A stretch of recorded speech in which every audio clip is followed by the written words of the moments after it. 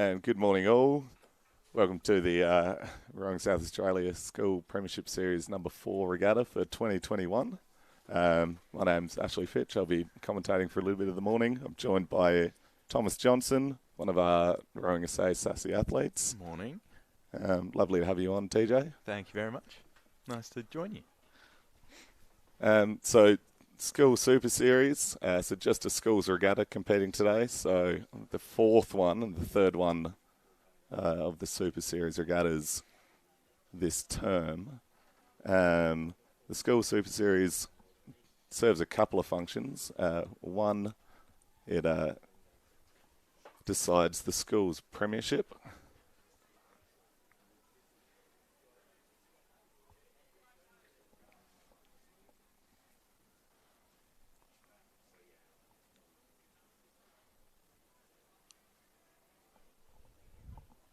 Yeah, you were saying there, Ash? Yeah, we're good. Just decides the school's premiership, which is the point score for the Rowing SA Schools Championship. Do you want me to give you a rundown of that? Yeah, well, basically every race that goes on today will be for premiership points. So whether it's the first 8 race, 8 Ds, 10 Cs, whatever race it is, will be for premiership points. How does that point system work, actually? So every race, first through to, I think every place gets points. Yeah. So even if you're coming third, coming fourth, you can still find a few more points in the bag. Yeah. So makes some good racing on School Super Series regattas because everyone's looking for extra points. So that's, I think it's an exciting one when you see a 4th or 5th place crew coming down trying to fight for extra points for their schools. Yeah, definitely. Lots of schools will put a lot of emphasis on the point score as opposed to just one crew winning. So yeah. TJ, did you want to run us through the point scores, maybe the top 5 or so? Definitely looking at the girls, it seems to be quite close, particularly for like 3 and 4. So on top, in first, we've currently got Wolford with 173.5 points. And we've got Scotch in second with 151. Seymour in third with 148. So those two, Scotch and Seymour, will be tossing it out today. And then Wilderness in fourth with 122. And then Loretto in fifth. And then quite a big drop-off to Seymour. So there are 5 top contenders in the girls. And then for the guys, we've also got Saints, PAC and Scotch all fighting for the top position. But Saints currently having a pretty comfortable lead with 174 to 130 at 3. And then Scotch with 106. And then Nord Morialta doing well, 4th place on the boys' point score at the moment. Yeah, that's actually really good from Nord Morialta. Pulteney in 5th, CBC 6th. So a bit of a mix up there at the top. Yeah, definitely. So our first race of the day is at 8:45 a.m. So it's scheduled to have just started. Just looking at the screen, they may just be on the course at the moment in the Schoolgirl Year 8-9D Cox Quad preliminary race. Oh, it looks like there's a crew that had a bit of line issues. I think that's in lane 5. But all crews off safely. So we have, and we're all good now. Lane 4, Loretto. Lane 5, Untley High. Lane 6, Seymour College. Lane 7, Walford. And Lane 8, Seymour College, but they're E crew. So this is a preliminary race. So the Year 8-9s will have 2 races today, either a prelim or a heat.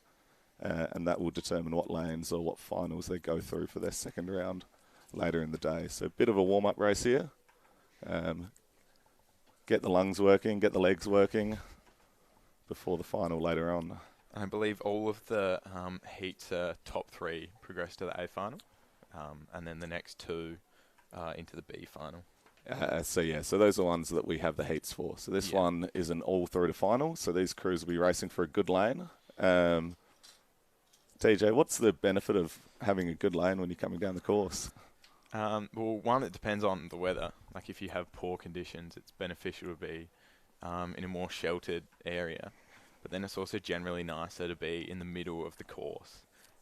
Because when you have boats like quads and even bigger boats like 8s, they produce quite a bit of weight. So you don't want to get stuck behind them in lanes beside you. It's also good to be able to see what's going on either side of you. And that. If you get caught out on one side of the course, often you can miss a sneaker tap coming up from the other side. In saying that, you do also want to always keep it internal, Ash. You do. Can you tell your boys that? I would tell my boys that. So first race of the day is coming down. Looks like a pretty close one across the field, possibly on the far side. The Seymour crew moving out early. I would have said the Loretto crew's also holding close to them. But it is a little bit too early to tell. So that Loretto crew in lane 4, Sophie Tunno, Alessandra Roman, Isabella Roman, Arabella Roper, coxed by Michaela Mansell and coached by Rebecca Koch. They look like they might be moving across just on the near side here.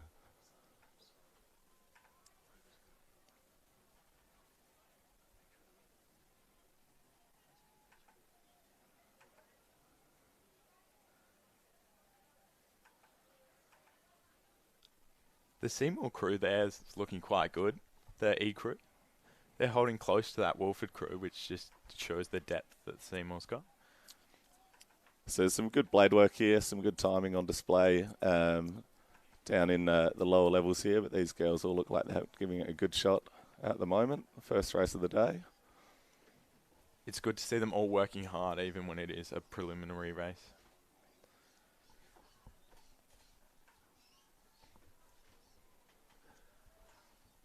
And so it looks to me like this Loretto crew's just started to move away here. Good long strokes. Moving well together off the back turn there. It's a clear, defined step down.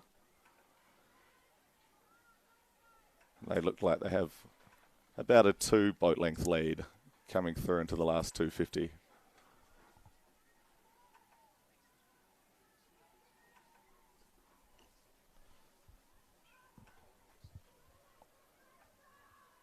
I think I saw these Loretto girls out this morning for a bit of a pre-row or pre-race training row. That might be why they're doing so well. They've got themselves warmed up, had a few Ks in the legs and practiced a few little technical things, and looks like it's paying dividends down the course in this first race of the day. Yeah.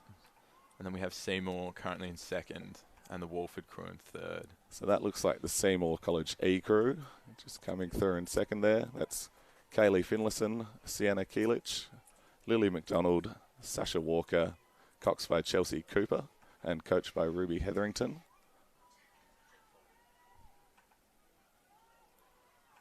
But it's the Loretto crew coming to the line here.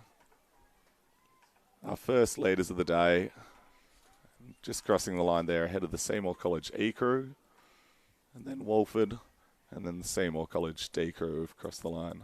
Oh, I believe that's actually the Unley crew. Is it? Not sure. I'm not sure. There are definitely only 4 crews out there, though. I'm sure the people watching can figure it out and let us know. Let us know on the live chat if you Exactly, if you did see that one better than us guys. We'll make sure to check in every now and then.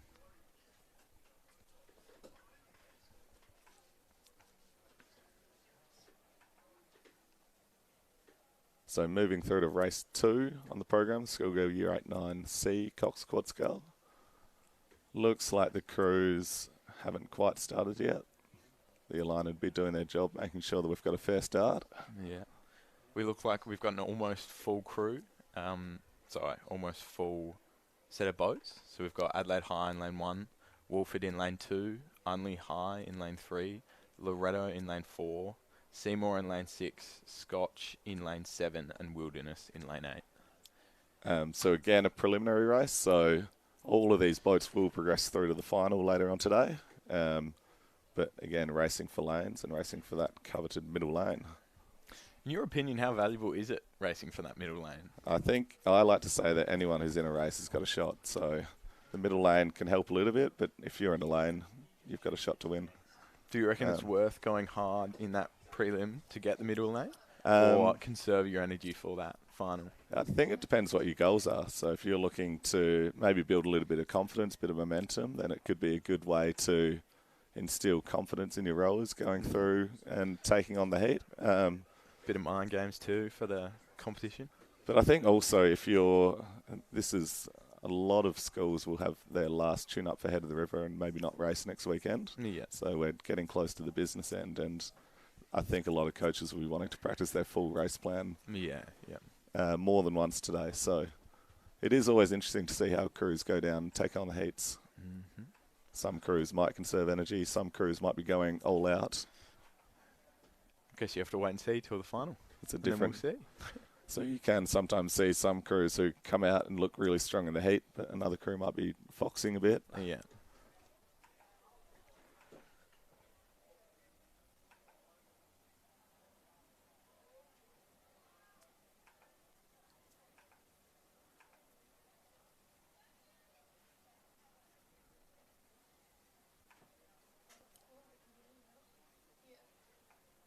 So coming down the course, it looks like the crew from Seymour College in lane 6 maybe are early leaders. That's Maddie Baxter, Daisy Howard, Abigail Worm, Lola Paul, coxed by Millie Rook, and coached by Samuel Walsh. You rode with Sam back in the day, TJ? I rode at school with Sam, who's in our first... what do you call it? The first day. Yeah, the first day. That boat. It's good to see some names of athletes that are just finished rowing or are still rowing, that are young, that are now giving back in coaching. Passing on their knowledge. Yeah. And Sam Walsh was a very, very tidy oarsman. It looks like he's passed that on to his Seymour College crew today. They're taking that catches very well. I think there's a bit of a challenge from that Wildy crew on the far side as well. So Wilderness School, Willow Ran, Gia Rinaldi, Joanna Robinson, Sahara Ran, coxed by Sophia Ruhr. And that's a close battle between these two crews out on the far side. And then it looks like back to the Scotch crew. Bess McLean, Lola Robinson, Poppy Burkett, Emily Radloff, Maya McRitchie, and coached by Alex Fotheringham. And the Loretto crew also close for that 3rd or 4th place. I reckon this is going to be a close finish. I think the Seymour crew's moved out here and just showcasing sharp catches, good timing out the front end. It's an impressive display of rowing here from this Seymour crew. They have settled nicely too, sitting back on it. Do you think they're racing the heat all out here? No. I reckon they think they've got it and they're conserving. So coming down to the line, Wildy's looks like both for it. crews still giving it a good fight in the prelim race here. Seymour College coming through the line just ahead of the Wilderness School crew. Great race from both crews there. And it looks like it's going to be close between Loretto and Scotch for that 3rd place. Very close. I think Scotch may just have it. Oh, no, this is close. Ooh. The Scotch crew moving up with the rate on the far side. I think they've just got it. Yeah, Scotch, then Loretto. So just a preliminary race, but if that was the final, that would have been extra premiership points for Scotch there. That would have been important.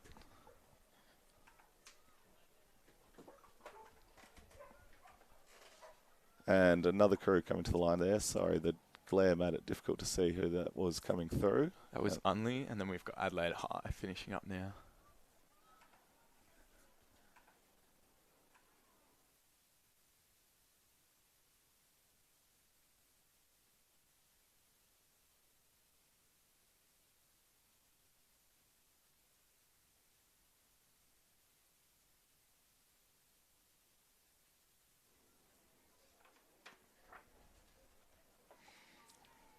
So we've got the schoolgirl 8-9B Cox Quad, and this is a heat. This is the first heat. So we have the top 3 progressing to the A final, and then 4th and 5th going to the B final. So this one becomes pretty cutthroat, doesn't it? Yeah, definitely. So the School Super Series also doubles as a qualifier for the Head of the River Regatta. So your performances in the School Super Series lead to what seed you have for the Head of the River Regatta. So not only are these crews here trying to qualify for the A final, they're also trying to book their Head of the River final berths. So a lot to play for, a lot on the line. So this race looks like we're just off at the start. 5 crews. In lane 3, Wilderness School. In lane 4, Nord Moriata. In lane 5, Walford. In lane 6, St Peter's Girls. And in lane 7, Seymour College.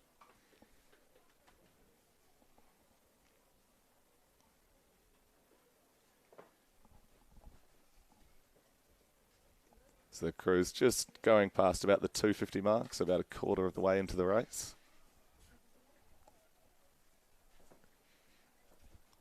And it looks like the crew's in lanes 3, 5 and 7 might have moved out to a bit of an early lead. They look like they might be in the box seat for those qualifying spots. Yeah, they do.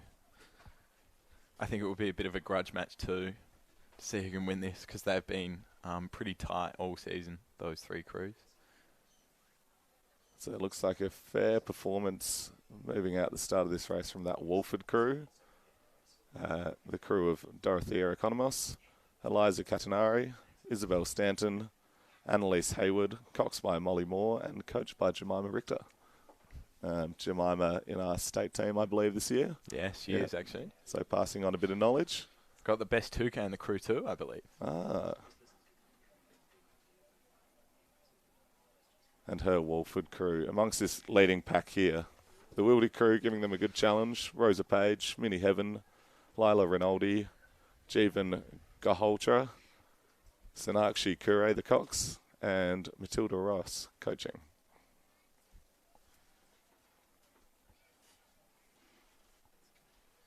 And on the far side, the Seymour College crew is also up in the qualifying position at the moment. Katie Harford, Grace Barrera, Isabella Lease, Taya Archer, Georgia Whalen coxing, and coach Jocelyn Kelly.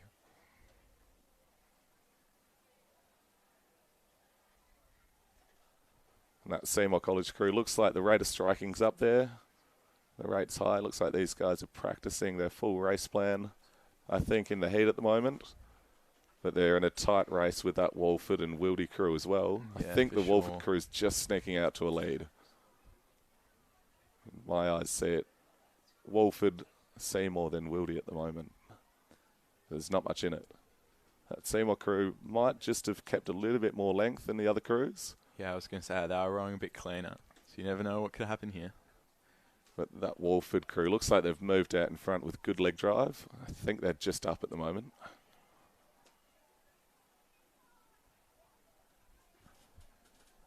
So it does look like a clear 3 qualifying through. As they come down to the line, that Walford crew's just kicked up a gear. The rates come up. The legs are on. This is a full race here. This isn't they don't want to give it up. And I think they'd be looking to try and build a bit of confidence by getting that result over their rivals in the heat. So Definitely. Walford moving out will qualify for the final with a nice win. It looks like Seymour a second. A close race, though. Less than a length in it. Seymour second, and Wildy coming through in third for the last of those qualifying spots. And then we'll have Saints Girls in 4th and Nord Moriata in 5th. So those 2 Coming down the crews course. will still get a race later on, so they get to race for spots in the B final. Like we said, every position counts. Yeah, exactly. So even the positions in the B final still count for Premiership points. So I'm sure that these girls will have a good race in the afternoon, or later this morning, sorry. Do you know what time the finals are by that? So their finals will be, let's have a look at the program here. I think the finals start at 10:45. Yeah, the 8-9D final is at 10:45. Yep, so these girls will be on in Until just under 2 hours. So they'll have a little bit of time to come off. They'll debrief after their race, work out what they did well, what they could have done better, get a bit of food on, maybe do some stretching, and then back on again. Get ready for the next one. And Heat 2 coming down the course now. So this is the same event, the Schoolgirl 8-9B Cox Quad. The other heat, so this heat in lane 3 we have Unley. In lane 4, Scotch. In lane 5, Pembroke School. In lane 6, Loretto Marriotteville. And in lane 7, Adelaide High. And early doors looks like a strong performance from this Scotch crew. Yeah. But Unley seems to be quite close as well. From what I can see so far, at least. So the Scotch crew, Sienna Davis, Emily Smith, Alex Dillon, Lucy Seppelt, Tess Whiteman, the Cox, and coaches Lucy Hammond and Ella Bramwell. And then I think close, it's a close race all round, but close for second between this Loretto and Unley crew. I can't quite spot who's up there. Might be Loretto. The crew of Lucy Hoskin, Amber Hallett, Laura Fitzgerald, Fern Rosenbauer, Scarlett Katsaros, Cox Felicity Taylor, and coach Alice Lange.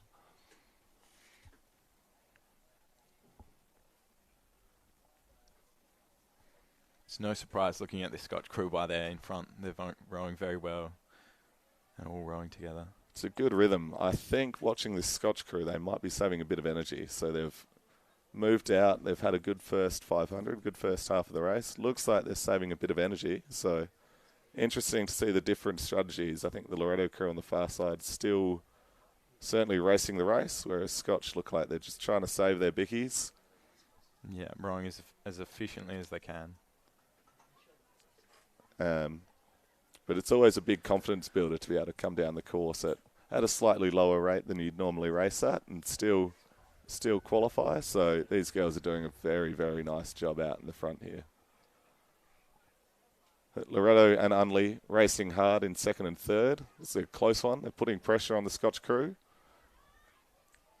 The Unley crew, Ella Lillybridge, Anastasia Papafortio, Kate Hamilton, Chloe Viz, Misha Van Warmello, the Cox. And it looks like these three crews, Scotch, Loretto and Unley, will join Walford, Seymour and Wildy in the final later on. They will. Bring it on. Looks like a bit of battle for fourth as well between Adelaide High and Pembroke School. Both crews will go to the B final, but they're still tussling it out. And I'm sure they'll have another good repeat round later on. In the final. So coming across the line, that was the Scotch College crew taking out the B final, or Heat 2 of the Schoolgirl 8-9B Cox Quad, ahead of Loretto, Unley, and then very close between Pembroke and Adelaide. I think Pembroke have just nipped into fourth there. I think they have. I think there was a bit of an issue with the Adelaide High crew. Which might have caused maybe an oar caught or something along those lines. But good racing by all.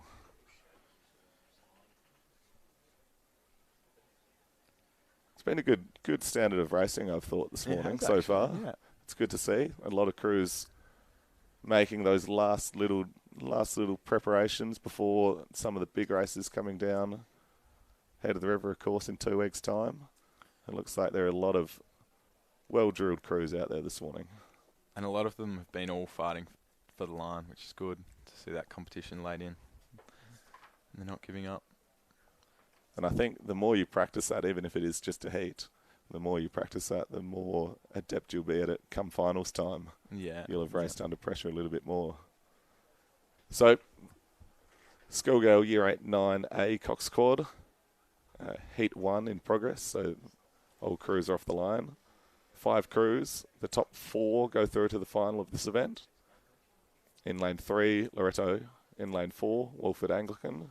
In lane 5, Pembroke School. Lane 6, Scotch. And lane 7, Adelaide High.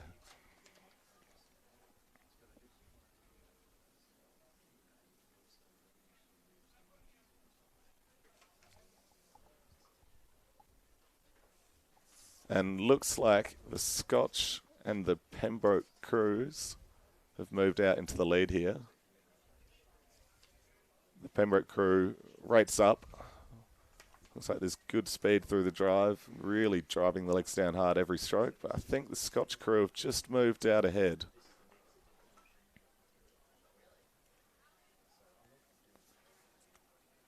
So Pembroke traditionally very strong in the junior girls ranks.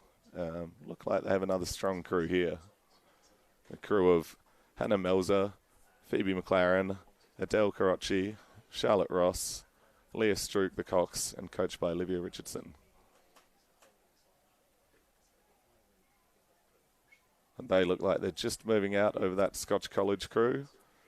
Scotch Lily Hatzilampru, Poppy Schultz, Phoebe Kitto, Alyssa Casey, Emma Venus, the Cox, and coached by Casey Harnett.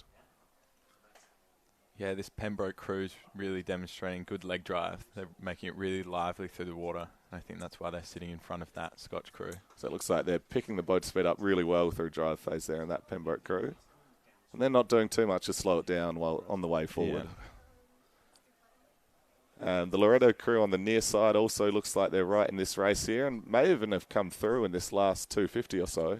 The rate of striking's just gone up in that Loretto crew. Maybe they were conserving energy through the middle of the race and now practicing their sprint. The crew, Lucy Hoskins, Emily Lang, Isabella Deans, Eliza Hogg, coxed by Emily Daggas and coached by Rebecca Cock. And both this Pembroke and this Loretto crew are really going for it in this heat. Yeah, they are. I reckon there's less than a canvas in it. Great rates on both crews, and I think the Pembroke crew's just gone through in first, ahead of the Loretto crew. Scotch saving their energy, letting the other two fight it out, and still qualifying for the finals. That's Loretto, Pembroke, and Scotch going through. Top four there. So Walford also through. I believe it is top three.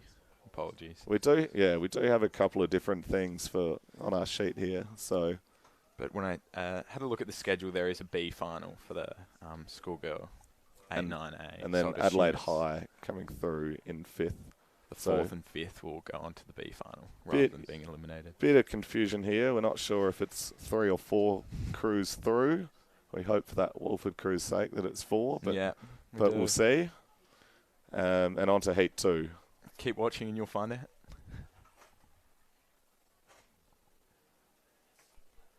So Heat 2, well down the course now. In lane 3, Wilderness School. In lane 4, Unley High. Lane 5, St Peter's Girls. Lane 6, Seymour College. Lane 7, Norwood Moriata. It looks like Wilderness has got a slight lead over Unley and Seymour. It's a good race. It is. It's close. And so this is the A division of the junior girls quad sculls. So each school's top rowers at the moment coming through, and they're proving it with a good display of rowing at the moment. That Wilderness School crew look like they're moving out into the lead. Molly Dwyer, Gracie Dowling, Lulu Detmold Cox, Marjorie Tucker, Sophia Tayeb Farrell, the Cox, and coached by Peter Terrell.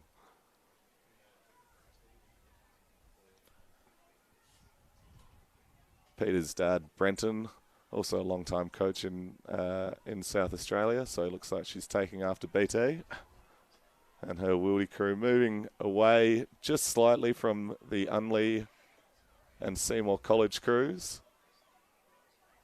And again, another crew that doesn't look like they need to save any bickies for the final. They're just going for it, getting some good race practice in. Oh, the Seymour crew's had a bit of an issue. Oh, yep. Seymour crew's just caught a crab here. But they've recovered well. I think so Unley High moving up into second. Seymour crew look like they'll hold on to third and still qualify to the final despite the mishap. That could have gone badly. Could have. And in third, Seymour. And then back to St Peter's Girls and Norwood, duking it out for fourth and fifth. I must say I don't get to sit down and watch all of these races very often, so it is nice to see some really competitive, tight racing. Looks like the future's in pretty good hands, I think. Yeah, it does. So again, not 100% sure if it was 3 or 4 through to the final there. One of the heats said something different to the other, so possibly that Saints Girls crew gets a chance to go out there, but we'll see. We will. So now we're on to the year 8-9 D schoolboy Cox quads. So and these are preliminary races as well. So all will go through to the final. And once again, it's just for lanes.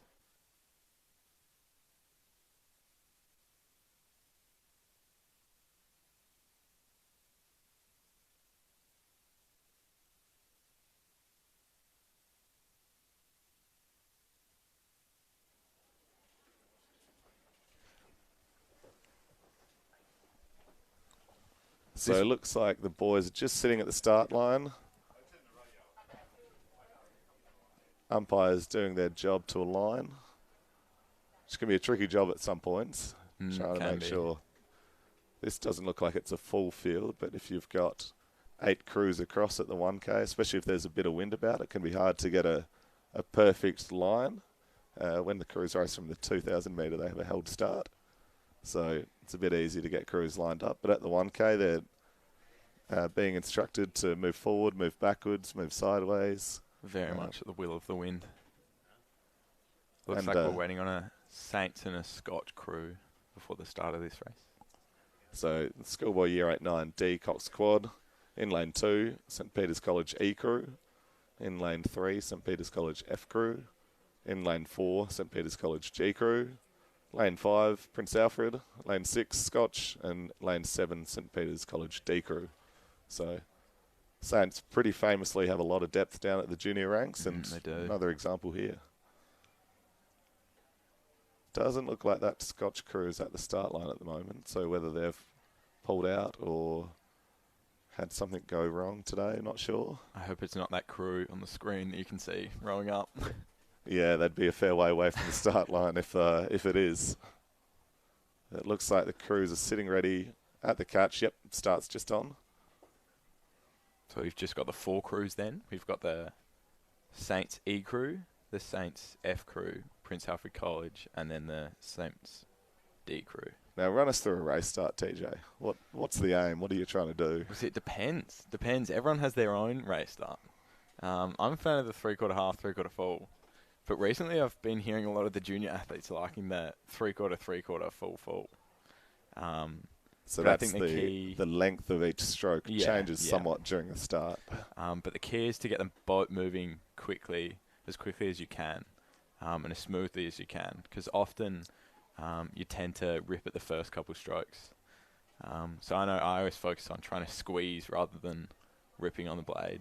So making sure the blade's properly buried in the water so you can move the boat. Yeah, so you get the boat sitting up and trimming in the water. It looks like these 4 crews have all had an uneventful start, which is good. Which is what you want. I've seen many a crew come off the start at an odd angle and sometimes impede another crew, but it doesn't look like that's happened in this race. And so, again, just the 4 crews on the course here. 3 Saints crews, 1 PAC crew.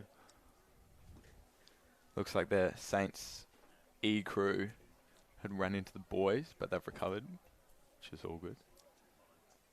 So it's always interesting seeing these lower down crews, and sometimes a crew that's lower ranked by a school might get a little bit of a win over a higher ranked crew. Yeah. That's often because all of these rowers are of such high standard that any one of them can win on their day. So we'll see how this one pans out, those 3 Saints crews.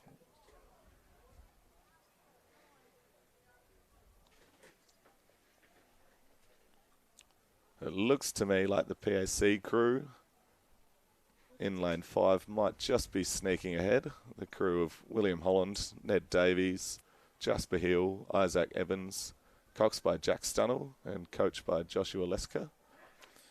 Can I say I've actually coxed that crew at training sessions before? So I'm going to take a bit of the credit if they win today. That'd be why they're out in front, I think.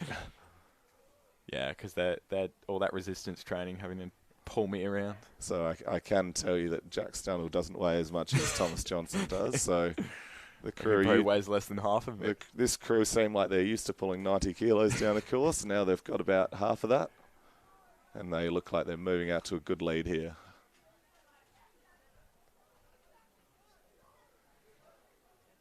It'll be interesting to see if they settle or race it all the way. They're definitely up at rate here. Yeah, they are. They're going for it. It's a good display of racing. Oh, a couple of wobbly strokes there.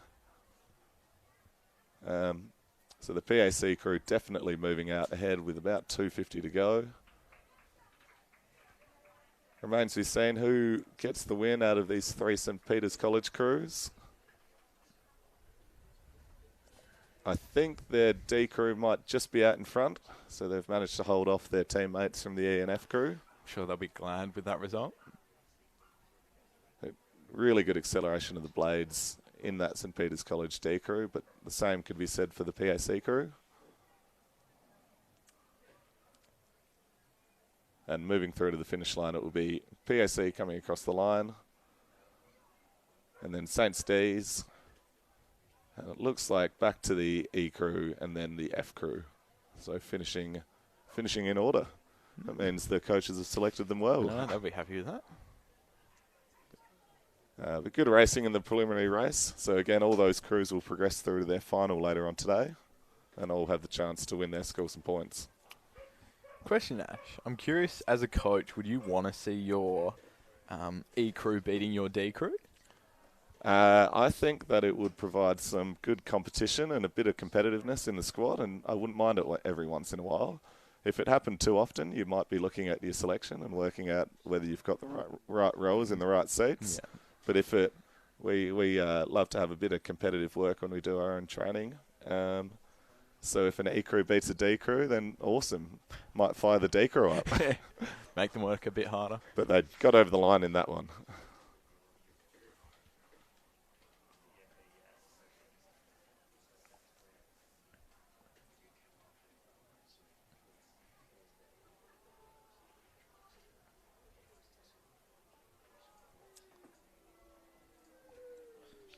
Looks like we've got race 8 with the Schoolboy 89C Cox quads lining up now.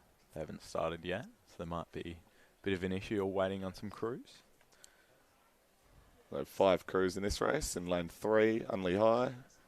Lane 4, Prince Alfred College. Lane 5, Scotch College. Lane 6, Norwood. And in lane 7, Saints. So again, all of these crews will go through to the final. So a race for lanes. I've also coxed this PAC crew. A man of many talents, I TJ. know. And looks like they're off. Looks like there's just the 4 crews here.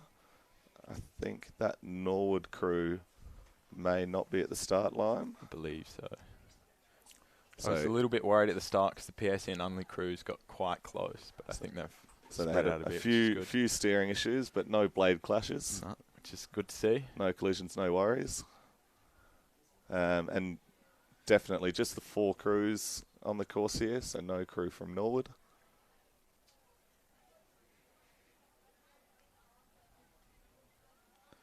It looks like that PAC crew is rating quite high compared to the Scotch and Unley crews. So I wonder if that's their style of racing, or whether the Scotch crew might be rating lower in the heat. Yeah. Oh, yeah. That is true.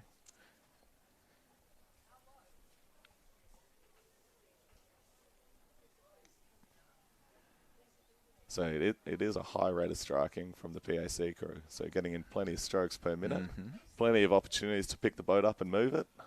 And it looks like that's serving them pretty well out the start here. I think they've moved out to a lead.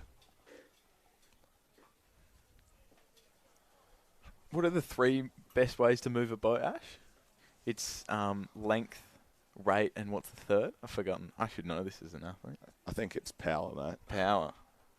I always thought it was passion, and passion, but different strokes.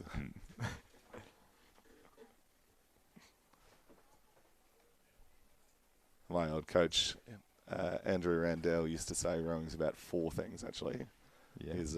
His one was rhythm, and a little bit of passion. Just a bit, though. Looks like it's a good race between this Saints crew that's on screen and the PAC crew that is in lane 4. So the St. Peter's crew, Joseph Giardini, Braden Sims, Sam Robrin, I think younger brother of one of our athletes, Brad, Vincent Baroni, George Griffith, and coached by Hamish Sarah. I think they're giving that PAC crew a good run for their money. The PAC crew, Sam He, Hugh Dunn, Toby Merrigan, Otto Went, Hugo Elkuri coxing, and coached by Zara Rippon. This is a good race. I think both crews certainly competitive. Pretty famous rivalry, the PAC Saints one. So even if it is a heat, you're not going to miss an opportunity to try and get one up over the Blues or the Reds. It looks like the PAC crew, the rate of striking still high, and they're doing a good job of it too. clean blade work. Saints are rowing very cleanly now, though, so it'll be interesting to see who wins the high rate or the more efficient rowing. But it's good rowing from both crews. Yeah, and they're really pushing it out. It's close here. And the camera's showing us, I think Saints might just be in front in this heat. Yeah. But it's a close one. And St. Peter's just, I think, crossing line first in front of that PAC crew. So that's the heat. These crews have just found out a little bit more about each other, I think. They might have a few race strategy notes to go into the next one, whether they plan an attack or a push for a certain part of the race. But they'll meet again the final a couple of hours' time and see who comes out with the chocolates. They will. Scotch just crossing the line now in third. And back to Unley moving through as well. So all crews in this one through to the final. So we'll have another opportunity to come down the course in a couple of hours' time.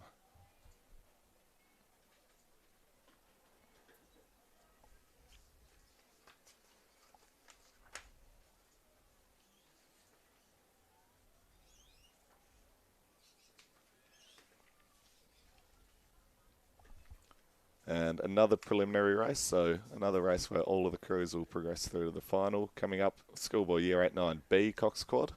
So moving up the divisions. I think we have a start.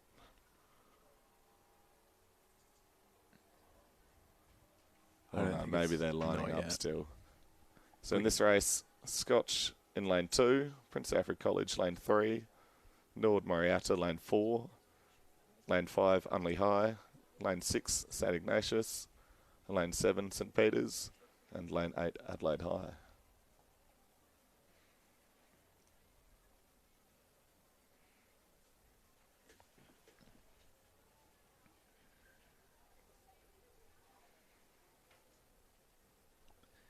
It's good to see some schools like Unley and Nord Moriata that historically haven't seen massive numbers in their programs filling out these schoolboy events and the schoolgirl events too, looking to the future. So hopefully in a couple of years we might have... It's always good to have depth of numbers more competitive field. And more people involved in the sport. And so definitely. Seems like a big program today. Mm-hmm. There's a lot of athletes out too. You'd almost be forgiven looking at the bank here for thinking that there were spectators allowed, but I think that's just the parent helpers, the coaches, the athletes. There's plenty of people down here at Regattas once you account for everyone. Looks like a good atmosphere.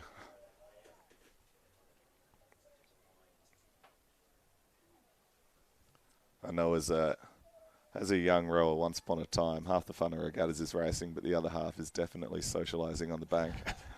And you did love chatting up the girls, didn't you, Ash? I don't know if I can comment on that one. As a coach, I meant as an athlete, not as a coach. As a coach on the other side of things, I spend my entire day chasing around after athletes who have gone missing talking to someone or other. So now I see the other side of the picture. Yeah, I'm sure you can sympathise with them. So this race is often started. Early on, it looks like Scotch might just be out in front, but it's too early to really see from this angle.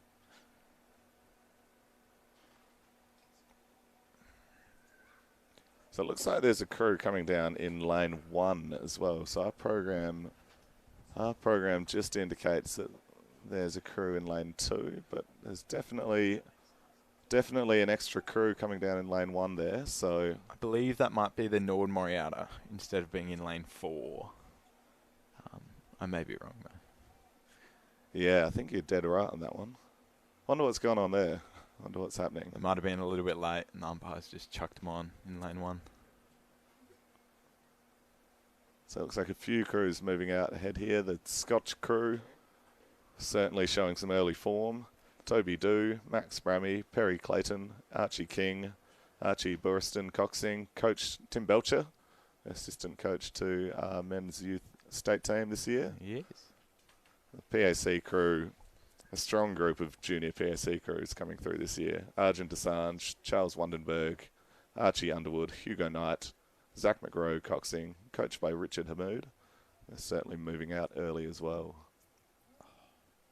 It's disappointing to see. There's a kayaker in the left-hand corner who's really given the crews a go for it, but just eased off there. It's interesting to see how close he would get to the rest of the crews racing down the course. If I was out in my kayak on a Saturday morning, I'd certainly try and see if I could knock off a couple of crews. Oh, definitely. I'd be going flat chat. And the Saints crew on the far side, also showing well. Hugh Hazel, Oliver Hamilton, Reef Cross, Max Walsh, Eddie Moss coxing, coached by Tom Beresford. And it looks like that PAC and Saints crew have moved out into first and second here. The Scotch crew looks like they're having a few steering difficulties, but still well within the top three here. And then back to the crew on the near side, which we think is the Norwood crew. Then back to Unley, Adelaide, and Iggy's. And again, all these school crews will go through to the final. This is just a race for lanes. Don't tell that to the PAC crews rating here, though. They have jacked the rate up, moving the boat with plenty of distance, plenty of run between the strokes, even as the rate's high. They do not want to lose to that Saints crew that's also pushing for it. And it's close between these two crews. I think the PAC crew are just moving out in front here.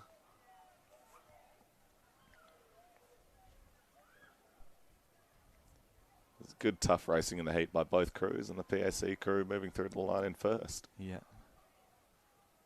Looks like they're getting a little bit tired. They definitely pushed at the right point then. You never want to be finishing a race with energy left over. And PAC crossing the line first. Saints coming through in second. Back to Scotch in third. It looked like the rate of striking's a little bit lower than those two crews coming through first and second. Conserving for the final. It could be. And then Norwood.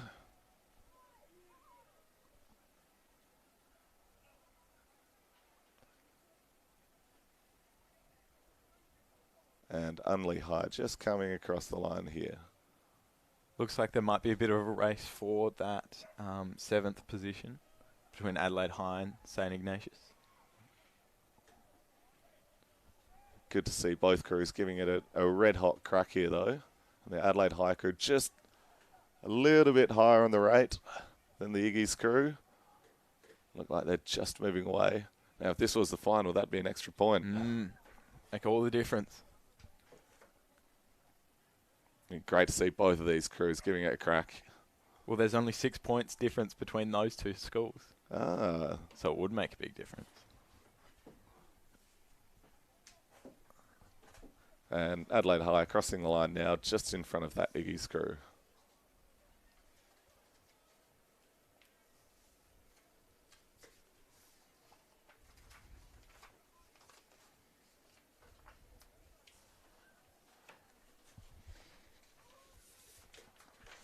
And heats coming up for the schoolboy Year 8 9A Cox Quad. So first three through to the final. Well underway on the course here in lane 3, St Ignatius. Lane 4, Adelaide High.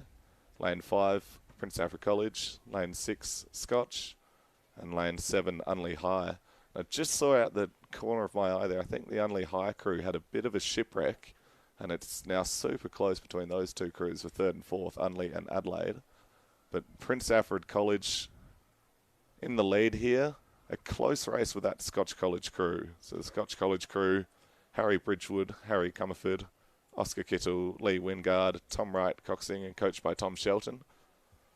Pushing this PAC crew all the way hard to the line. This PAC crew has been quite dominant in junior ranks this season, but I think that's the closest anyone's got to them so far this season. It is just a heat, but that crew of Sam Stunnell, Charles Seamer, Louis Dawson, Edward Chappell, coxed by Alex Hamoud and coached by Amanda Tidswell. Still holding their form. Great rowing coming through to the line. Fresh off a couple of state championship victories last week. But close to that Scotch crew who've just come through the line in second behind PAC. That was a very solid effort from that Scotch crew. And coming through third, looks like the Unley High School crew has recovered from their little shipwreck or whatever happened down the course there, and looks like they'll be coming through just ahead of the Adelaide High School crew. It's a close race, but Unley to qualify for the final here. They've done well to stay composed and get back in the race. It's really easy to lose your head in that sort of situation when something doesn't go to plan, and to be able to pull yourselves back in, focus on what needs to be done and get the boat up and moving again. They've still qualified for the final, done a good job. Adelaide High coming through in fourth and Ignatius coming through in fifth. So both those two crews will progress to the B final.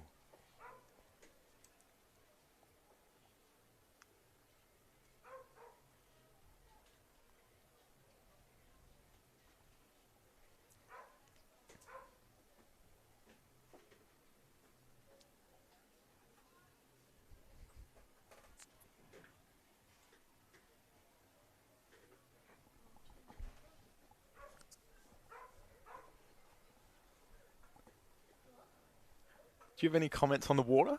Would you say it's a slight tail? Can't really tell. I thought it was forecasted to come through to a slight tail later in the afternoon, but I reckon it was certainly a little head on the course earlier this morning. It may just be swinging around, but I think it's still a slight headwind. Will make for interesting finals races. So a little bit of a head breeze will make it feel a bit heavier through the water, a little bit slower for the crews. Can also help set the boat up slightly. A head breeze can help balance your boat just a little bit.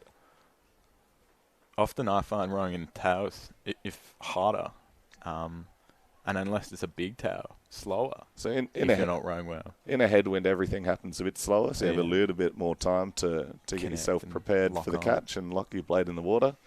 In a tailwind, it can be quite slippery and quite difficult to connect. So, Heat 2 coming down now, schoolboy year 8-9A Cox Quad. 4 crews in this one, 3 through to the final, so just 1 crew misses out.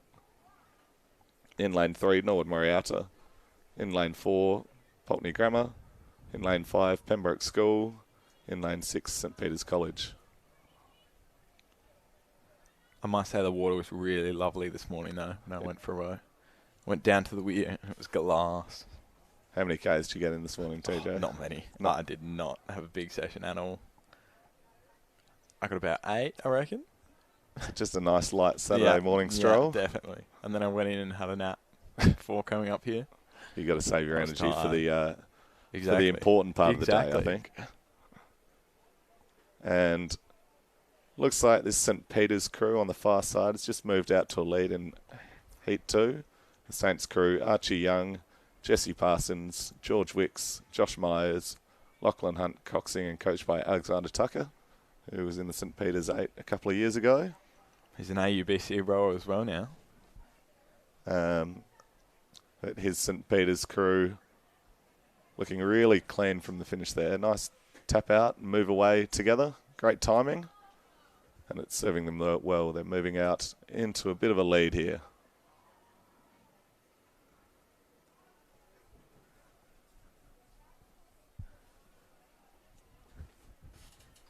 It is nice just to sit back and watch rowing. Don't do it all that often. As opposed to having to sit in the boat and work hard yourself. That's why I coach instead of row, TJ. And certainly looks like the Saints crew are the class of this heat. They'd be wanting to put down, I think, a good time. Those PAC and Scotch crews in the other heat looked like they were certainly racing for it. So I can imagine the Saints boys would be wanting to put down an impressive time and make a little bit of a statement in this heat. And certainly looks like they're doing just that at the moment. In saying that, I would have said they've slowed down a little bit. So I think they're settling slightly. Certainly looks like a comfortable lead. Yes, it does. And then in second, we've got the Norwood Moriarty crew, I believe. And then back to Pembroke in third.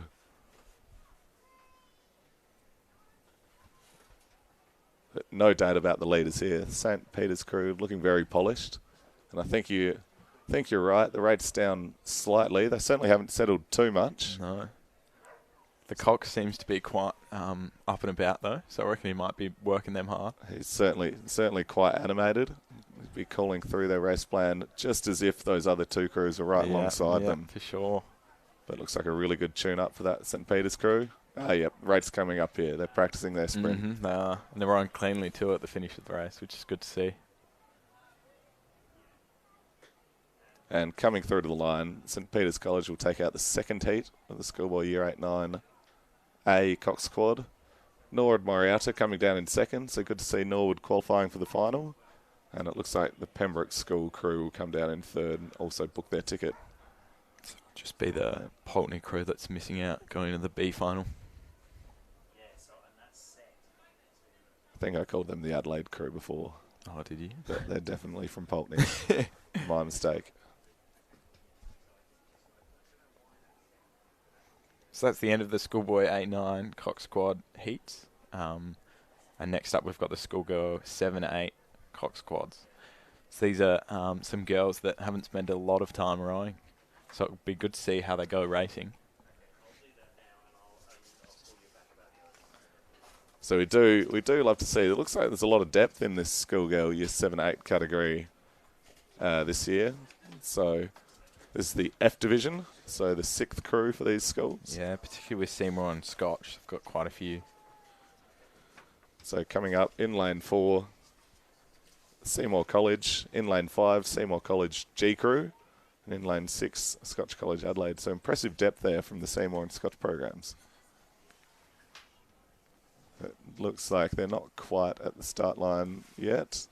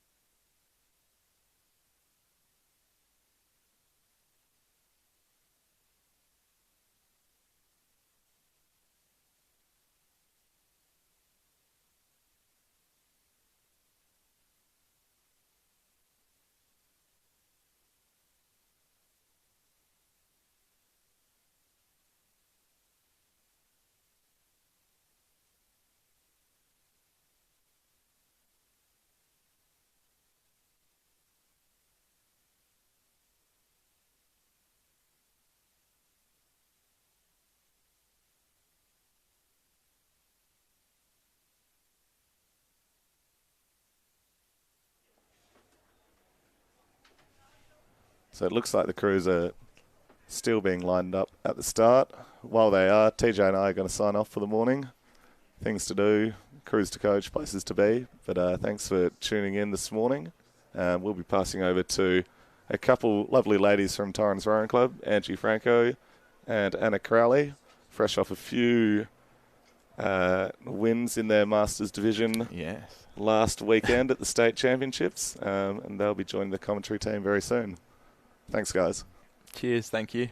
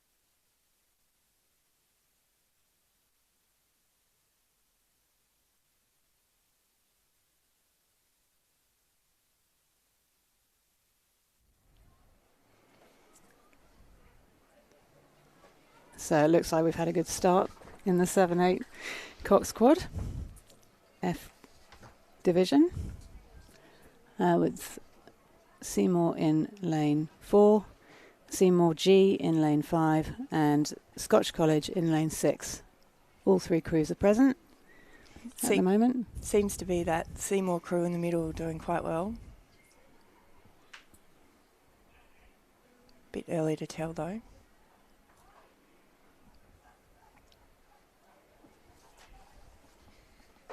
It's great to see the number of schools boating so many crews in this division. Really a testament to the depth of schoolgirl rowing at the moment. Yeah, absolutely. And isn't it fantastic that they all get to race in head of the river? Absolutely. Every rower gets a race.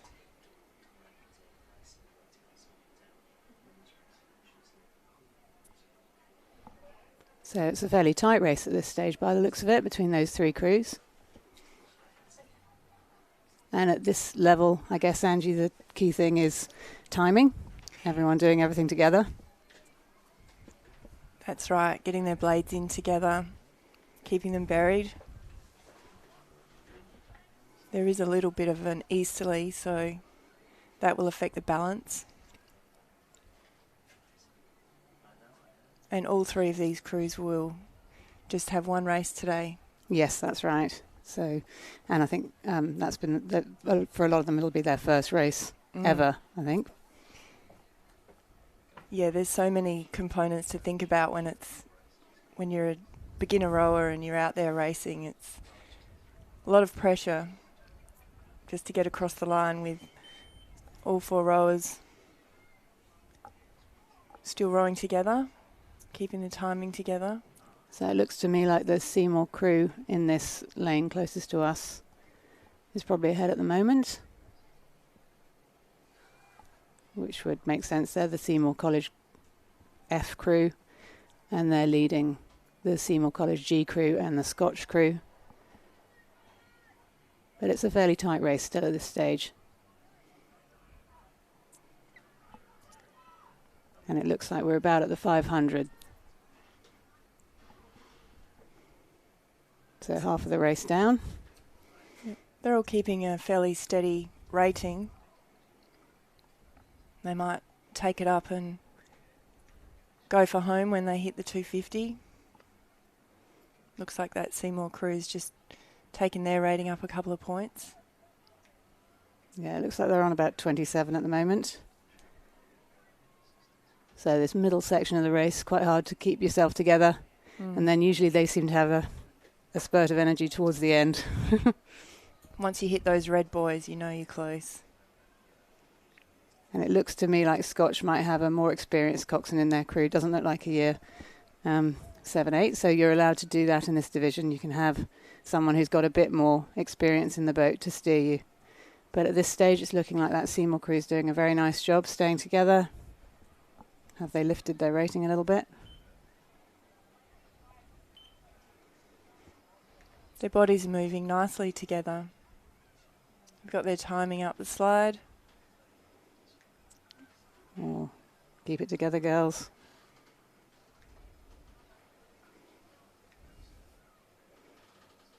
They're still keeping that rating nicely under control, about 28. And they've got a good lead over the other crews. If we just pan out, we'll be able to see the other crews. But it's nice, tidy rowing from this Scotch crew. Sorry, from this Seymour crew.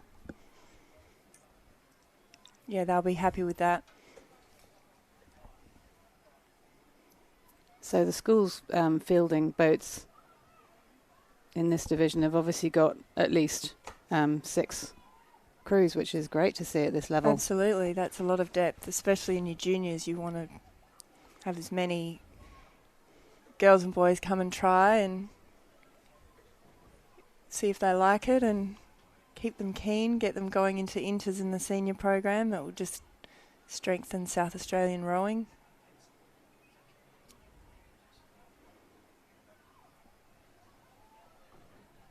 So it's hard for us to see where the finish line is on this screen without being out a little bit. But it looks like they're well into the final stage, holding it together. Nice long strokes. and they take out the win. Excellent. So we'll pan out and see the other two crews.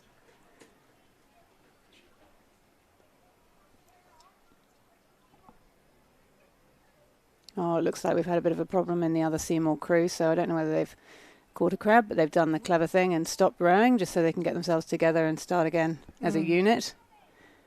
And there's the Scotch crew coming through. Looks like they're going to take out second place. Oh, they look a bit tired. Come on, girls. For a lot of these athletes, it will be their first race. So there's all the stress and pressure of just getting over the line the first time. Good to see. And there they go. So I wonder what happened here. Looks like maybe a slide issue. Yeah, she certainly can't keep rowing. I can't see if there's a broken oar or anything like that, but this is all experience because this can happen in any race, as we know. Probably best it happens in your first race than in your head of the river race. Yeah.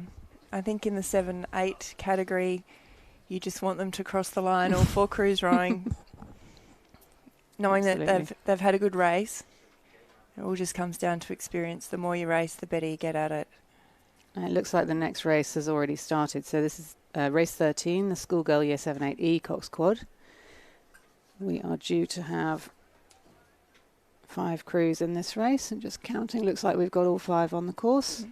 So reading from left to right, in lane 3 we should have Wilderness, lane 4 Scotch College with the yellow blades, you can see that very clearly, lane 5 Seymour College, lane 6 Loretto, and lane 7 Pembroke School. So it looks like we've got Seymour College leading Scotch at the moment. It's already quite a spread out race. So this is the Seymour crew of Olivia Locke, Audrey Allen, Jessica Myers, Harriet Foster, Lucinda Chow coxing, and their coach is Donna Webb, and it looks like she's doing a very nice job of getting them all synchronised. One of the benefits of having such depth in these junior years is the schools get all the Premiership points. Ah, right, from having the boats in the lower division as well. And in fact, they've just released the next update of the Premiership points this morning. I'll have to have a look at that. I can't remember what it said.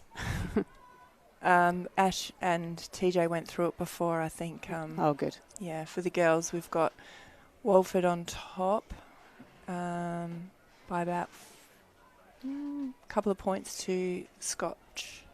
Okay, so let's just pan out and have a look at the other contenders for this. So we've got Seymour winning this one relatively easily, followed by Scotch.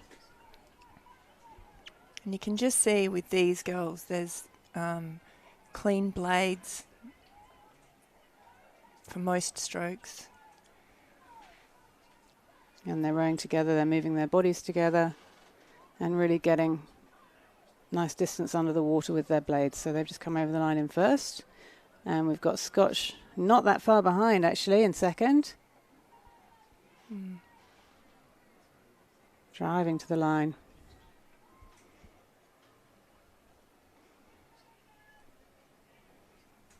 I think that's Wilderness. Closest to us.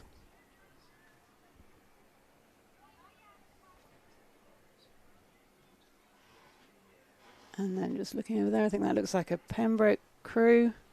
Over on the far side, Bonnie Bennett, Matilda Dunstan, Zoe Sutton, Cece Benson, coxed by Tara Lewis, and coached by Gillian Harfield, who is the coordinator of junior girls rowing at Pembroke. Does an amazing job. Yeah.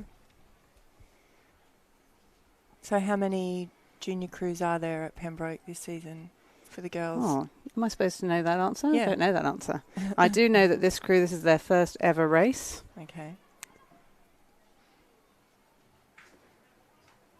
So it's not one they'll forget. There we come. Come over the lane in fourth. And then we should have one more crew to complete the course, which is Loretto in lane 6.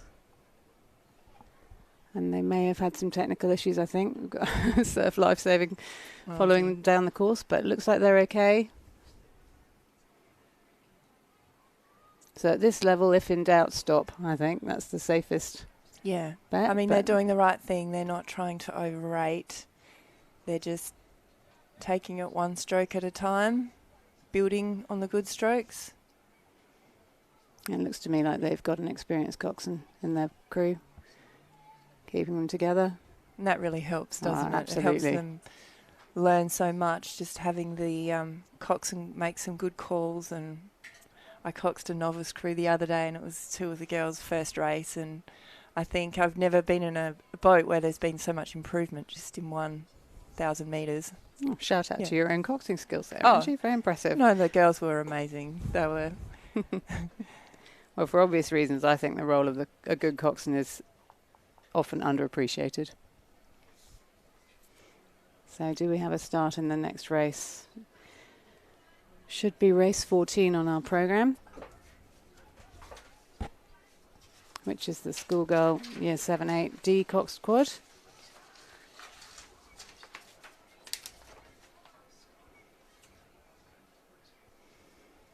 And we should have 5 boats in this race. Looks like we've got a full field. They're just being lined up Yep. at the start. So with the 1,000-metre races like this in the 7-8s, they're not held at the start. They have to find their own line, and there are people there giving them instructions, telling them, you know, come forward a little bit, go backwards a little bit, level yourself up. You can't see the starter on the Yeah. side, but he'd be calling out, and they're off.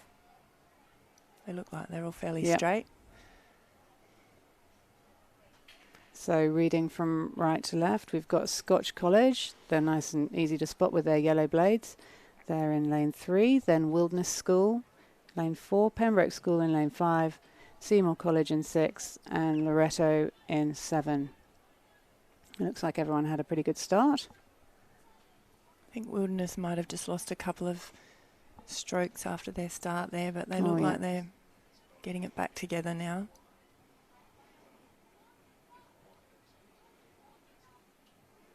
The start can be pretty stressful for these kids, especially if they haven't taken the opportunity to have a more experienced cox in their boat. Sometimes just getting off the start is a major achievement. Oh, and something's happened over here in the lane 7 or 8. It looks like in the Loretto crew in lane Lane 7, 7. but they're coming back, getting started again. Now it looks excitingly like we might have a Pembroke crew in the middle doing pretty well. Hard Perhaps to tell from this angle, but being challenged by the Scotch College crew.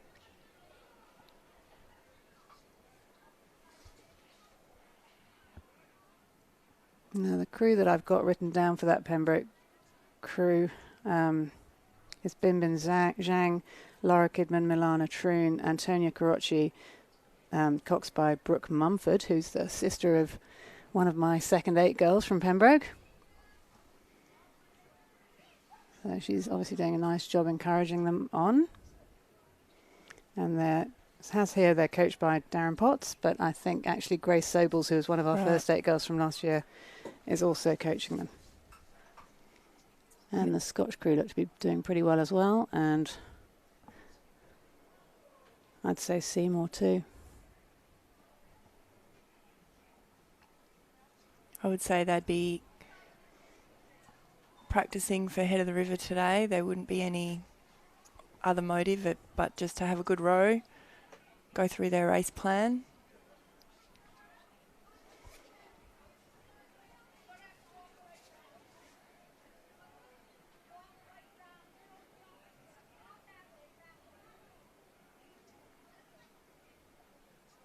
So it looks like the coxswains are keeping a good eye on the competition.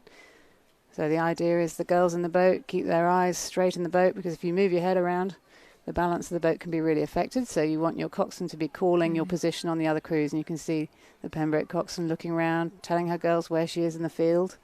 There's actually quite a close race if we pan out. We've got Scotch and Pembroke. Quite a nice tight race. And as we move up in these divisions, we can see the blade work, gets a little bit more precise. cleaner. We're a little bit more in unison. But as you can see, we've got that Scotch crew coming up on the inside. So this Scotch crew is Alexandra Quinn, Sophia Jackson, Lucy Sterling, Amy Wallace, coxed by Daisy Kemp and coached by Zoe Henschke. Oh, few balance issues, but they're getting them back together again. Not panicking, nicely together. Their bodies are nicely together. And we can see the Wildy crew behind. So that's the crew of Alice Williams, Angelica Alexander, Sophia Rocker, Amelie Paul, coxed by Nyok and Nguyen, and coached by Isabel Shearer, who I know to be the cox of the Wildy First 8 last year, I think. This is the younger siblings' opportunity to get out there and absolutely have a row. They've probably spent seasons on the bank for some of them watching, and now they get to go out and race themselves. So it's always exciting for those junior rowers. So this is exciting to see Pembroke coming to a win in this division by the looks of things, barring an accident at this point, which I shouldn't actually say, should I? Touch wood. Don't jinx it, don't jinx it. Yeah, the stroke's getting lots of length there. Setting it up for the rest of the crew to follow. Yeah, the girls looking for the line. I know that feeling. Yep. Once they see that flagpole, they know they're home. And they can hear the parents or the spectators, such as there are around the course, shouting them on. So that's actually quite a close race. Here comes Scotch to finish, coming over the line. And then if we pan out, we'll be able to see. So there's that. Loretto on the far side. And was that Wilderness coming over then, or was that Seymour? Sorry. Still a little bit hard to tell with that sun where it is.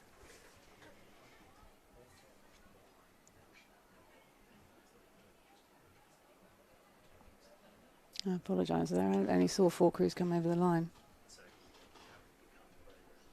Oh, look. Ah, and maybe one. There's one at the 500. Possibly still on the course. Oh, no. About the last 300. Okay, it looks like the next race is coming up behind them. We've got a full field here. In the 7/8C coxed quad. So these girls will just have one race today, the 7/8s. So they'll be going through in their mind everything that they need to do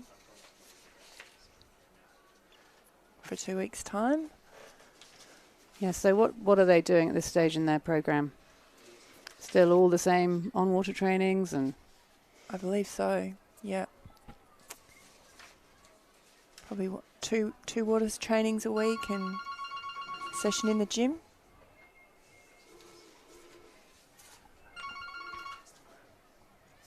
So this looks like a nice tight race in this Seacox quad. Reading over from the right, we've got Wilderness, Seymour, Wolford, Loretto, Scotch, Unley and Pembroke. So it looks like Wilderness, does it?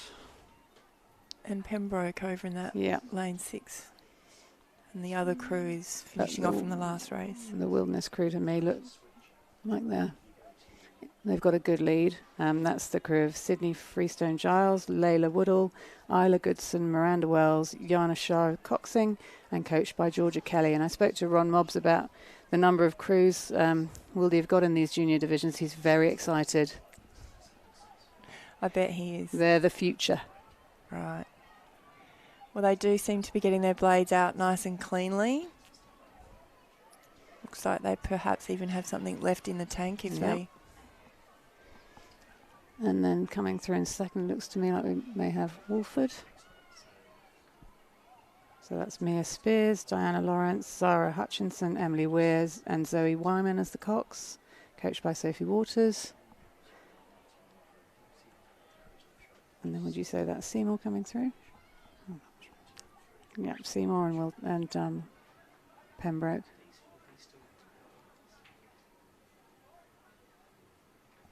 Is that an Unley crew? Oh, yeah. Unley High crew in lane 7. So Jenna Muller, Katerina Papafotiu, Tiasha Harath, excuse me if I mispronounce some of these names, Matilda Hancock, coxed by Madison Newland.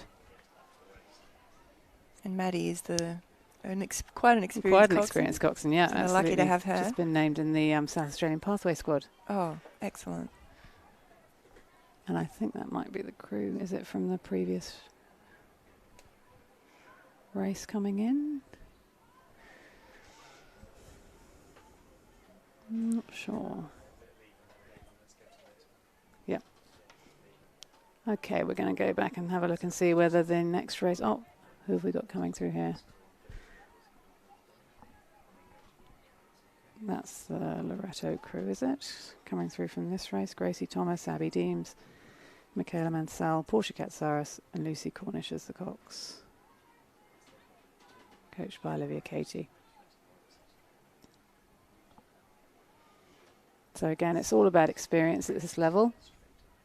A lot of these girls haven't raced before. They've got to get over the initial surge of adrenaline before at the start.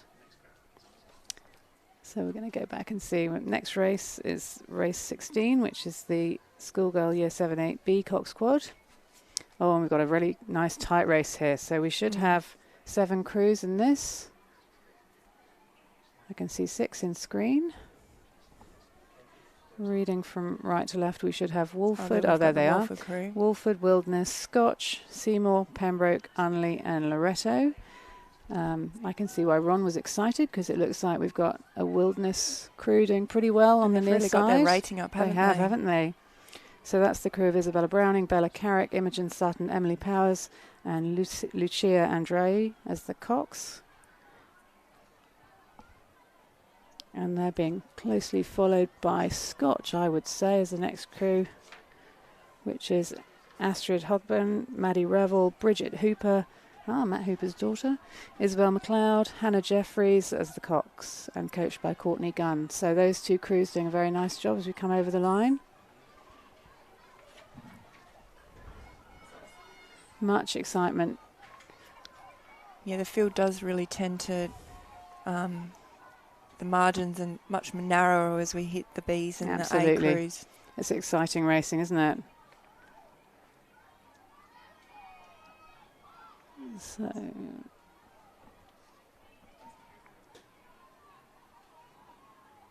tricky to see who that is. Is that Seymour? I think that might be Seymour coming in next. Oh, and then Wolford making a late run. Possibly Unley High, and then looks like Pembroke. At least I think that might be Unley. That might be Unley High.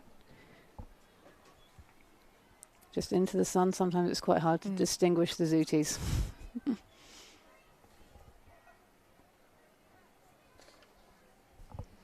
All right, on to the A's, and there's 2 divisions of this, isn't there? Yes. That's right. Division 1 and Division 2. Anna, will they look at their Premiership results and to decide head of the river placings? how they put them into those A and Bs? I don't know is the answer to that. We need to ask Beck. But again, we look like we've got a full field. Yeah, should have 6 boats in this. So reading right to left, we should have Seymour in 2, Wilderness in 3, Unley in 4, St Peter's Girls in 5, Norwood Morialta in 6, and St Ignatius in 7.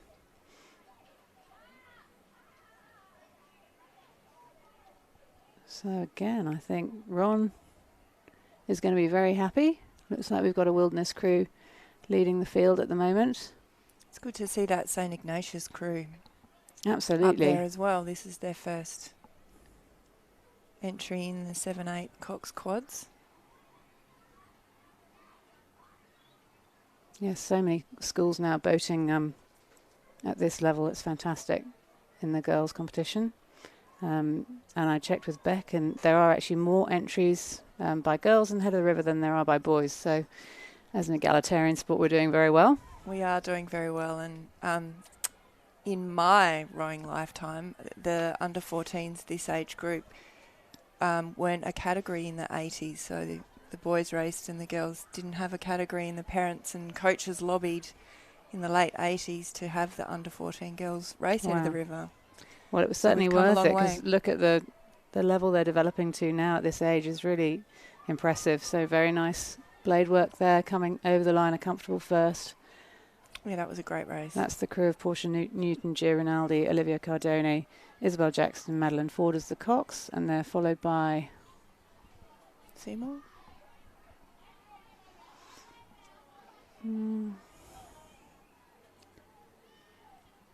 Well, that looks like Saints Girls Duty, is it? Okay, Over row on that past the side. line, girls. That's it. And does that look like Unley to you? Yes. Yep. And then on the far side, we've got Nora Morialta.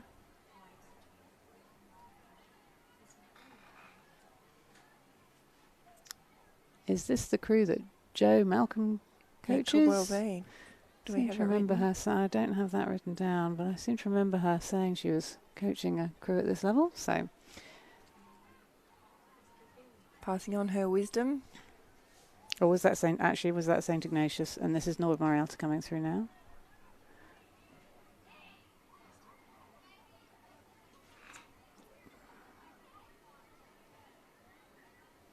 It's very hard to tell. It is hard to tell. 4, 5, 6. So they're in lane 6. Yes, I think this is Nord Morialta coming through. So for those playing along at home, if you're questioning which lane is which, the yellow boys are either side of lane 4.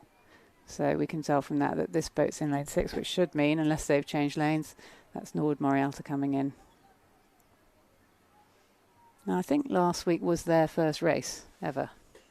Right. I may misspeak, but that's, I think, recall that from the commentary. Well, they're doing very well then. So we're going to pan back for the start of Division 2 of this schoolgirl Year 7-8 A Cox Squad. And we should have 5 crews in this. So let's have a look at the start and see whether they're already underway. So they're already nearly at the 500. Right. Can you see all 5 crews? I can see 4. Possibly may have had a mishap on the start. We should have in lane 3 Pembroke School, lane 4 Loretto, lane 5 Wolford, lane 6 Pulteney, and lane 7 Scotch.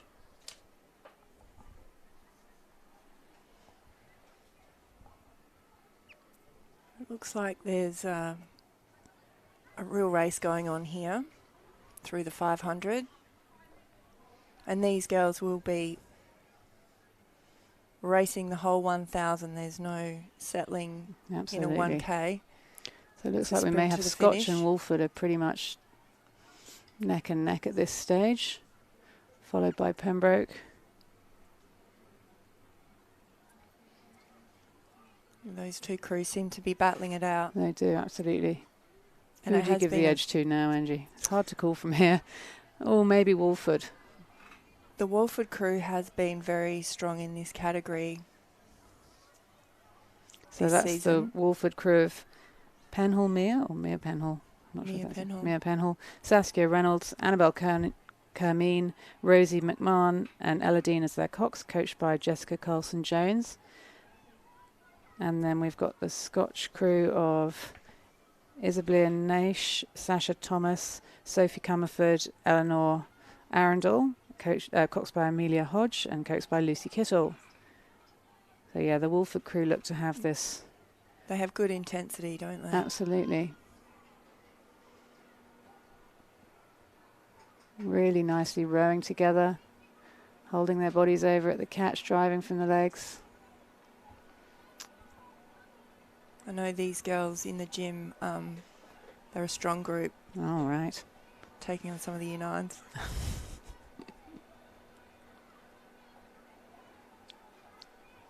Nice and clean and really working right to the end. None of them looking out of the boat.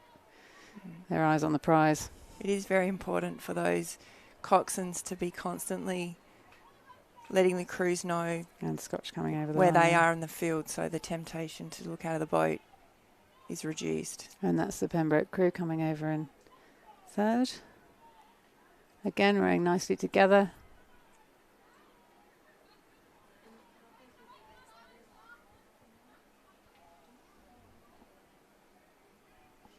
I think we may have lost one from that field.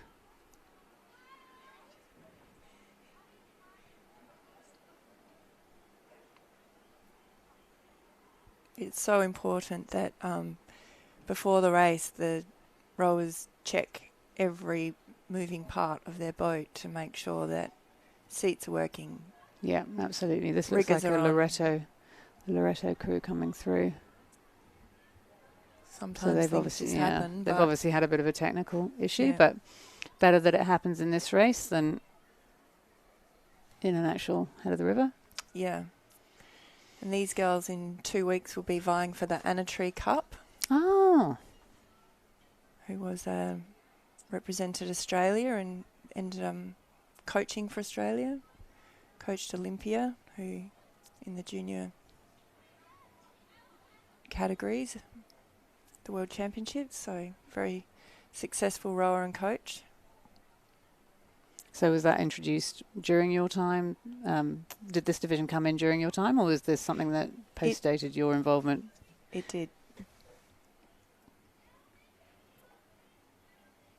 Yeah, back in the day it was age categories, not year level.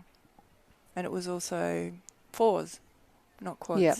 But I think the quads is... I think for the development of the athletes' bodies, it's much better to be absolutely in a quad, because obviously you're not developing your body in one direction or the other. And it's much easier to, in my opinion, to jump into a sweep boat having sculled. I completely agree. I started off only in a sweep boat, and I can no longer hold a handbag on my right hand shoulder because it just dips down to stroke side. Shoestring straps are not good, are they? No. And that is another bonus. The girls and boys learn to row both sides.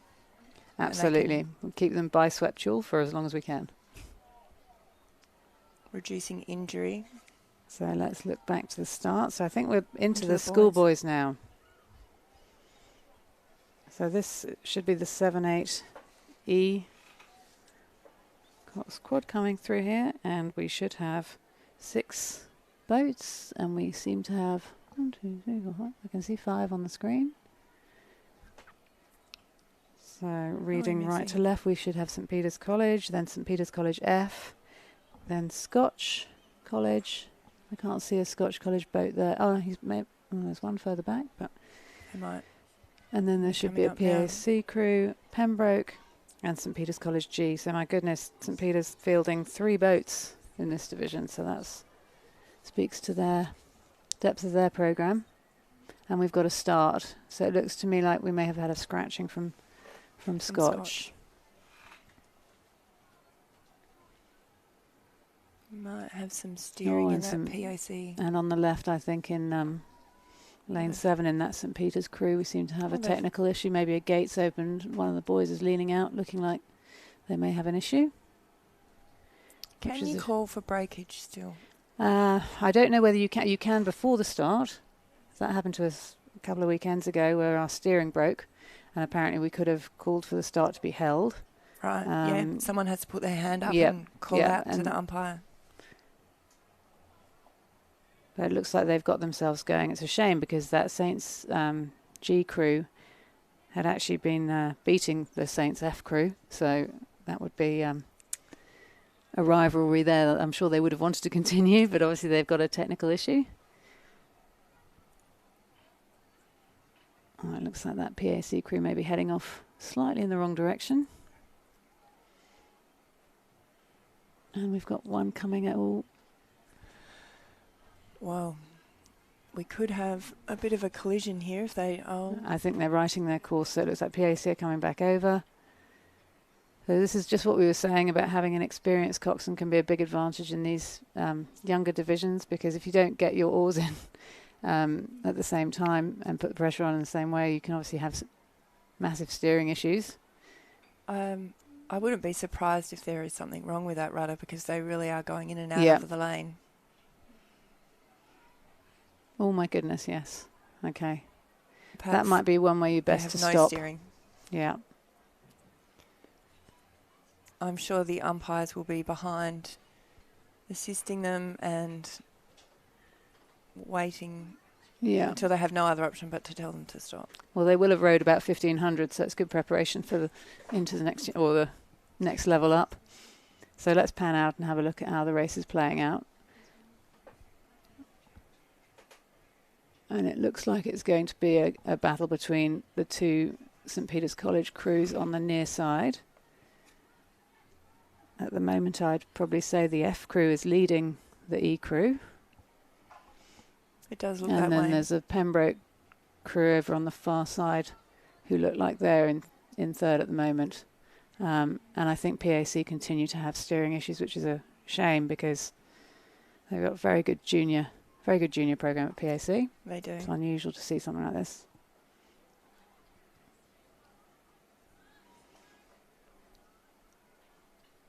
So I think the St. Peter's F crew of Oscar Worm, Finn Woods, Fred Kidman, Peter Zhang with Will Dean as their cocks look like they're coming through very strongly.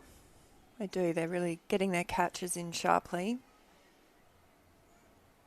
keeping them blades buried. So they've got a very good program at St. Peter's led by James McRae. And they've been having great success at all levels. They seem to be well drilled, and they have their style established very early in the junior ranks as well, don't they? Absolutely.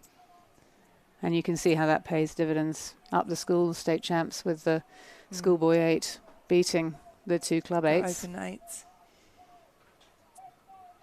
So they've got a nice lead now over the other St. Peter's crew, and probably Pembroke coming in for third at this stage.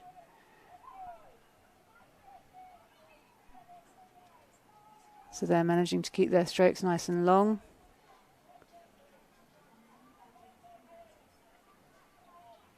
And they're not slackening off, are they? No. Racing right to the line. Racing right to the line. There's obviously some rivalries being settled here. Looks like this is the Saints E crew coming over. That's Alaric Zhang, Will Tolley, Hugo Gray, James Jaeger and Safin Gu as the cocks. And then on the far side we've got the Pembroke crew.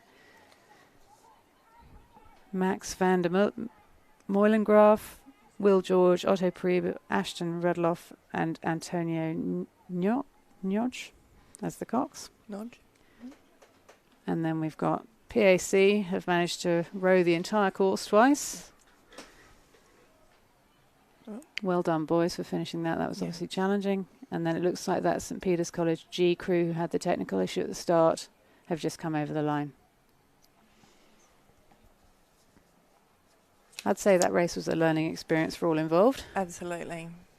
I think those boys did well to the PAC crew to get through the race. Absolutely. It can happen even in the higher levels that just a gate pops open or... Yeah. But if you're steering brakes as well, Absolutely. makes it very, very... Luckily ours broke before the line. Okay, so now we've got race 20, which is the schoolboy year 7-8 D-Cock squad. My race numbers don't seem to line up with the numbers on the screen, but I'm just going to go with what I've got. Looks like we've got PAC and St. Peter's out in front. Reading from the right, we should have PAC in 3, Scotch in 4, Pembroke in 5, Saints in 6, and Norwood Morialta over in 7. And we can't see them. So I don't know whether we've had a late scratching. In any event, it looks like the Saints crew in lane 6 are doing a very nice job. I had a quick look at the results from the previous 2 Premiership regattas, and that's not unexpected. They've been very strong.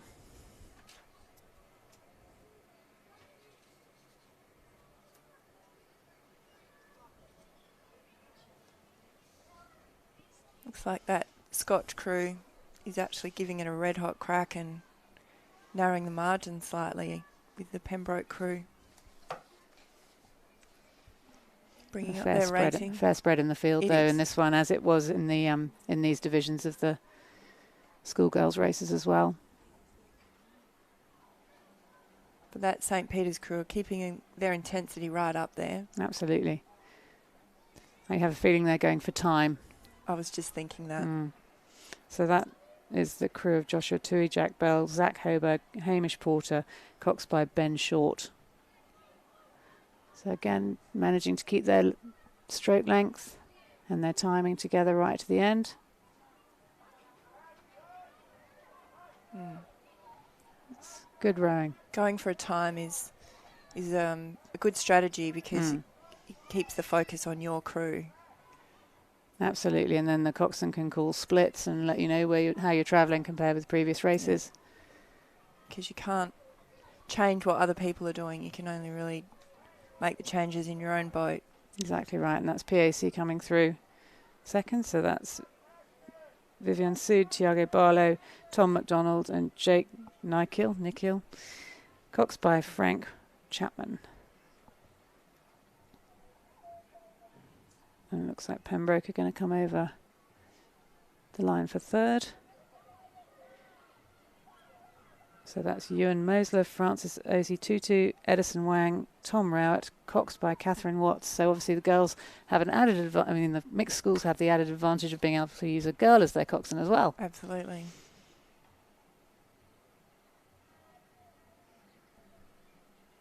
Closely followed by Scotch.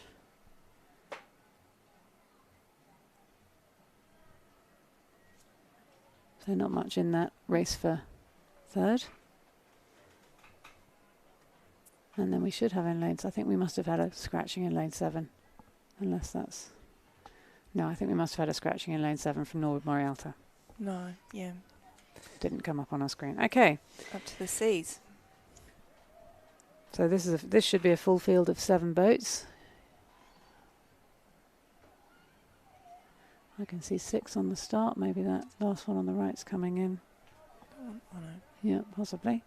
So it should be reading from right to left. Norwood Morialta, Prince Alfred, Scotch College, St. Peter's, Pembroke, Unley High, and Christian Brothers. Good to see Christian Brothers fielding crews at this level in their beautiful purple suities. Yeah. They have a couple of really strong crews this season, which is good to see. And they're hosting our regatta today, aren't they? They are, you're right. Yeah. So shout out to all the Christian Brothers parents who are no doubt running around doing all the jobs we were doing. What was it? Yeah. Torrance hosted one. Selling the merch for... Oh, is that what they're doing? Head of the River? No. Not sure. Oh, yes, they are selling merch for Head of the River. So if you want to get your hoodies, your T-shirts, don't know what else they sell for Head of the River these days, but the kids live in it if you want to get some. It looks like we're having some issues lining up the crews on the start. So the boat you can see in the back, the umpire will send them down towards the starter and then he will hand the race over to the aligner who will straighten the crews up.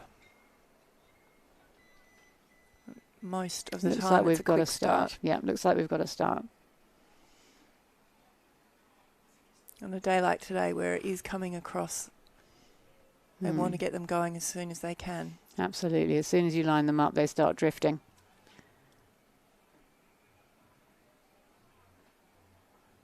So all these crews will have had quite a lot of practice doing their race starts. We've been talking about how they coach race starts, just really making sure that your blade's hooked in and you're driving right off the front. Get the boat running. You've got to get the boat running. That's the key, isn't it? You can't move too quickly through the water because your blade will just push out and you won't get the boat up and running. You just got to squeeze it and build. The idea is to get the boat from stationary to full speed. 10 strokes. Yeah, quick as you can. So at this stage, I'd say Pembroke's looking reasonably good. PAC's looking good. I'd say Saints in the middle as well. And the other crew's perhaps falling back a little bit. But there's plenty of distance to make that up. Well, it looks like PAC's had a good start. They have. Very nice blade work there. I think that's a boat that's been doing pretty well all season. So that's the crew of Angus Fremantle, Darcy Greenwood, Zach Floriani, Samuel Commons, with Jack Stunnell as the cox and coached by Nathan Pye.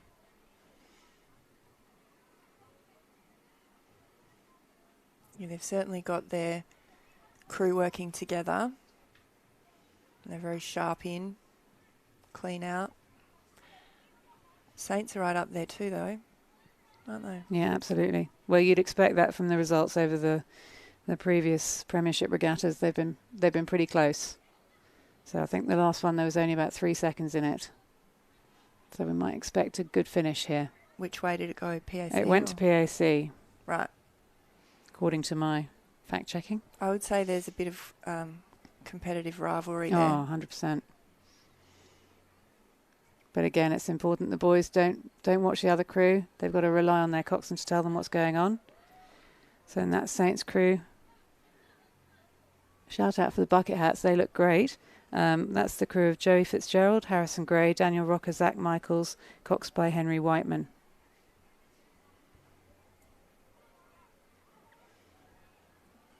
And just behind them you can see the Pembroke crew.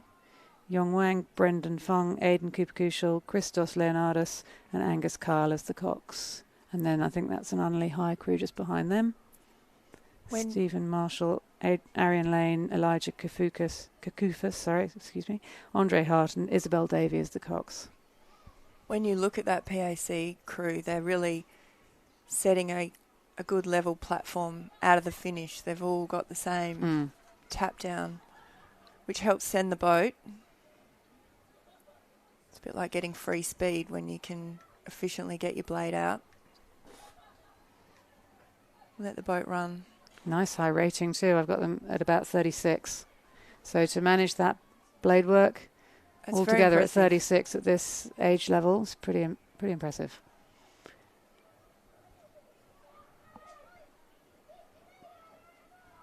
Nice rowing. It looks like they're going to take out Premiership 4. Again, touch wood.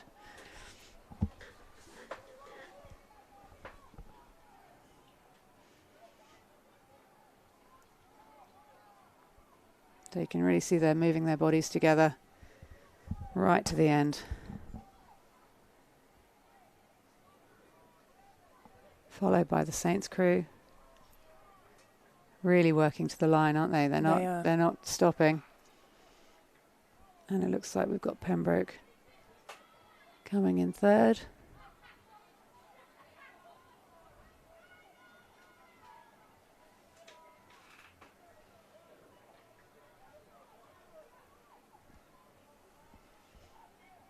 And is that Unley High over the other side? Oh, this is going to be a close finish here for the minor placings. But Unley look like they may have it. No, is it possibly Norwood Morialta on this side? I think Norwood Morialta on this side may just sneak it on the line. We've had a bit of a stopover. Yeah. In the far crew as well. And then Scotch. Even if you're racing for these minor placings, my goodness. It's exciting. Oh, once you hit those rocks in the last 250, even in training, you're racing. Absolutely. Okay, so we've got to start. Oh, that might be the CBC crew. They may have had a technical issue, I think, in their crew, but they're going to come in and finish the race.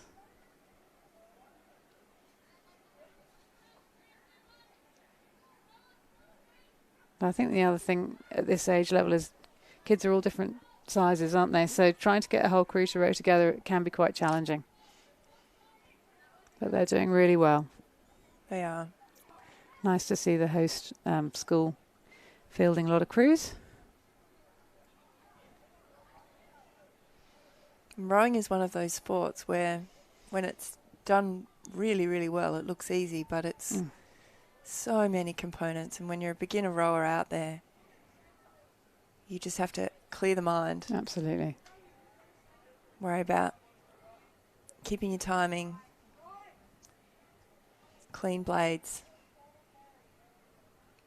Yeah, it's very challenging.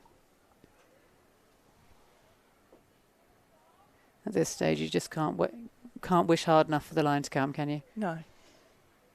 Counting down. So well done, boys. Let's just pan back because we've got the other race well underway. They're already past the 500 mark. It's the schoolboy year 7-8 Bs. And we should have a full field of 7 boats. I can see 6. Window, can you see 7? Who? Oh, yeah. It looks to me like we've got another tussle between Saints and PAC, which again is not unexpected looking at the results from previous regattas. So reading right to left, we've got Unley, Scotch, Pembroke, Norwood, Morialta, PAC, St Peter's, and then Christian Brothers. What are they rating, Anna? Which one do you want to know? Both. Not demanding much. So I've got Saints at about 38 and PAC a little bit lower, I'd say. Maybe 35, 36. Which for year 8s Oh, it's incredible. is incredibly hard to do. It's hard to tell from our screen, but I think PAC have got a lead over that Saints crew. Yeah. Maybe half to a boat length. Yeah. So that's strong rowing. That's the PAC crew of Angus Williams, Aidan Obst, Will Mackay, Charlie Waltham and Remy Worthington as the cocks. They're Coached getting by their Charlotte blades in, Cushway, aren't they? both of the crews, Yep. and you can see they're just hanging off it, driving through. That's a really good race at this level.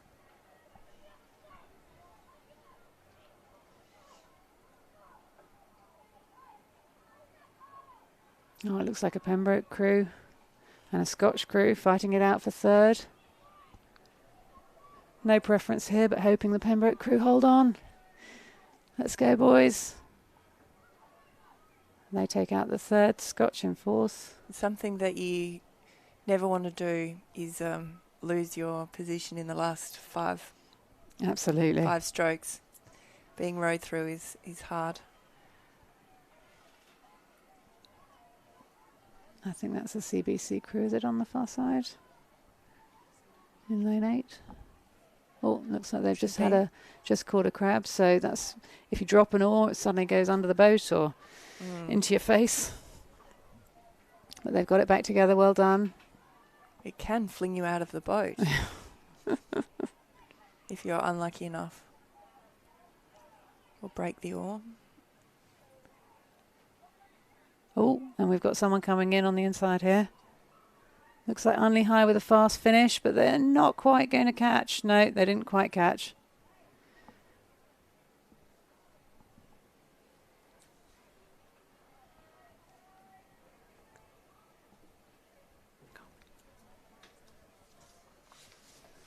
Well, that was competitive, so we can only imagine that the A's are going to be exciting races. Well, look, yeah, that's right. The Coming- B's are underway. I think coming Is up. that right? I No, we're think up to I the think the A's. A's are coming up next. So Yeah. again, we're in 2 divisions here.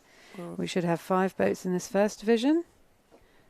Reading right to left in lane 3, Norwood Morialta, lane 4, Scotch College, lane 5, Unley High, lane 6, St Peter's, and lane 7, Christian Brothers. And just looking at the moment, seems like St Peter's are out in front. So they're already, if you're playing at home, there's the white boat on the left-hand side. That, for me, is the 500-metre marker. Mm. So they're already past the 500-metre, well over halfway. And they're rowing really cleanly in that Yeah. Saints crew. This is probably the roughest part of a 1K course because you get the side, Yeah, the opening to the round the yeah. island. you get a little bit of a breeze coming through from that inlet. Doesn't seem to be troubling that St Peter's crew No. too much. So that's the crew of Harry Lake, George Quigley, Dougal Grieve, Lawrence Anderson, coxed by Banjo Yates. And this again is not unexpected. They won the last Premiership regatta, but obviously it's a bit different because they're not in the same division as PAC for this event. So we haven't got that head-to-head racing. Be interesting to see how that affects their But times. they would this be time. going flat out. wouldn't they? Absolutely, yeah. Just see how their times compare and potentially the last race before Head of the River. Yes, I don't know if they'll be racing. There is a regatta next weekend at West Lakes, but it's one of the local regattas. And that's obviously the last one before Head of the River. And I think different coaches take different approaches to whether they come and race at that or they train. And here we've got the Scotch crew coming through for a good second. Harry MacDonald, Ben Hodgson, William Crawford, Patrick Keenan and Pierce Mailer as cox. Yeah, as of yesterday, there weren't too many crews entered, but that can change. They've got until Oh, I've got a close Monday finish morning. here for the third spot. So does that look like Nord Morialta in lane 3 and Unley High in lane 5, I think? It looks like Nord Morialta are going to hold on. Yep, half a length. Good to see the Unley High and Nord Morialta all competing. You're an Unley High alumna, I think? I'm an Unley High School old scholar. Yeah. Old. And in fact, the year that And we've just got the CBC crew here in lane 7. we had the Completing that Schoolgirl race. 8 was the second year of its event, 30 odd years ago. I wouldn't ask you your age, but unfortunately as a Masters rower, you can't really keep that a secret No. because it's published every week in the programme. But as a master, it's probably the only sport where you do wish your age to be older. Absolutely. It's great when you go try to get in a boat and they say, no, you're too young. Does that happen to you, Anna? No, not very often. So that's the Christian Brothers crew just coming over and finishing their race.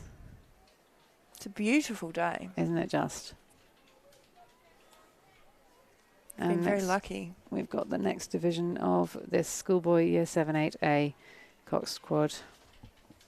Should be 4 boats in this race.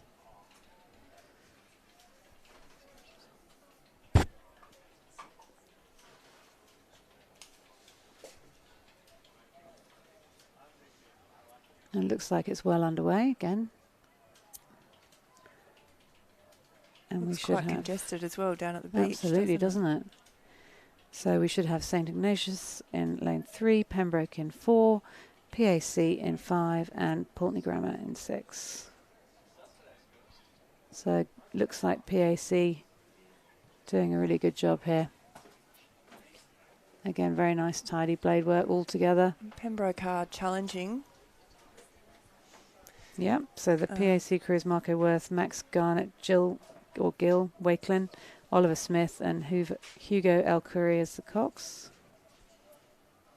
I don't want to assume, but coached by a family member, I think, in Emily El Curry. And they're being chased down by the Pembroke School crew, which is Alex Lee, Tom O'Mani, Jeremy Yu, and Charlie Miller, coxed by Avin Curry. But it looks like PAC are coming through.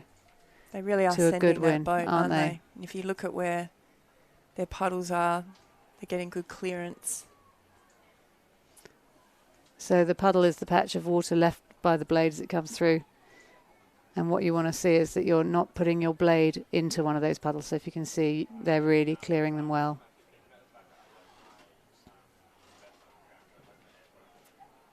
So it'll be interesting to see in Head of the River. Obviously, the Saints and PAC crew that we've seen in those two divisions will be head to head. There must have been fewer boats in the last 2 regattas because they did go head to head in those and were pretty close. Well, they're the clear winners of this race. Absolutely.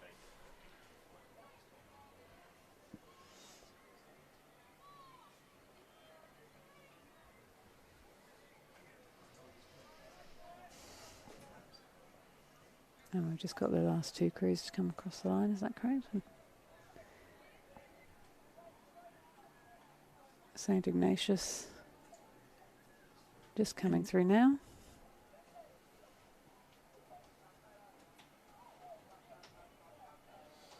Oh, something's happened over here in that lane 7, 6.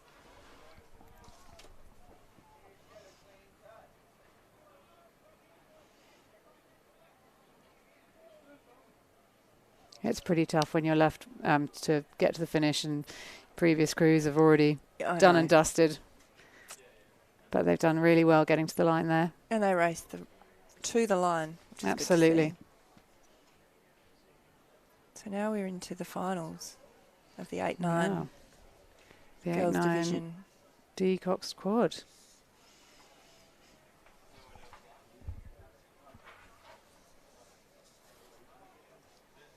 So it is exciting to see the competition at all levels of the schoolgirls events.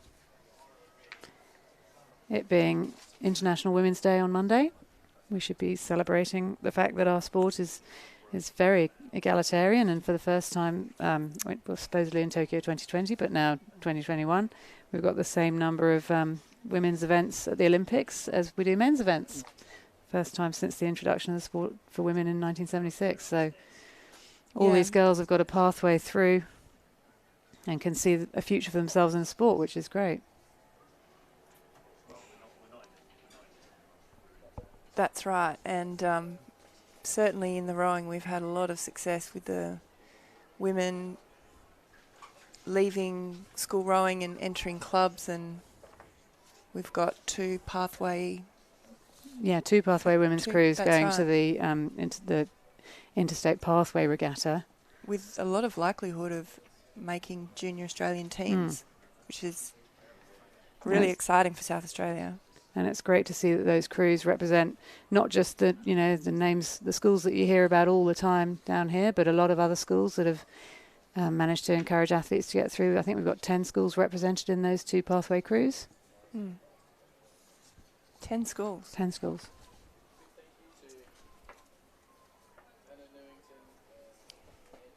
So I think we're actually going to be taken over in the commentary booth by someone else, not quite sure who, but we'll just watch this schoolboy. That's wrong. Schoolgirl. It's the schoolgirl. It's this one. Yes, Looks like 8, we've got 9 two Seymour crews. D final. So Seymour in Loretto. 3, Seymour in 4, Loretto in 5, and Wolford in 6. And it looks like Wolford doing a good job over in lane 6, currently in the lead, but this closer lane as well. We've got in 6. Maybe that's a Seymour crew, I think.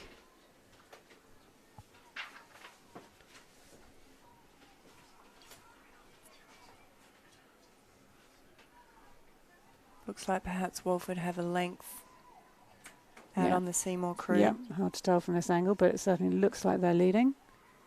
They are rowing nice and long.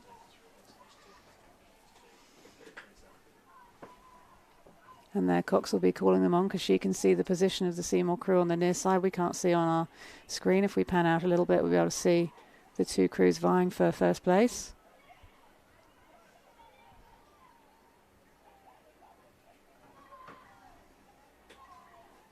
But looks like Wolford are going to hold on. It's pretty close. Yeah, Seymour are And they've got a fast pushing them finish, to the haven't finish. Yeah, they've probably come up about, quarter of a boat length just in that last 100 metres. they? And is that Loretto in the middle, or is that the other Seymour crew? Looks like Loretto.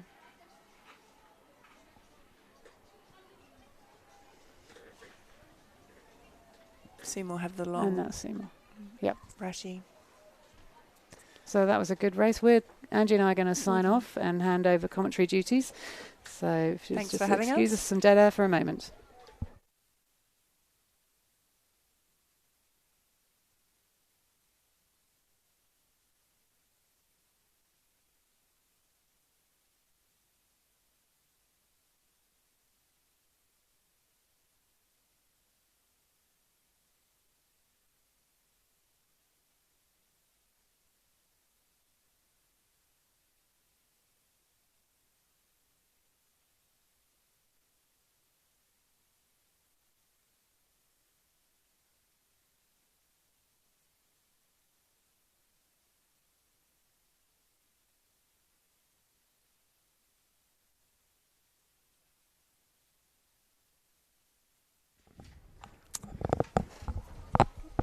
All right.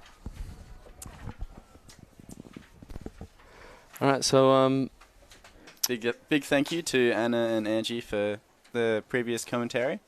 I'm George, and this is Josh. That's right. So let's look at the race here. So we got the schoolgirl year 8-9C Cox quad here. In lane 2, I believe we have Unley. Lane 3, Loretto.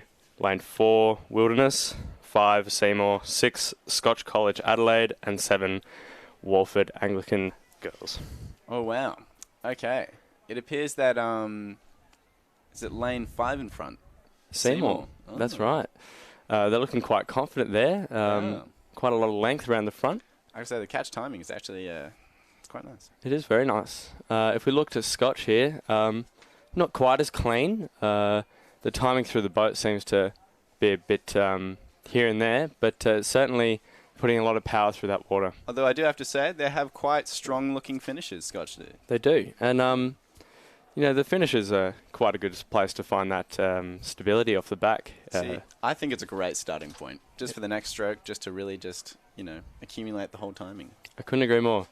Loretto seems to really be pushing to the line here. We can't see the rest of the crews, but I assume it's a fairly close race.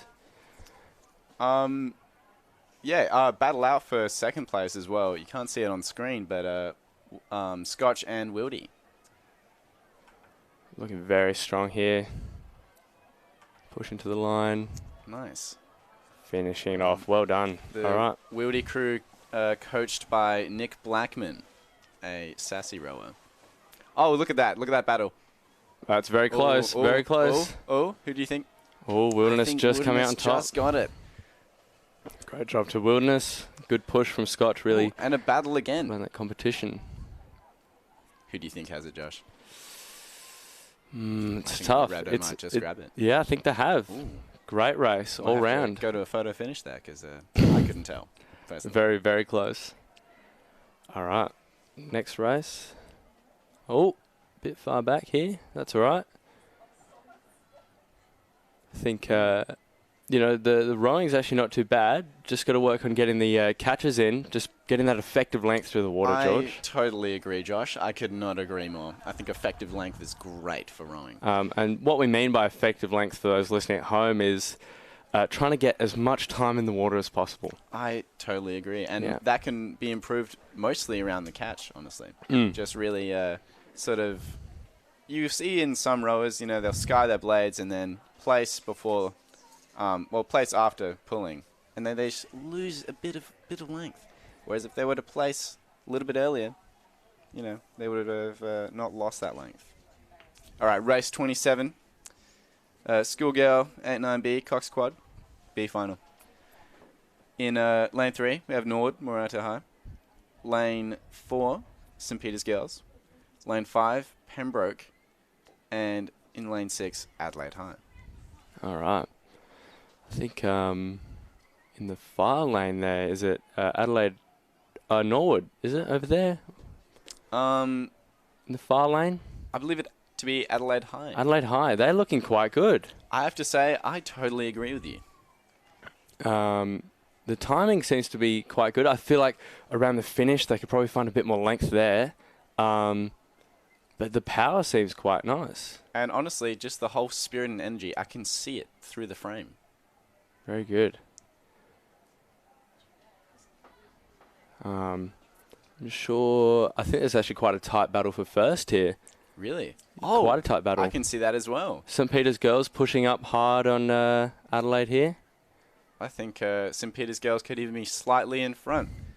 There might be a bit of a parallax error with the camera here, but apart from that, it's really hard to tell. It is hard to tell. I think the coxswain from St. Peter's Girls would be calling for a lift here, trying to push the crew up into that good length up on Adelaide now.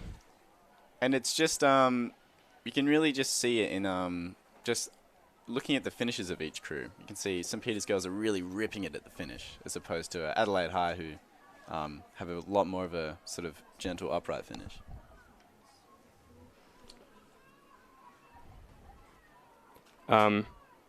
Yeah, I agree. Very tight to the line, very tight. All right. Oh, I reckon St. Peter's Girls is going to come on top. Seem to be holding it together here in the later stages of the races here, as compared to Adelaide. Nice, very good. Good racing. Awesome job. Bit of clear water there. Oh, what's happened here in third? Oh, no. Oh, no. All right, just got to get across that line. That's a great philosophy there. Oh, just taking it home. That's so unfortunate. That is. It's hard to recover from those crabs there. It really is. And honestly, midway through the race, it's really hard to just stop rowing and, fix your oar, which is what you're supposed to do. But I think when you're so close to the finish line, you might as well just keep pushing. Keep going. It also disrupts the flow of the race, George, when one of your crew members catches a crab, and you just want to keep rowing, but you got to stop, recollect the crew. That's the hardest part. I totally agree, especially being one of the people who had to stop rowing for a teammate to fix their oar. I totally agree. It's sort of damaging to the mindset. It to is. A degree. But it's all. But if you can bring it back, then it's great. I think a great athlete can really switch out, reacquaint themselves with the reinvigorate. Some might say. Some may say. All right, so race 28. Race 28. Yep. So we got the Beacock Squad A final. A final. In lane 2, we have Unley High. Lane 3, Loretto. Lane 4, Scotch. 5, Walford. 6, Seymour. And 7, Wilderness. So, just for those watching at home, the lanes go from ascending order from the right, furthest to the right being lane 1, and furthest to the left being lane 8. That's correct. It looks like some close racing here, up in the high midfields here. I have to say, in these high midfields, it looks like everyone's very close in line. I can't even tell who is in front. I believe Scotch looks slightly more in front than I would agree. Their competitors. They seem to be holding quite good technique around the back of the stroke. I concur. Wilderness on the far side, I think, could work a bit more on their composition with that timing, I really agree. Getting that blade height. Yeah. Symbiotic. I think in these age levels, like the 8-9s, I think what is really the main focus of most of them is the timing, because that's generally, it's a domino effect. If you get the timing right, a lot of other things flow from there, because then you move faster. And then the faster you move, the more balanced it is. And honestly, just getting that one thing right really just sends the boat. And 100%. You can see it here. The boats that are in front, they're the ones that just seem to be slightly more in time than the rest. 100%. All right, what do we see here? I reckon Scotch and Walford. That's the main competition in this race, I would assume. I agree. I reckon Scotch is up here. Got a good drive, early drive here on the legs. Walford, I reckon they could make a push. I do think everyone watching at home, generally in this last 200 meters is when most of the sprinting happens. So you can always predict, at least in the last 250, you'll see some. You can predict that some.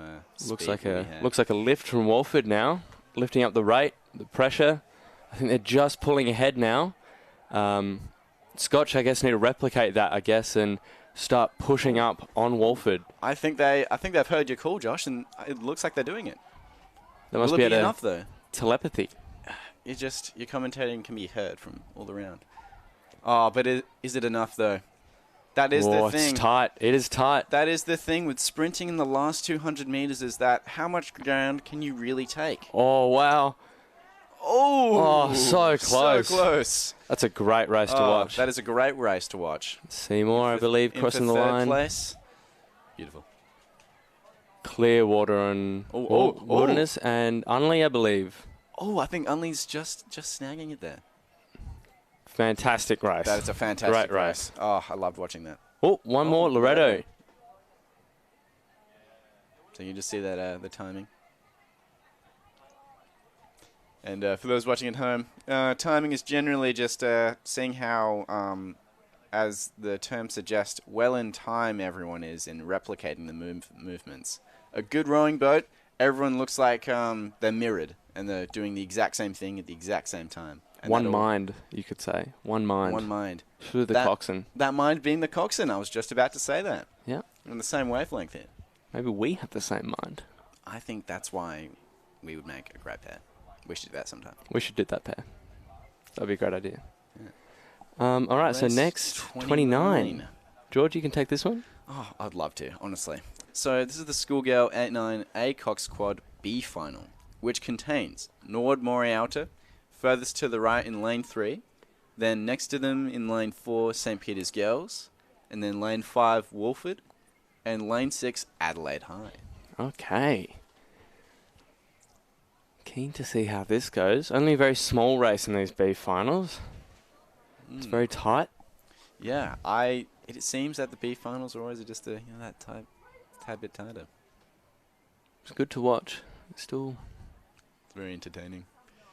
some great racing. Yes. They appear to be lined up, getting ready. See, the weather doesn't look too bad in terms of wind. Generally, it does get a bit frustrating for the umpires having to organise. Oh, wow. Oh. That's like a 45-degree angle. We're racing across the lake today. No lane will bind them. Oh, no, we're good. They've straightened up. I've straightened up. I will say that is sometimes the issue with a bit of a quick start. You're sitting at the top of the line and, if the weather's a bit average, the umpires will call a quick start. Yeah.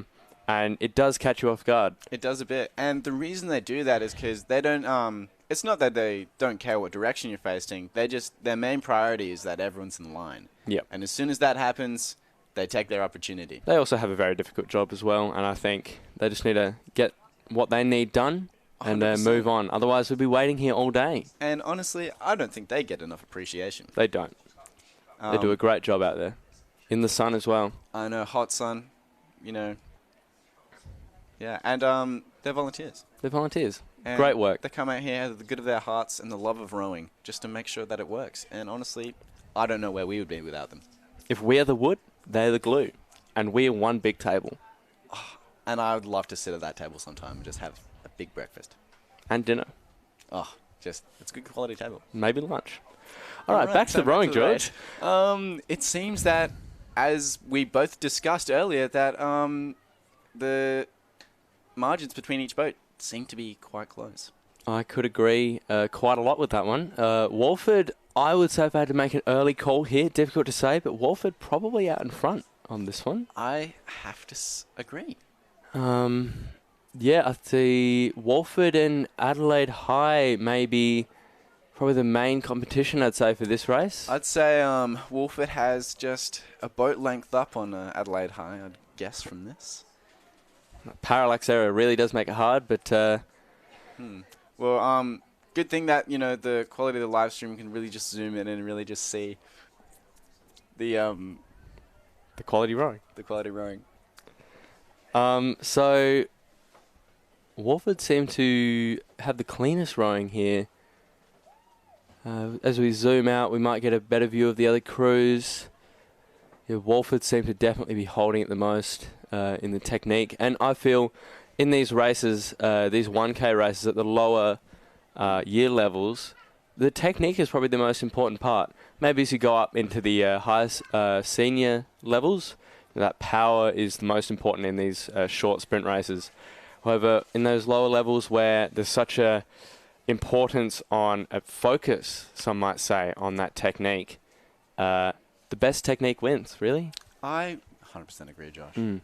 Also, just back to my previous point, I'm sorry I didn't continue it. On the quality of the live stream, I have to say, when you're out here at West Lakes being a supporter, you can only really see the last 500 meters. But good thing that Rowing SA has their live stream where they can zoom up all the way down to the start line. And even on occasion have a camera down at the start line to really see the start of the race. It's a pleasure and a privilege. It really is. All right, coming to the last 200 metres here. Wolford looking very strong, very confident lead over the rest of the crews here today.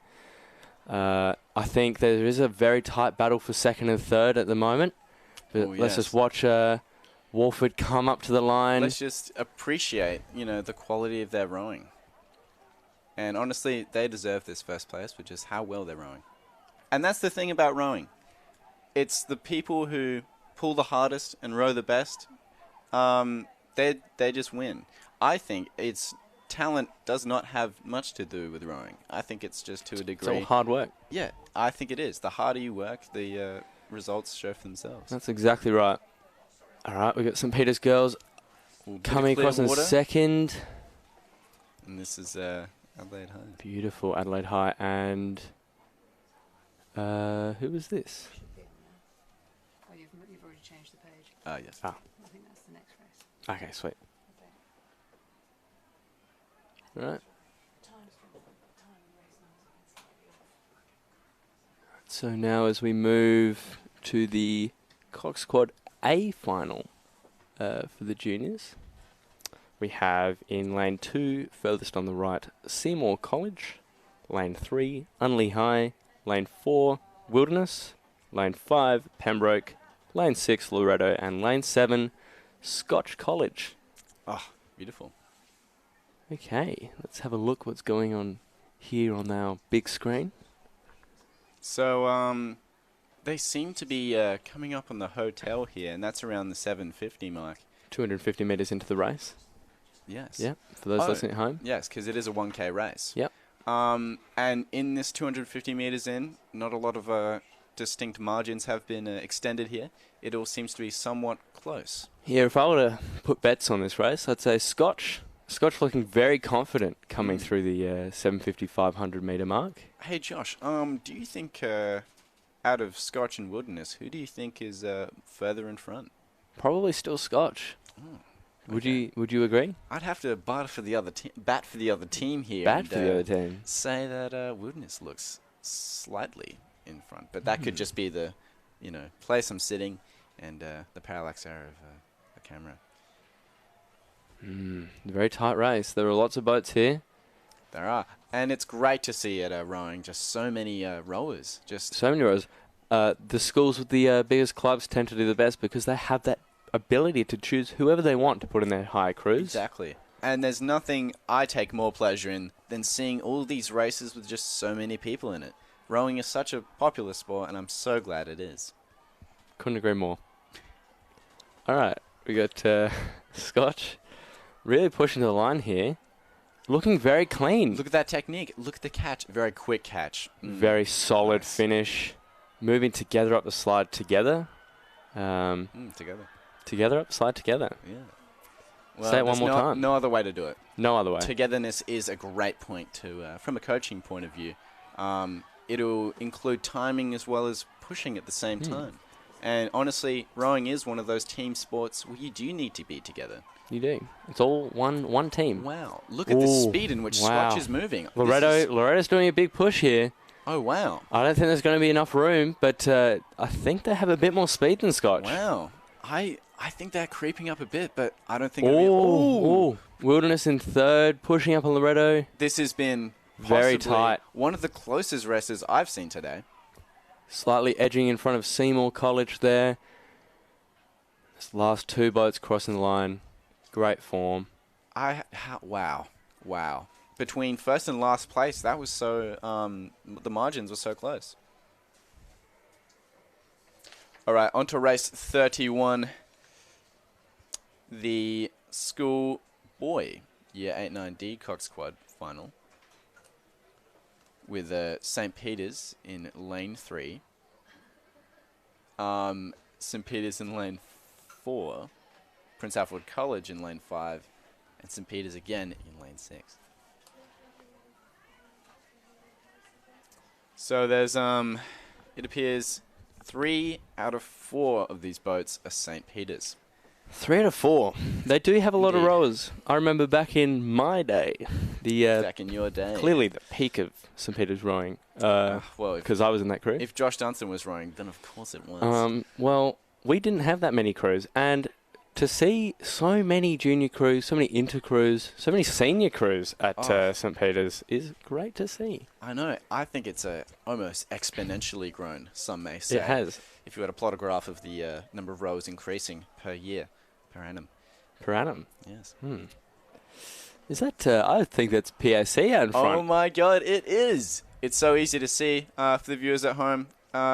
St. Peter's is blue and PAC is red. And Really? also, yes. I didn't know that. Yeah, so PAC, strong lead, I think. I'd say there's a good lead. From second, I say the furthest boat on the left and that middle boat from St. Peter's in lane 4, probably quite even together there. But PAC, very, very strong lead. PAC were quite strong when we were rowing back in junior level. Oh, I have to say, I totally agree. Even at the inter-level, they were just dominating the field. Well, it can even be seen here, even with the more rowers of Saints and the higher probability of placing higher. PAC still pulling out. At these age levels, of course, technique is a focus. But, wow, look at those catches. They're good. Nice. Those are nice catches. Looking great. It can be seen that, honestly, like you were saying before, better technique at these age level will just make you go faster. Couldn't agree more. Because if you were to look at nationals at the previous nationals that was held 2 seasons ago, in the A final for the Schoolboy 8, see, the technique wasn't even that great of the boat that placed first, but just raw power really sent it. But at these younger age levels, they can't rely on that raw power, and they must rely on their technique. That's right. And I tell you what, PAC really is relying on their technique. And they are killing it today. Right. Look at that lead. Wow. Look at that. Look at that. That's beautiful. Great to see such a strong, dominant crew out there today. Oh. I'm gobsmacked. That's just, especially to have that lead in a 1K race as well. I know. You've had to go on out very hard. That's impressive. To get that. Also at the D level as well, moving this quickly. That's speed. That is pure speed. Adrenaline-inducing speed. Even for me, I'm getting an adrenaline just looking at it. Right. I reckon they've really paced out their energy here. I reckon they've. I didn't necessarily see like a sprint at the end. I think they were sprinting the whole way. I think so. They really pushed it. They pushed themselves. Blood, sweat, and tears went into that one. Got St. Peter's crossing the line here in second. As we pan across to the next 2 St. Peter's crews. So on screen, this is the. I believe the St. Peter's College E crew. E crew. A, B, C, D, E. Oh, yes. So they're below their ranking. And then in a it's sense. the F crew. Doing well. Seen on screen now. All right, on to race 32. The Schoolboy 89C Cock Squad final. Would you like to take this, Josh? I will. So we're looking at this one here. Yes. So we got in lane 3, Unley High, lane 4, PAC, lane 5, St. Peter's College 3, and lane 6, Scotch College Adelaide. Beautiful. Wouldn't want to be confused with the Scotch College Perth or Queensland. That is confusing when they do come over. Which they have in the past. In past, I believe it was Berry. The last Berry. Oh, not this season, but the year previous. 2 seasons ago. Scotch College from, I believe, Western Australia did come across. It was a bit confusing seeing 2 Scotch colleges. Yes, well, I was confused for one. I couldn't believe my eyes. All right, on to the race. Is that a plane in the background? It was. It was a plane. It's Boeing 737, I believe. I believe it's taking off, judging by the angle. Let's get back to the racing. So we have, I reckon, PAC quite level with Saints and Scotch. Oh, what's happening here? Oh, no. Oh, that was very close. That's Unley Unley High, yeah. Unley. Hopefully they can recover. It is only a 1K race after all, and you really have to just take advantage of as much speed as you can get. Yep, you need all of it. Because, as we were saying before, the last 200 meters, there's only so much distance you can really make on another crew. And this will extend to a 1K race. There's only so much distance you can get back in 1K. Exactly. That last 250 sprint is a quarter of the race, and you can't do much with a quarter. Exactly. But looks like I think PAC is probably up again on the St. Peter's and Scotch crews. Looking quite dominant today in the junior level. I have to say, going back to the distance, it begs the question: why 2Ks, Josh? Why are most races at the Olympic level 2Ks? Well, 2Ks are just such a great standard. You've got enough length to really test your endurance, your fitness over a long distance, but it still allows you to have quite a lot of power through the stroke, like you would in a 1K. It's just that perfect in-between of that long race. You can apply all two ideologies to a 2K race.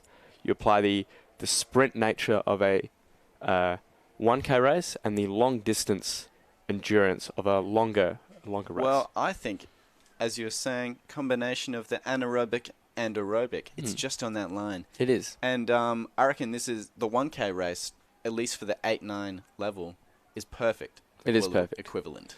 Ooh, PAC wow. is certainly, I'd say they're probably up by not quite a boat length, but... some may say half, or even three-quarter. Yeah, I'd say three-quarter of a boat length up.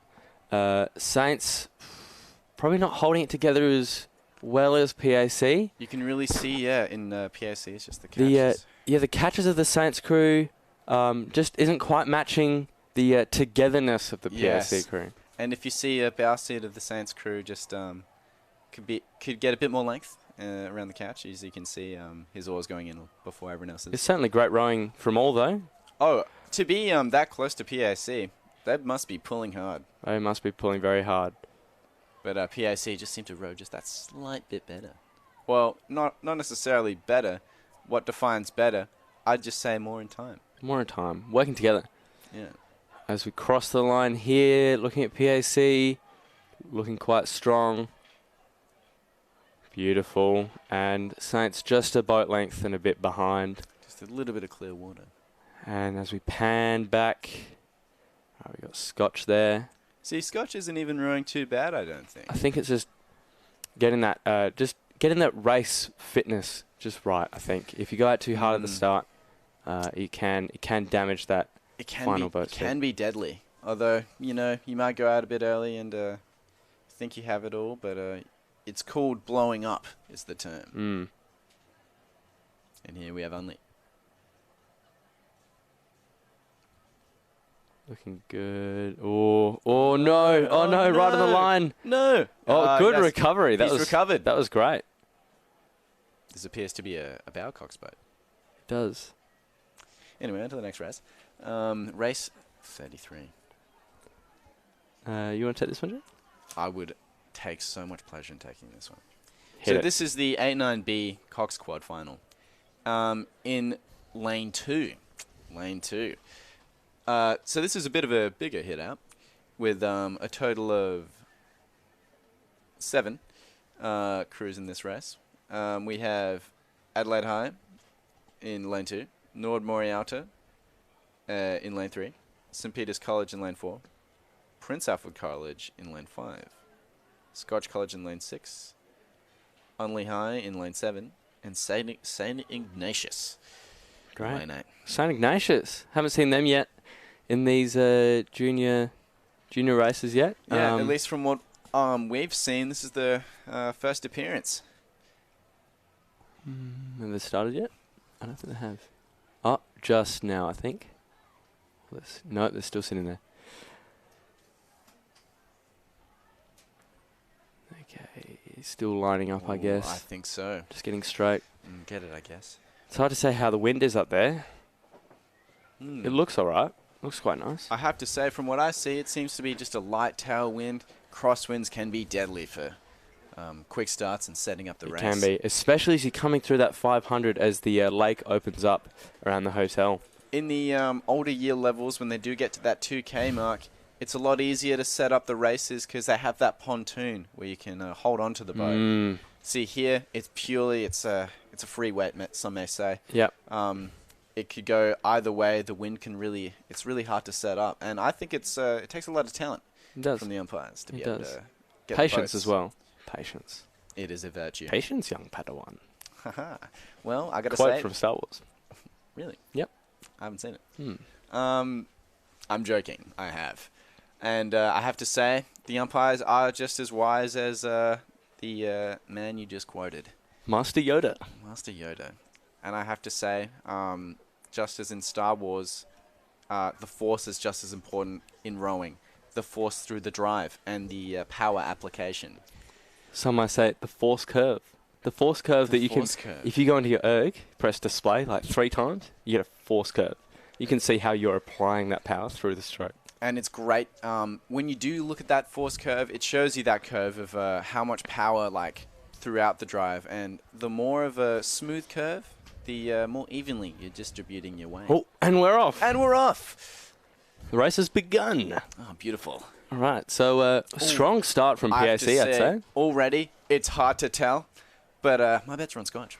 Really? How about you? Oh, I'm going to say PAC again. Look at the rating of PAC. PAC is absolutely gunning it down the course. I'm going to get out a rate watch right now. Like a fighter jet. I would love to tell what rate they're going. All right, George is going to get his rate calculator up. So he's just tapping the screen of his phone arbitrarily, hoping that he gets an answer out of his phone. And it seems like they're rating quite high for a junior. 35.5 strokes per minute. Wow. Looks like Yoda's really coming through in this one. Most impressive. Is something he would say if he encountered something that was as impressive as this. Very good. All right, so PSC clearly up on the start. Scotch looking quite strong. I have to say, the whole midfield just looks almost like a arrowhead formation. It does. With PAC, Scotch, and Saints appearing to be further up than the rest of the other boats. It does. Quite curious to see how St. Ignatius are rowing. I haven't seen too much of them today. It's great to see them. St. Ignatius are in the furthest left lane in lane 8. Looking not bad. I think all they have to work on is maybe just getting those blades in as a crew together on both sides. That's where that imbalance is coming from that you can probably see. And see, the weather doesn't look too bad, so I don't think it's a. It doesn't seem to be a weather issue. No, but I think they're rowing quite well. Just got to work on that timing, as you said before. Got to be that one mind. Yes. Get that. Honestly, the more you train together, the closer you are in that one mind. And, exactly. And PAC is that one mind. They seem to be very one-minded in a positive way. In their catches especially. Just looking at that. Crispy. Also, the time in which they feather. Look at the time in which PAC feather. It's almost identical. They're all feathering squaring at the exact same time. It's fantastic to see. Scotch pushing up quite hard on PAC. We've got the bowman of the PAC crew looking across to their main competition. He would be thinking, well, they're sneaking up a bit.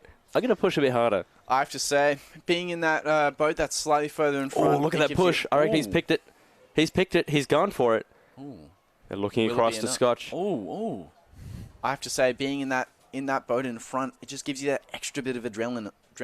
It does. Look at that pickup compared to Scotch. Scotch probably holding about rate 30, but PAC pushing it through in that last 200. Keeping it clean. They're at 37 currently, 37. according to my calculations. Well. That is quick. That is very quick. Quicker than we saw within the first 100 meters. They've really picked it up. Good on them. Damn, look at that. Oh, look at that drive from bow. Wow. Big push to the line. What a close race. Oh. St. Peter's pushed up quite hard on that one. Oh, my God. St. Peter's coming out at a... Oh, my thing messed up. Anyway. Bit of space between... That was invigorating. It was invigorating. Oh, actually, I have to say, the boat run doesn't look too bad. Yeah, it's a lot of the... a good boat can allow for that boat run. So when the boat runs underneath the rowers and glides over the water, that's where you're going to find the most speed. I have to totally agree. And if you were to have a metaphor of a bicycle being turned upside down, and its boat run can be compared to that, where it's just moving along. Just tap the bike, tap the wheel. Tapping it along. Very nice. All right, we've got Unley crossing the line now. Good power. Ooh, stopped a bit early there, I think. That's all right. You can see in the 8 races later that crews do tend to keep rowing even after the finish line. But here you can tell these guys are they're really tired. They've pushed out as much effort as they can. They have. And just back here is St. Ignatius. And we're panning past. Okay, back onto the next one. Beautiful.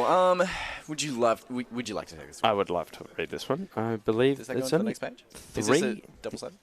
No, it's not. Okay, we've just got 3 crews in this race. Just a small trio. Some might say a trinity of boats. The Holy Trinity. Some may say. All right, race 34 in this trinity of boats is the 8-9A Cox Quad B final with Adelaide High in lane 4. In 5, we have Pulteney Grammar, and in lane 6, St. Ignatius once again. And I think St. Ignatius, quite a solid performance here. They look like... At least from the start. At least from the start. I'd say, Adelaide High is rating a bit higher. There's probably a bit of an advantage there. I do have to say, the more strokes per minute, the greater possibility for power application. Moving faster. Moving faster. It's like the revolutions per minute on a car, in your engine. Yes. The faster you turn that engine, the quicker that engine will go. Also like a bike. Also like a bike. The faster you pedal, the quicker you go. And exactly the same with rowing. Exactly the same. But if you pedal too fast, you might fall off. And so that's the goal here. Don't go too quick. And just like falling off in a bike for rowing, catching a crab if you go faster than you can handle. So it's about sitting in that comfortable zone. So usually for the comfortable zone for junior levels, around 30, 32. But we saw in last race, 37. That's quite impressive. Quite impressive. But 32 is quite comfortable. It means that you can focus on that technique and find that catch. You can once you get that technique going, you have that low rate, you can row to your ability and then apply your power as hard as you want. Because, honestly, I think, personally, power is definitely important, almost over everything. Over everything? Well, that's a bit of a controversial term, and I know I'll be grilled about it later, but I personally think power is important. I retract my statement. I couldn't hold it on for that long. I think it's important to a degree. But definitely you can see... Adelaide? Adelaide. Pulling very hard. Very hard. And even the technique, still quite together. Yeah. The catches. I think the catches of a stroke, the catch and the finish, 2 of the most important segments of the stroke. The finish sets the boat up, sets the balance nicely so the rowers can perform their movements to a high and confident level. But that catch is so important just to get that length and initial drive for that power to be applied. Everyone, when they catch together, then you have that weight, feeling the power all together. Like picking up a large, like a ton. A ton. A ton object. Everyone wants to pick it up at the same time. I think we should get back to this analogy in just a second as we watch Adelaide push to the line. Oh, I have to say, look at the finishes. You can see them all lean back at the same time, get that boat run. Get that effective length. It's beautiful. Yes. And we're pushing. And we're going. Oh. Some may say they perhaps were pulling too hard. They took power above everything, and it appears slightly above Coxon clapping them across the line. Good sport. And we got St. Ignatius coming in second. 2-seat. Very tired. But he's holding on. And then we have Pulteney Grammar. Ooh, I think something went wrong here. Uh-oh. Okay, we pan across to Pulteney Grammar. They're doing quite well. Okay, we're... It appears only 3 people. Oh my God! Only 3 people. They're missing an oar. A man has lost an oar. They've lost an oar. What has happened? Where has it gone? I'd love to know the context of this. It's like Where's Wally, but with oars. Oh, I'm so curious as to what the situation is. It's but floating. I have to say, I love how they're still rowing hard. They're still going for it. They could have easily gone into perhaps lane 8 and just rowed down, with an easy sort of power application. But they've really decided to stick with it. It's good commitment. Great I'd love commitment. to know at what point of the race they lost the oar. someone didn't do it up a gate properly, I can see. It appears that way, Josh. That's all right. But they're things still happen. pulling hard. I'm loving the spirit. I'm loving the spirit in this crew. I've never seen this before, and this is a first, and I'm proud to say it. I'm proud to be here to witness this historical act. Race 35. And the last one before the lunch break. Oh, Get those nom-noms in my mouth. I'd love to get some nom-noms in my mouth. All right, last race. Race 35. Oh, beautiful. This is the schoolboy A9 A Cox Quad A final. A final. Wow. In here is... Do you need help? Sorry, He's counting on his fingers. I'm counting. I didn't want to count it out loud, but I will. 1, 2, 3, 4, 5, 6 crews. Well done. Lane 2, Pembroke. Lane 3, Scotch College, Adelaide. Lane 4, St Peter's College 1. Number 1, Imaruno. Lane 5. 5. I was going to say with the plate I5. Prince Alfred. Great. Prince Alfred. Thanks for that, George. 6, Norwood. Moriata. Yep. Lane 7. Unley. Hi. Good man. It appears they have not started yet. Anyway, assuming they haven't started, let's continue that analogy of picking up boats. Tons. So... A famous man once said, James McRae, silver medal Olympian. Wow. Also bronze, no gold. That's okay. Impressive.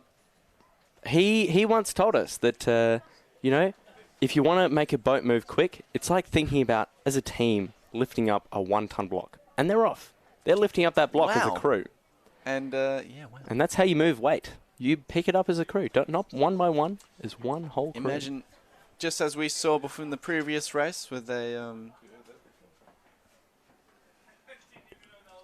So we can see the whole midfield here. It's just the lanes are very close together here.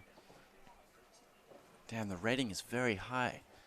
Just out the blocks. Generally, it's a sprint to get the boat moving, and then after about 10 strokes, generally, the crews tend to lengthen out and get in that rhythm for that anaerobic fitness.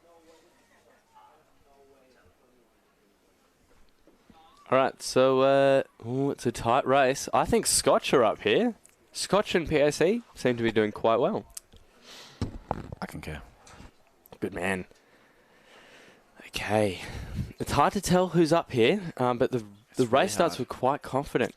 But I'd have to say Scotch is about a quarter boat length up on PAC. I can tell. You can tell? I can. Years of experience. Years of commentary experience and watching the live stream. That's right. PSC, I actually might say, might be pushing ahead here. But St Peter's falling behind a bit. On the further sides, I believe Unley is having a good fight here with Norwood. Yeah, it appears that way, doesn't it, Josh? And on the right-hand side of the screen, we did have Pembroke. But this race does look quite close in two ways. That lower end of the field and the high end of the field. And you just love that competition. Exactly. It really makes for a great race to watch. It does. So we're pushing through the 500 here. Just the pure suspense as they come closer. Just easing closer to that finish line. I just wonder who's going to push up and when. Oh, it appears that Scotch is making some form of a push. PSC is a fair way in front, though, I'd say. You would say? They've made some good length on the rest of the crews here. It appears that way, doesn't it, Josh? I would also say Unley is making a bit of a push here on Norwood. Oh, yeah. Looking at the further back end of the race, I would concur. Though I do think that Norwood is slightly in front. Oh, actually, I take Maybe that not. back. It's hard to tell. PAC, quite a strong lead here. Although Scotch, I reckon, a half a length back, moving up to becoming somewhat even. Although PAC is now making a push. Oh, wow, okay. We're going. Will Scotch take advantage of that micro crab there? It seems to be pushed. Scotch are pushing hard. Is there enough room? They want it. They want it so bad. They want it bad. But PAC appear to want it badder. Well done, George. That's some great English. It's my native language. Great. All right. Oh, wow. Scotch is really moving up. Scotch here. is going for it. Oh, my God. Look at the length. Oh, my God. Look I've at never that. seen anything like it. Oh, my Lord. Oh, my God. That was beautiful. I have Beautiful to say, racing from Scotch I've never there. seen in the last 200 metres so much distance covered. That was amazing. And we have St. Peter's crossing the line in Nice. In third place. In third place. And in the lower ends of the race, we've got some good racing here from Norwood. Looking at Norwood this and before. Arley. Norwood and Arley, yeah. Wow, great racing from all crews here in this. Oh, no. They've caught a crab.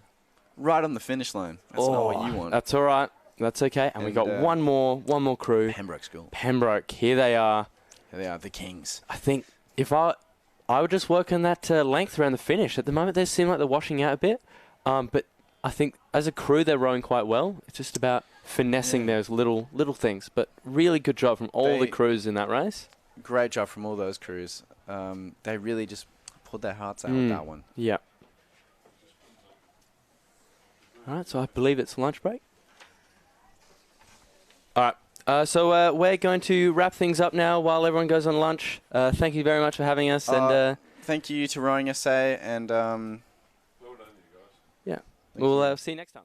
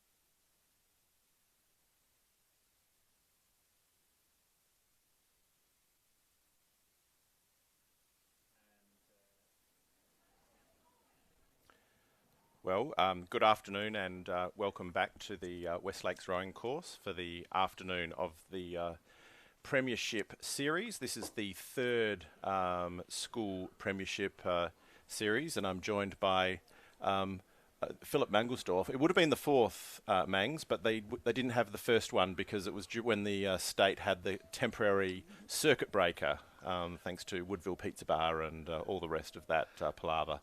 Okay, good afternoon everyone. Phil Mangelsdorf here. Welcome to Andrew Southcott. And correcting me, the program did say fourth originally when I was looking at it yesterday. We are at the West Lakes course, and the regatta here is sponsored by Christian Brothers College Rowing Club today. Thanks to Christian Brothers College, and they also provide all the extra volunteers to help run the regatta, which has been running really well. We've got perfect weather again, so it's wonderful here at wonderful West Lakes today. And we've got a message here from Dan Tucker on the live chat. Dan's quite a keyboard warrior, but it's lovely that he's been able to follow the racing, because I don't think he's in Adelaide at the moment. But he remembered our morning commentator, Angie Franku, and said that she was a founder of Schoolgirl Rowing and part of a dominating Unleashed Schoolgirl 8. You must be proud to see how big it's got. So that was a message from Dan, and both I and Phil remember Dan well. And also Angie, of course, as I agree with Dan Tucker, who was a mean man himself, that Angie was a great rower in that early Unley High School. Their girls were very prominent in their early competition. David, there you go.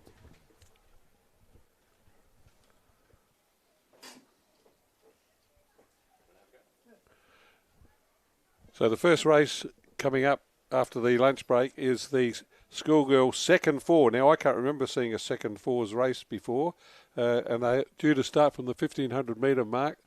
They're not into sight yet. We don't have a clear view of the whole course. We're operating here with one camera on this wonderful vision that we're getting from the live stream, and thanks to the video people for doing this and our volunteers that run the cameras. We've got Walford and Seymour, second Schoolgirl fours. And just joining me on the commentary shortly is going to be David Freeman, a long-time commentating team with me. And he's just coming into the chair now as we look down the course. I think those boats will be moving into place soon for the race number 36 on today's program in this schools only regatta. As I said, sponsored by Christian Brothers College, our host school rowing club today. And thanks to all their sponsors as well.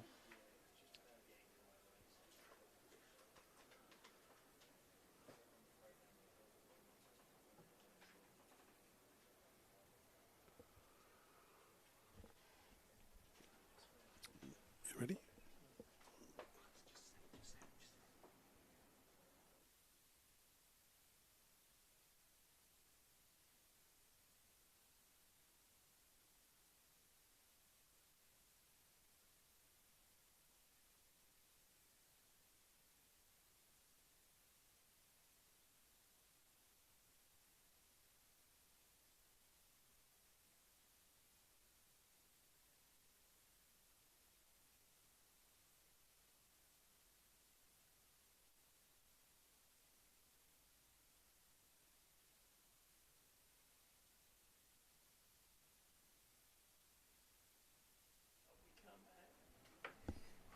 You might just want to come out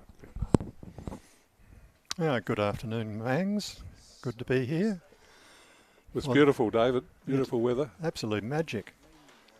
Yes, with this first race after lunch, the schoolgirls' second fours. Do you remember a second fours race before? I don't. We've had first fours for a long time, but I think boys have had second fours, but I'm not sure about girls having second fours. We've got lots of technical equipment here, David, but we're not always up to date with scratching, so I hope that we're still running as per the program. We are past race start time and I can't see anyone racing, so I'm not sure if this race is... We might be alerting people to something that's not happening.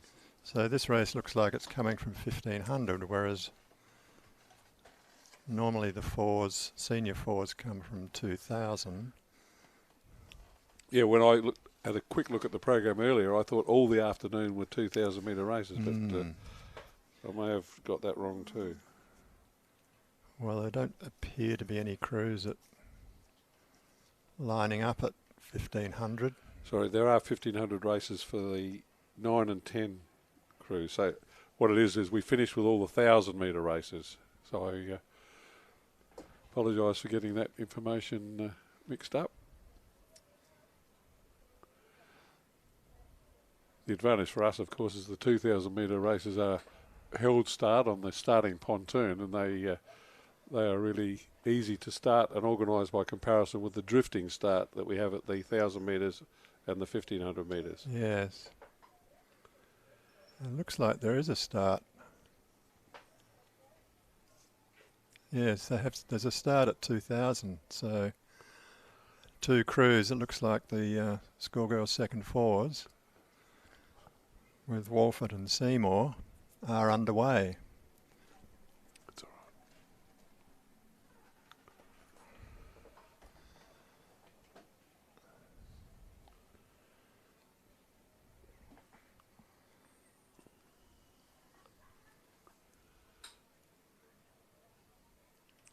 right. Yeah, so this race 20, the Schoolgirl second fours, has started from 2,000 metres.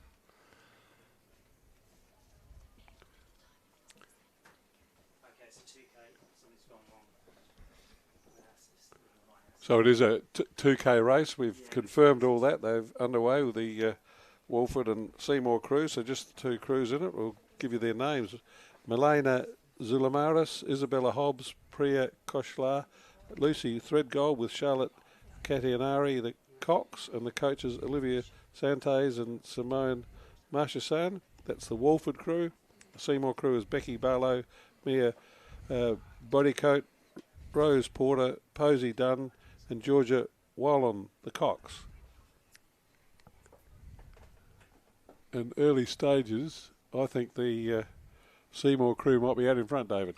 Yes, I would agree, Mangs. I think they've got a good, maybe 1.5 boat lengths. Beautiful racing conditions here today at wonderful West Lakes. And these 2 crews making the most of it.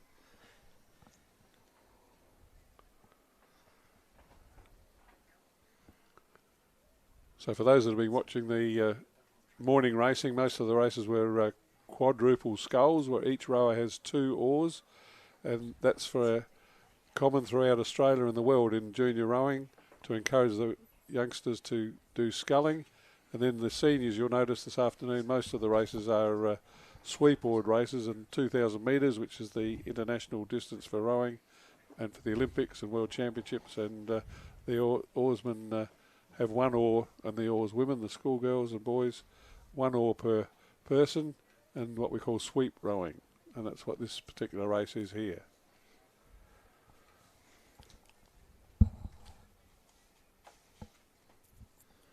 So I think the 2 crews are approaching 1,500 metres, and I don't think the distance between them 2 has changed very much. Looks like Seymour probably about 2 lengths to Walford through about 1,500. Yeah, no doubt about Seymour being in front, David. Walford not giving up. You can see them working quite hard. Their blade work's not too bad, and they're giving it a decent bit of effort there to try and catch the Seymour crew. But the Walford crew, yeah, they're keeping the work on and keeping Seymour honest. They wouldn't. You can't afford to make mistakes in a rowing race. We've seen some of that happen in some of the races this morning, and yeah, that gives the opposition a chance to catch up if they're behind, or whatever, from any accidents or misplaced oars. Yes, there's probably no excuses for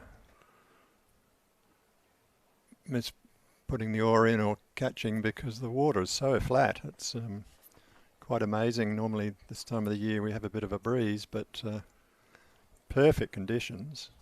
Yeah, we had 2 really good days last week. We have had quite windy days in some of the other regattas, so we're making the most of the last week. We had 2-day regatta and it was really good conditions, and here we've got it again. Yeah, it's absolutely perfect for good quality rowing.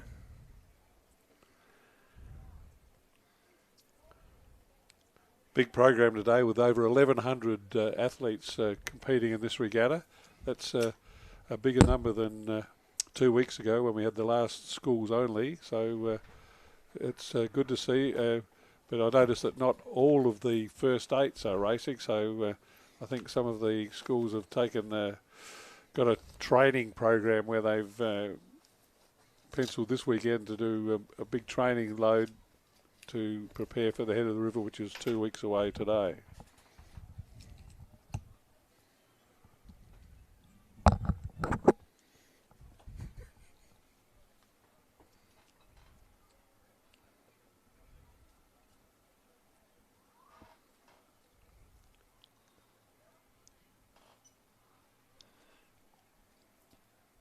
So they've gone through the 1,000-metre mark and heading towards 500, going past the hotel, and clearly the crew from Seymour is in front by probably about 3 to 4 lengths now, I think, Mangs. Yeah, well, the Seymour crew are rating 31.32 on my stopwatch, so they are not relinquishing the pressure. They're not being merciful to the opposition. They're making sure they stay in front by keeping up a good racing pace, that sort of pace. If I took time them at 31.32, but you've got to admire the Walford effort. They're not giving up either. I'll take their rating.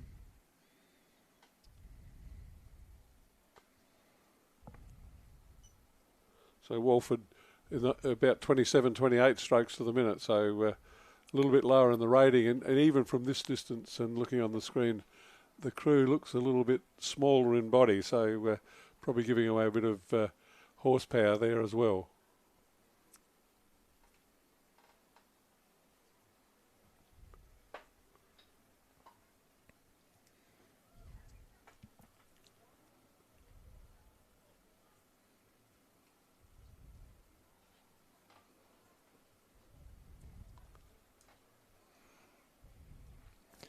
Yeah, it's good to see the depth in these 2 schools, that they can put in first and second 8s and also have first and second 4s, so a large number of senior students rowing, which is good for the sport and follows through into the junior ranks. And Seymour in the last 2 years have become quite a powerhouse in the school girl rowing. They won the girls' head of the river last year and had a strong, powerful crew that did that job, and they've performed well. In the regattas I've seen and following the results, that the school girl competition this year has been really interesting because, to my reckoning, we've had 5 different first 8s have won races during the season. So and it was like that last week. It was a good competition in the state championships and good racing.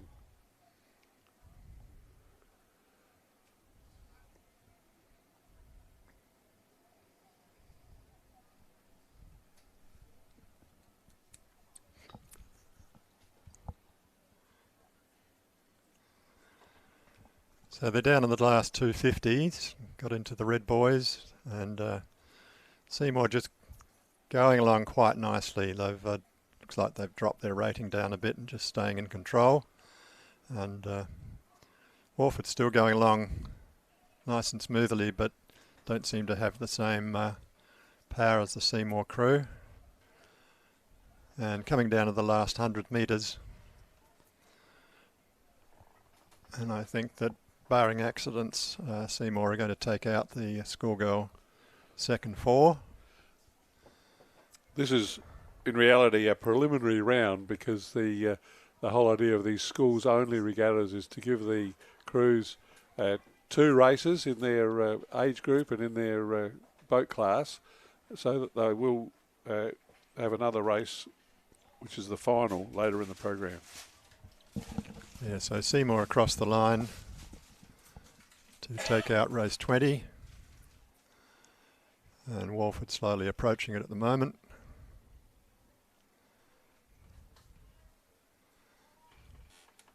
And they're across, and it looks like we've got a start in the next event as well.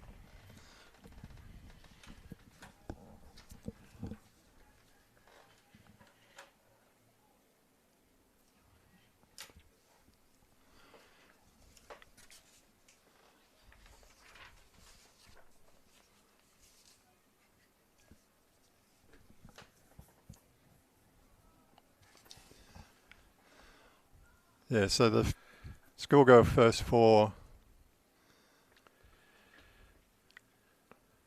The first cruise are well underway. They're down at the 1500 metre mark. And we've got St Peter's Girls in lane 3, Scotch in 4, Nord Morialta in 5, and we seem to have a different race on the screen.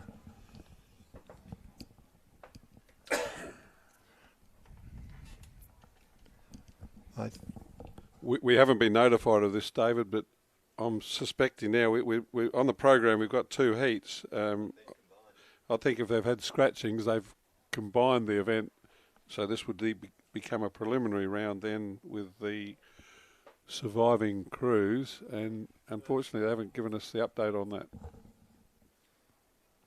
Okay, so the first, I would say, heat 1 is on this side of the course and heat 2 on the other side. So in lane 1 we've got Saints Girls, lane 2 Scotch, lane 3 Nord Morialta, and lane 4 looks like Pulteney. Then St Ignatius, I can see them in the red. Yep. And then, so lane 6 looks like Seymour. Lane 7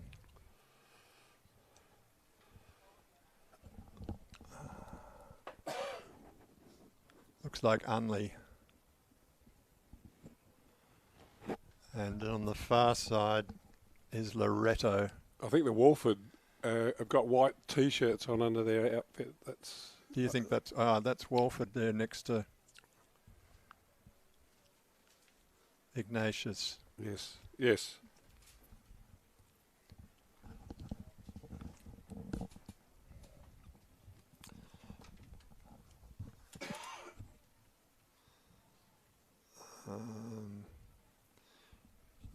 So Seymour are in lane 5. Well, I think it's the Pulteney crew that are out in front. That's probably what we should try and work out. We've certainly got 7 boats in this, which I'll now call a preliminary race. If we're not having heats, so it's the Pulteney crew that are leading. I think they're in the middle of the screen. Yes, that's the Pulteney crew, and on the left side of the screen, that's the Walford. Definitely Walford with the white T-shirts under their outfit. They're looking very composed. They know. I'm sure they know it's a preliminary race. The starters would have told them that, and they're saving their energy for the final because they're just sitting up and rowing beautifully along there. And third place would be on the far side. Looks like Loretto. And then a gap back to St Ignatius, I would say, in 4th place. There's a reasonable battle on for 4th, 5th and 6th with Scotch, Nord Morialta and St Ignatius. St Ignatius. But out in front it's the Seymour crew. They're in the middle of the screen now and leading the way. Sorry, the Pulteney crew. I knew it was Pulteney. My mistake. They're sitting up and going to take out this preliminary race for the schoolgirl first fours. It's a combination if you have a program of races 37 and 38 as a preliminary race with all the boats going into the final.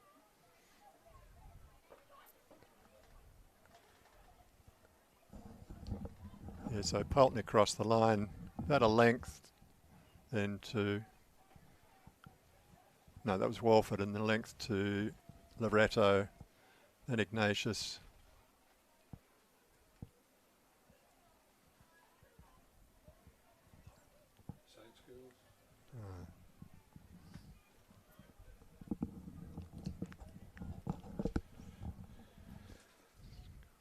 Nord Moriata, then Scotch, and then Saints Girls in lane 1.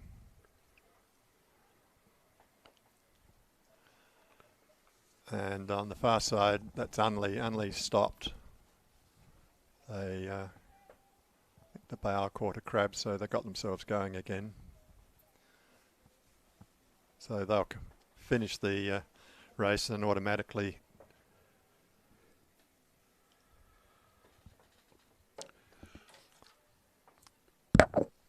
So the next event looks like it's underway, and that's the schoolboy first fours.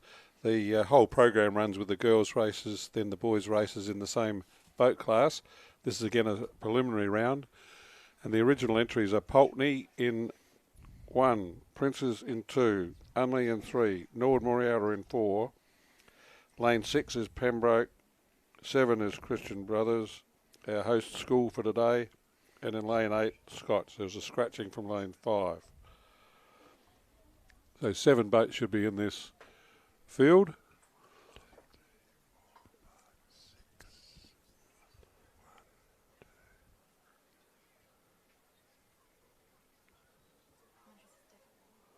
We had a lot of fun last week, David, talking about the schools and the programs and the new schools that are new to the rowing world in South Australia.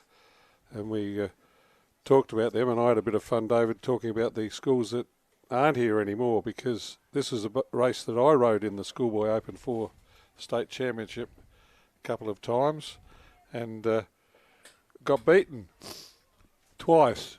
Once by Herb School and the other time by Goodwood Tech. They were 2 schools that rode in those days. The Goodwood Tech school doesn't even exist anymore. And I was reminded during the week by some of my old rowing friends that there was another school that used to row that was the Norwood Boys Tech School, also had a rowing club and rowing competition. That's now the Marriotteville High School, and they don't have a rowing competition or club anymore.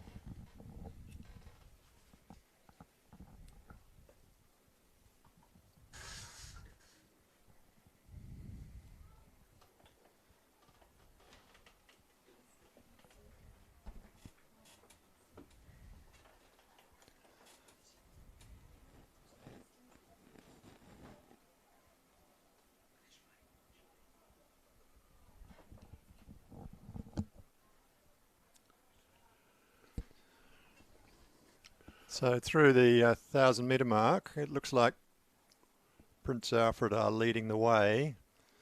To on the far side would be Christian Brothers. Yeah.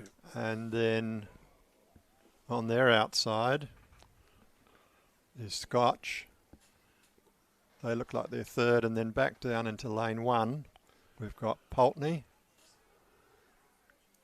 Yeah, they're the 4 leaders for sure. The Prince is leading, probably reasonably close between Pulteney and that Christian Brothers College crew for the minor placings.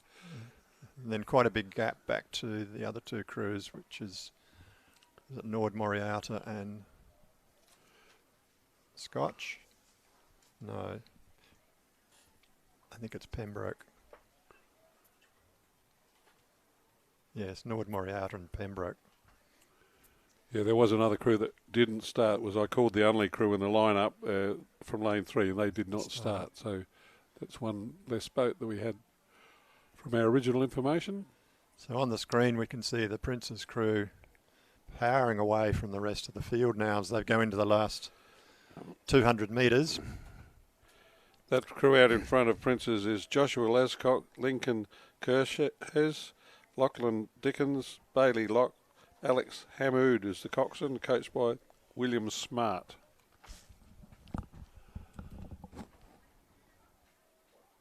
I'd say Pulteney are definitely running second, CBC third, and right over on the far side in the gold colours, the Scotch crew in fourth place.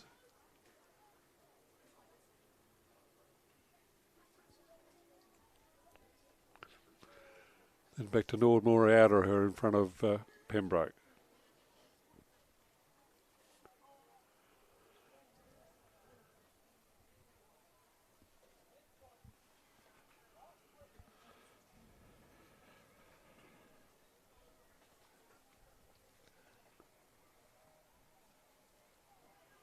So Pulteney crossed the line, and then on the far side we've got Christian Brothers and then Scotch. Yeah. Scotch over the line now. And then a big gap back to Nord Moriarty in white, followed by Pembroke to complete the scoreboy first fours.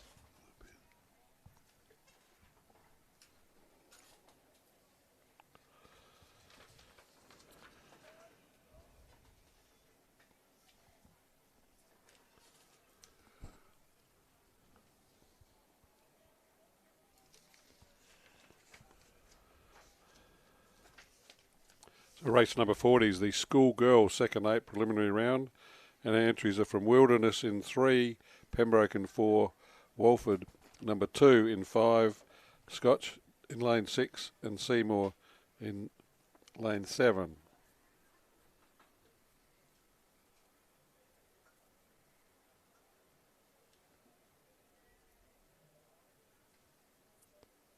So it's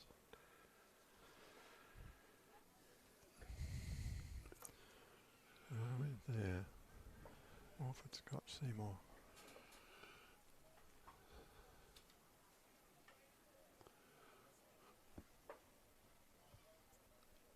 I can see all 5 boats racing in this one. They've been underway for a little while. And you can see them on the screen, all 5 boats. They look a magnificent sight in this great vision here. Our camera lady's doing a great job. I think the boat in the middle lane, which is Walford, are in front, David. Yeah, it's just fractionally in front of Seymour on the outside, and between them is Scotch. And then I think a small gap of maybe a length back to Wilderness, and then Pembroke. So these are the second 8s, and they're relishing these beautiful conditions. Those crews, these are senior rowers that have had a few years of experience, most of them, and they're rowing, sweep rowing beautifully. The 5 crews, when I look at them on the screen and live, they look fantastic coming down the course. All the blades all working together, all the crews swinging along beautifully.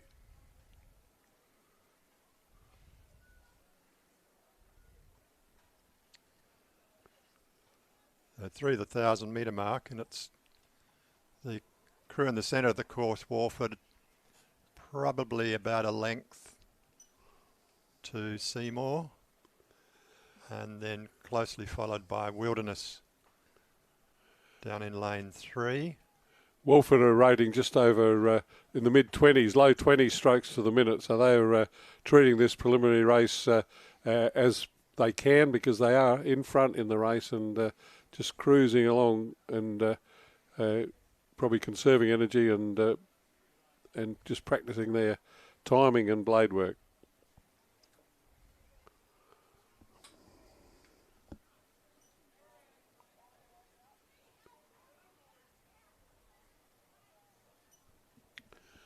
So on the Wilderness crew on the inside lane, they were rating about 32 strokes a the minute. So they were possibly in second place and keeping the Walford crew honest, but no doubt about the leaders. That's Wilderness right on the right-hand side of the screen now. They're about 32 strokes a minute. I'll get this rating of the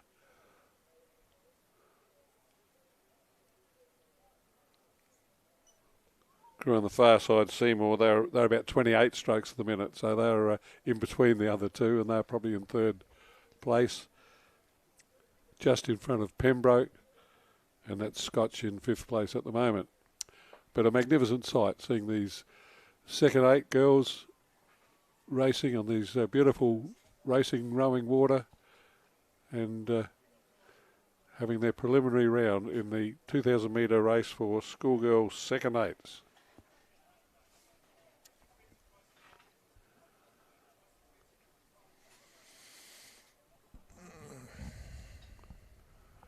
So in the middle of the screen, that's the Walford crew, the leaders. You can see the pace has dropped right down. They're practicing their perfect timing. Watch them reach out, take the catch at the start of the stroke, and then they are sitting back at the moment, making sure they finish their stroke in time.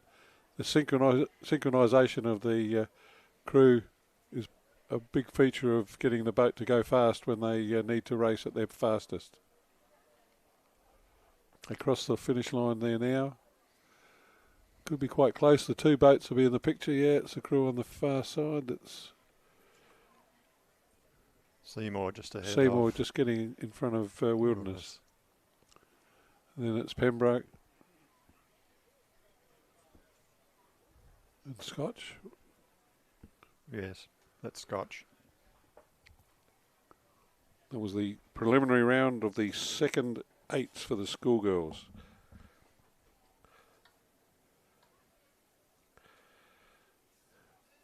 We're keeping the all-girls theme happening at the moment. The next race is the schoolgirl first 8s.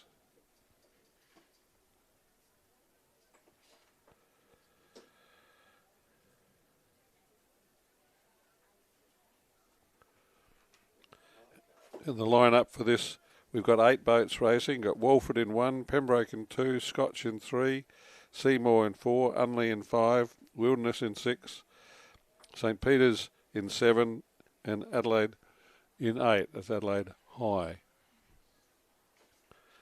So 8 boats racing in the schoolgirl 8s.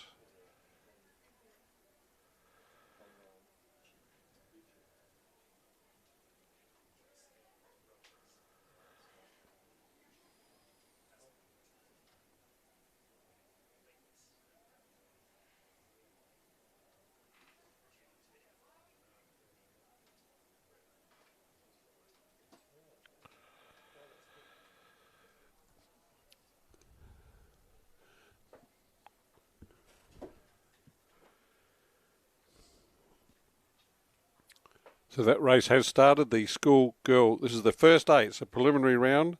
So I'll give you the field again. Walford, Pembroke, Scotch, Seymour, Unley, Wilderness, St Peter's and Adelaide. We're just seeing all 8 now into the screen. So they're filling the screen right across the course. It looks magnificent, buoyed all the way like a swimming pool. A buoy every 10 metres along the 2,000 metre course. All looked after, maintained and cleaned by our volunteers. It's a heck of a job. Takes us, when I've been out there on the barge cleaning the buoys, which happens on the in the salt water we've got here at West Lakes, the crustaceans grow on the lines and the buoys. It takes a couple of days to do to clean all the buoys on the course.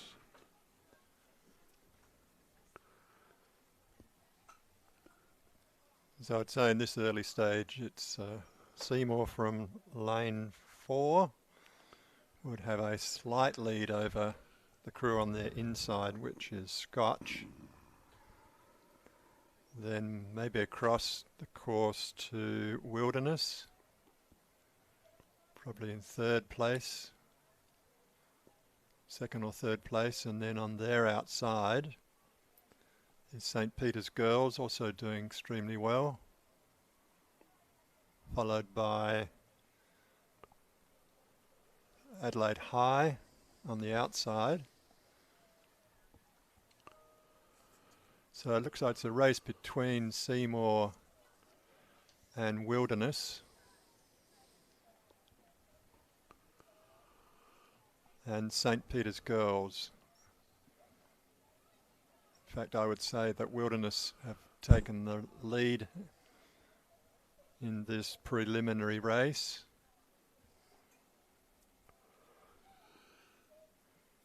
And the results just allow for the lane allocation for the final.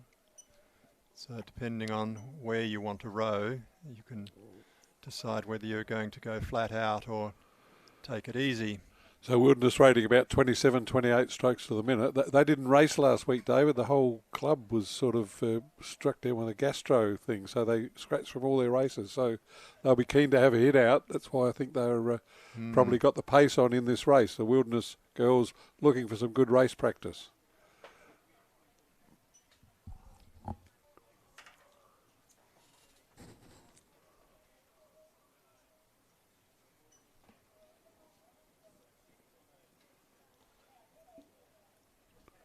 Yeah, there's definitely Wilderness in front of Seymour. Seymour rating at about 24, 25, so they're cruising, I think. And then I think Scotch probably third. Scotch and Walford pretty close together, I think, David. That's my call. They're not in our picture at the moment. That's the and then on the Wilderness in the middle of the screen. Yeah, and the very far side is Saints Girls. They're still in it. So in this picture you've got Wilderness, Saints Girls and Adelaide High in the black and white. They're in that screen at the moment.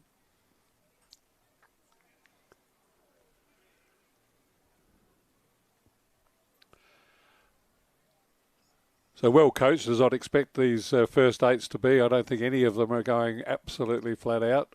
I think the Wilderness crew who seem to be in front are probably having a decent hit out. Like I said, they missed some match practice last week, and they are certainly looking quite controlled, but I don't think they're at full pace.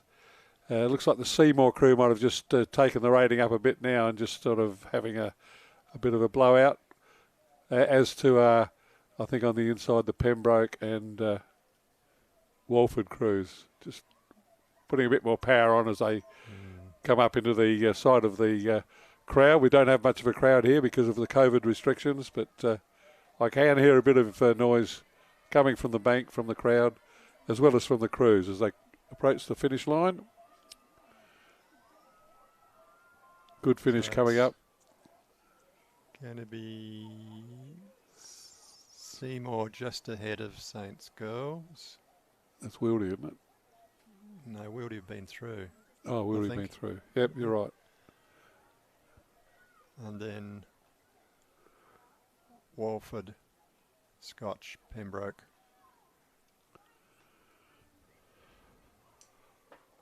And Adelaide High. And then we've got Unley in the screen.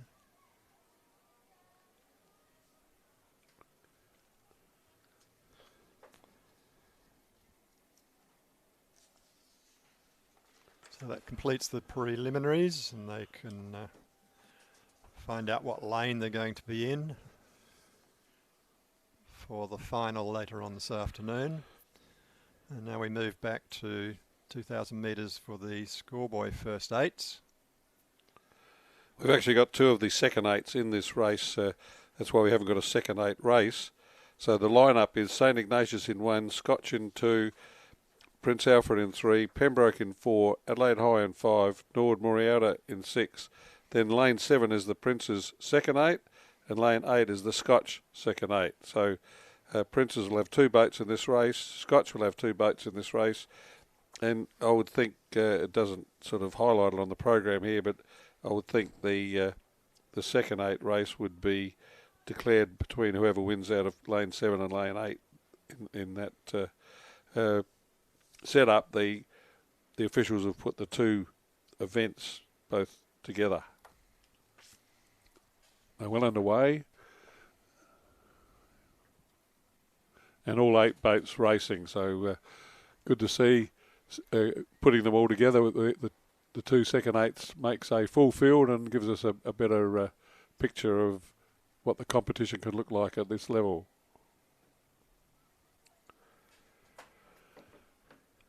So I note that St Peter's aren't here today, so they would certainly have to be the favourites based on previous events. And so Prince Alfred College pushing ahead of the other crews. And again, it's preliminary, so looking for lane allocation with the results. Interesting race on the far side between the 2 second eights of Princes and Scotch. Look like they're side by side. I reckon Princes might be just in front of Scotch, but those 2 boats, they're having their private little race, and they're and they look like they're going for it. Yes. Their rating is much higher than some of the first eights, who seem to be just cruising along, although Princes have lifted their rating up a bit. I'd say they're putting in a final push here, David. They've come through 1,500 metres, so with 500 to go, it looks like the Princes crew are, they may have been cruising, but they're putting an effort in now and really making a good burst over the last 500 metres.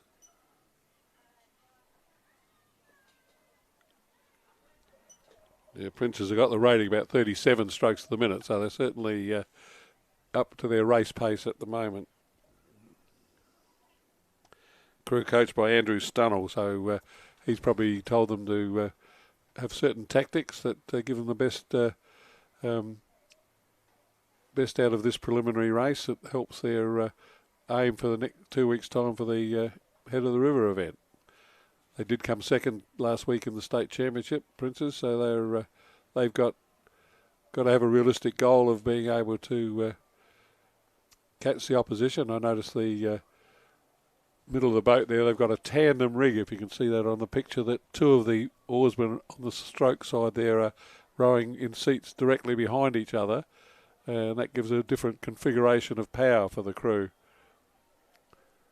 Instead of a completely symmetrical 8 seat boat, they've got those 2 guys in the middle in the stroke side with their blades together, and that's a very skillful mindset needed to row that like that, race like that. So Princes across the line to take out the first 8 component, and then the second 8 Princes going across the line. Meanwhile, Scotch come down for the first 8 group, and Scotch go across the line second for the second 8 group. And that would be followed by Nord, Moriarty and Pembroke.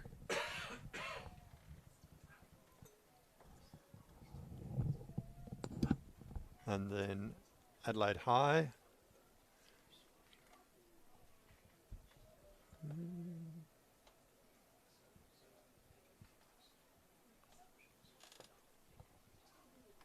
And finally St Ignatius coming through to complete the event.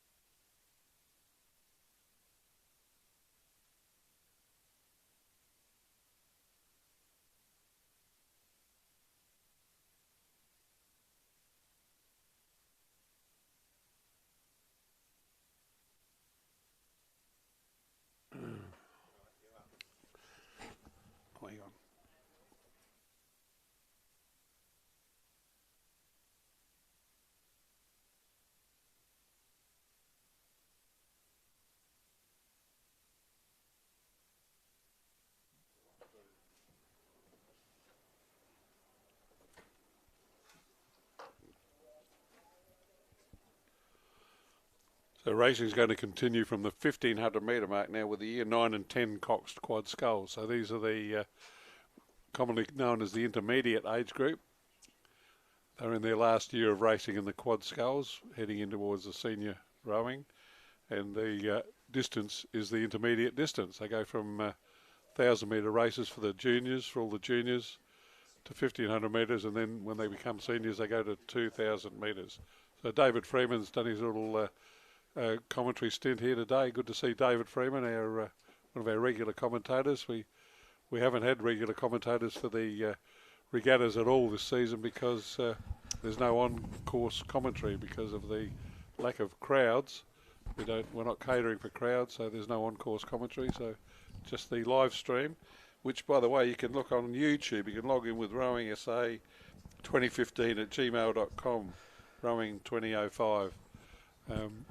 That'll get you onto a YouTube to watch our live stream.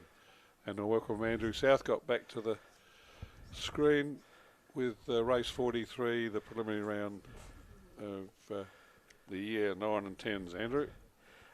Thank you, Mangs, and some good racing for the heats in schoolgirl and schoolboy seniors we've just seen, and now we're back to the 1,500 metre mark, and it looks like we've got a start in that race, which is the year 9-10C Cox Quad Scull.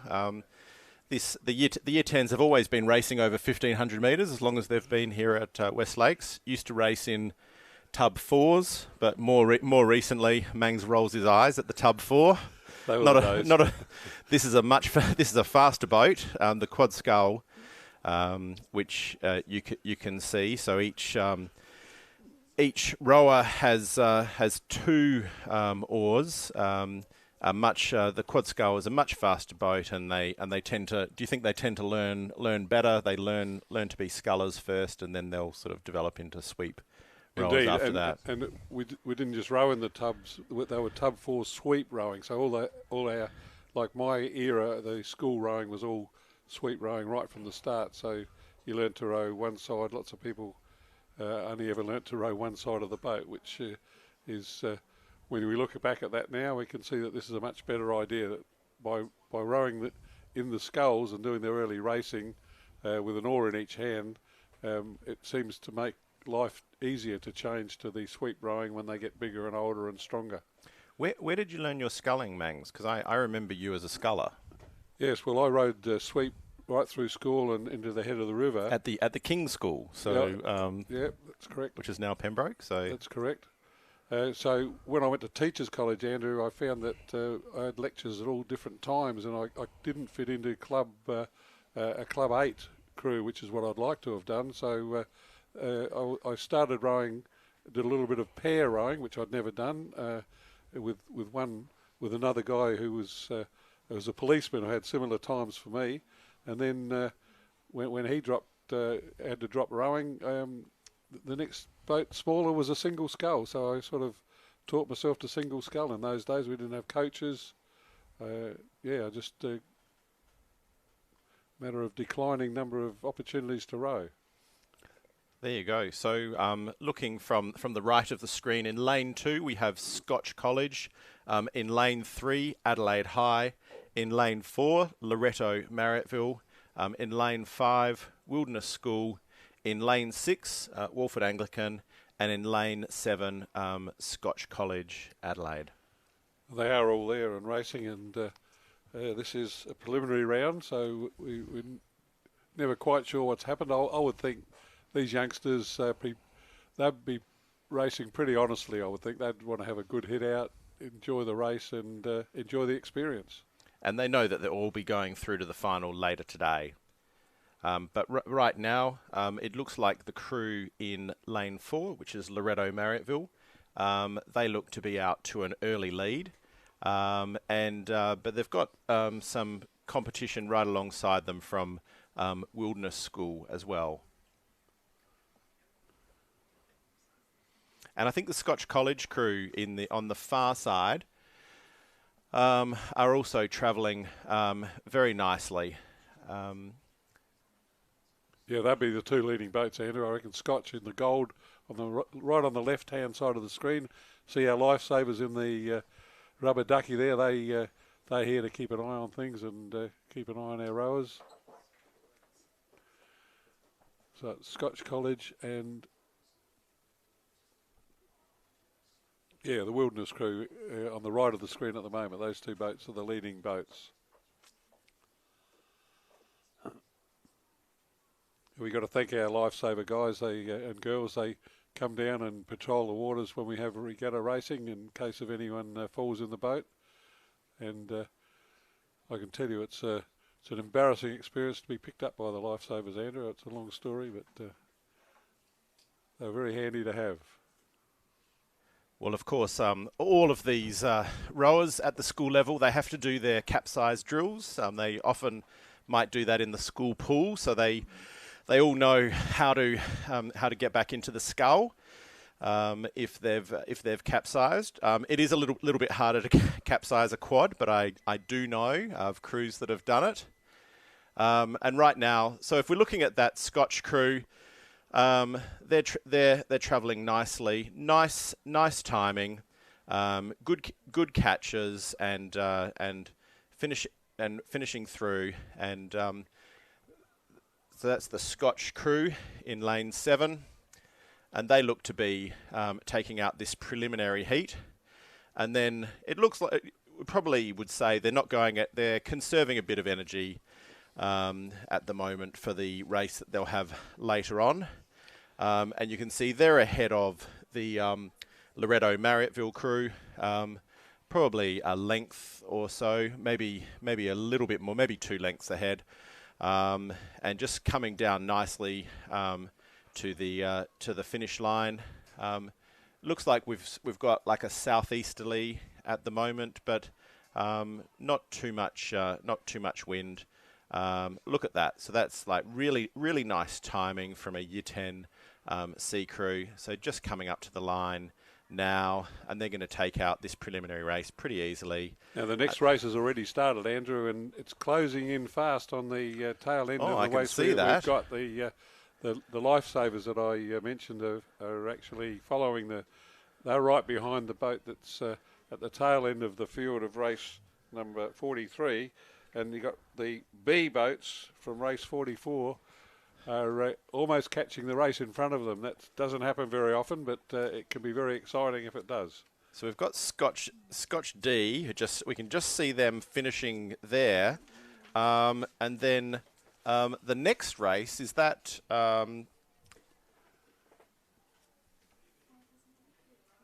Is this crew? That crew's in the race 43.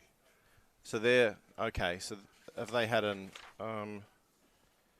So that's the Adelaide High crew. Correct. So the Adelaide High crew from lane 3. They've got about a couple of 100 metres left to go, but you don't see this very often. They're almost getting caught by the race, by the following race, and this is only over 1,500 metres. So this is the Adelaide High crew. Adelaide High have got they've got 3 crews here. So this is the Adelaide High C crew. I think they're going to be able to finish the race, but now if we have a look at the Year 10B, and looks to be it's Wolford and Loretto that are battling for the lead in this next event. Yeah, no, it's an exciting race. Loretto Marriotteville are over in lane 7, and Wolford are in lane 2. And at the moment, it looks like Loretto Marriotteville are out to about a length lead, but the Wolford crew are definitely lifting their rate and going for it. So you just see them finishing here now. But it looks like the Loretto Marriotteville crew, it's going to be pretty close, actually. So let's just have a look at this. So that's just like a canvas. They've just won by a canvas over Wolford. Scotch College will be 3rd, and then Seymour College 4th.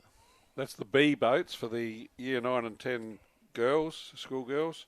And the rest of the field coming in now. And this is Wilderness. That's Wilderness coming over the far line. Side, and they're in the middle of our screen now. See, the finish line is right up with that flagpole. You see that white line that's at the back of the screen. They've just passed it now.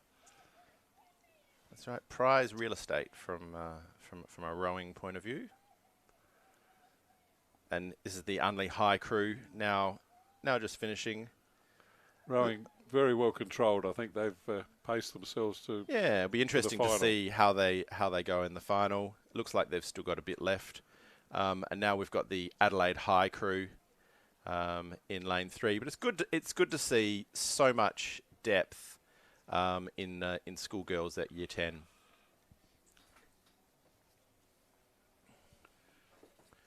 And now we've got a bit of a break until we come to the next race, which is schoolgirl year 9 10A Cox Quads. So we should have 5 crews in this race. And 2 heats, Andrew, according to the program. 2 heats for the A boats. So they will actually be racing for a place in the final. So they'll be good, honest racing, I would expect to see in the A boats for the year 9 and 10 girls. With Nord Morialta in lane 3, St Peter's in 4, Unley in 5, Loretto in 6, and Seymour in 7. That's for race 45 on the Christian Brothers College sponsored schools Premiership Series Regatta number 3 for the season. And they're already underway. As Mang said, 1, 2, 3 will go through into the final, or the A final. 4 and 5 will go into the B final. Just looking now, it looks like the crew in the middle, Unley High, look to be sort of travelling quite nicely at this point. It looks like they've started well. Also, the crew in lane 3, Nord Morialta, they look to be travelling pretty well. And it's those crews on the far side, Loretto, Marrittville, and Seymour, also going well. And it's probably Saints girls in lane 4 look like they need to pick it up a little bit. Just looks like Unley High had a minor shipwreck there. They just sort of seem to have changed course a little bit, and now they're back on track. Yeah, a bit of a giveaway when you see the boat swing around like that something's gone amiss with their timing. And if I catch a crab is what we call it when your oar gets caught in the water, the old traditional name of a oar getting caught up is that the blade goes down to the bottom where the crabs are walking around. So that's where that name comes from. I think right now, if you look at the just looking at the Loretto Marrittville crew, they're in lane 6. They're travelling very nicely, good timing and good boat run, and you can see they've got good speed, and I think they're already out to a comfortable lead over the rest of the field. I see that crew's stroked by Victoria Binns, she won several races last week in the state championships in the single scull and things, as well as in her crew boat. So she's a good racer and sets a good example for her crew in the stroke seat, setting the pace, and I'd say they're definitely in front, that Loretto crew in lane 6. Yeah, they look to be doing it very comfortably. If you look, they're actually underrating the crew to the left of them, which is Seymour College. So they're actually going for a lower rating. They're doing a lot more work through the water, or they're working longer through the water, and they've actually got pretty good boat run as well. This is one of the things that coaches are always trying to do, to try and get the ratio right, because as the rate goes up, it becomes harder and harder to just keep that same control. I just took them at 28, Andrew. So yeah, and Seymour they are rating higher. So let's but these two are sort of well ahead of the rest of the field, so they now know they're going to be going through to the final. But Seymour at 33. Okay, so Seymour are rating much higher, but you're seeing that Loretto Marrittville are just very efficient with their stroke, and that just means they have the ability, when they're in a position like this, if they're challenged, they can lift the rating and they'll get a response in boat speed. But right now they're just conserving energy. One of them just had a look just to sort of see where they're sitting, but there's nothing too much to worry about. But certainly, like, some really good rowers coming out of Loretto, Marriotteville, and really good crews as well. They're definitely challenging the more established rowing programs, and especially at this at this at the underage quad scull level, we're seeing some really good crews from Loretto. These are the A boats, and the Heat 2 has started now. In Heat 2 we have a scratching, so the boats to the left are Adelaide in lane 3, Wilderness in 5, Walford in 6 and Scotch in 7. So 4 boats are already racing in the second heat of this boat class, with 3 of those to go into the final. But look at that. Like that is you don't often see such a difference in rating between two crews. Loretto, Marriotteville able to just keep the same speed with such a low rating. That just shows their overall efficiency. And then we have the third crew here. That's Unley High. They'll come third, and then it's back to let's see, Norwood Morialta, and then Saints Girls. So the first 4 boats will go into the the first 3 boats into the final. So that's Loretto, Marriotteville, Seymour College and Unley High through to the final, and Saints Girls and Norwood Morialta will be going to the B final. There we have, that's Norwood Morialta High just going over the line there. So the second heat is approaching the last 500 metres, and 4 boats racing with 3 places in the final. The Walford crew are out in front, but there's not much separating Adelaide, Wilderness and Scotch. So those 3 boats are actually fighting quite hard and all racing at their full pace, I would say, to get a pace in the final, because with 4 boats racing, only 3 are going into the final. That's definitely right, Mangs. This is a fair dinkum race. And I think that the Walford girls would be reasonably confident that they're going to be going through to the A final. And Scotch are sitting in second place. And then there is a fight between Wilderness in lane 5 and Adelaide High in lane 3. Just whoever finishes 4th will be going through to the B final. And so just again, not dissimilar from the previous race, you can see that Walford crew. They're actually underrating the Scotch crew, so that suggests they do have the capacity to increase their boat speed if and when they want to and need to. I think they just took it up a little bit to sort of show the crowd what they can do, because I've just clocked them at 33, as you were saying that, Andrew. And but Scotch are about the same rating, and they're right on their rudder. Yeah. In the screen, you can see that's the 2 true. boats. They have just lifted a little bit. There's not much at stake. They know, these crews know that they're going to be 1 and 2 going through to the A final in an hour or two's time. And you've just seen, look, Walford have responded, and they're actually pulling away from that Scotch crew. And then let's see this race. So there's a race going on between Wilderness School and Adelaide High. And I think at the moment it's going to be Wilderness who will come down third. So just coming into the picture now, that's Wilderness just in front of Adelaide. It's pretty close. So here come Adelaide. Adelaide are just charging towards Wilderness, but Wilderness have got it just over a length to Adelaide High. Well, that was a great race from Adelaide High as well.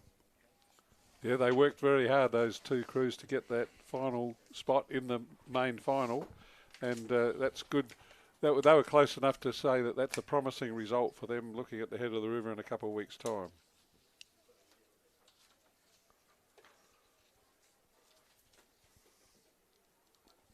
Now we go to the boys in the same boat class and age group, the year 9 and 10, starting with we start with the C boats, then the B boats, and then the A boats.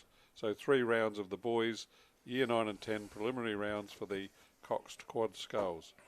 Race 47, 48 and 49 all coming up.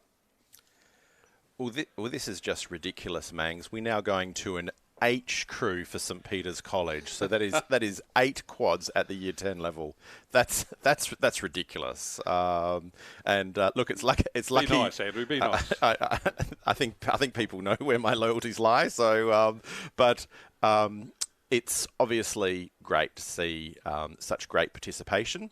And it's great that this school has got a great program, and it's really credit to the director of rowing, Tim Hennessy, head coach James McRae, and also Barnaby Eaton. So 8 crews. 8 crews, From and Barnaby Eaton, the head of sport. But they've managed to just essentially say, look, anyone who wants to row can come and row, and they've also, encouragingly, they've got a lot of old scholars who've come back and who are involved as coaches as well. So I think probably about 5 years ago, rowing at Saints was a little bit in the doldrums, and they've certainly got their act together now.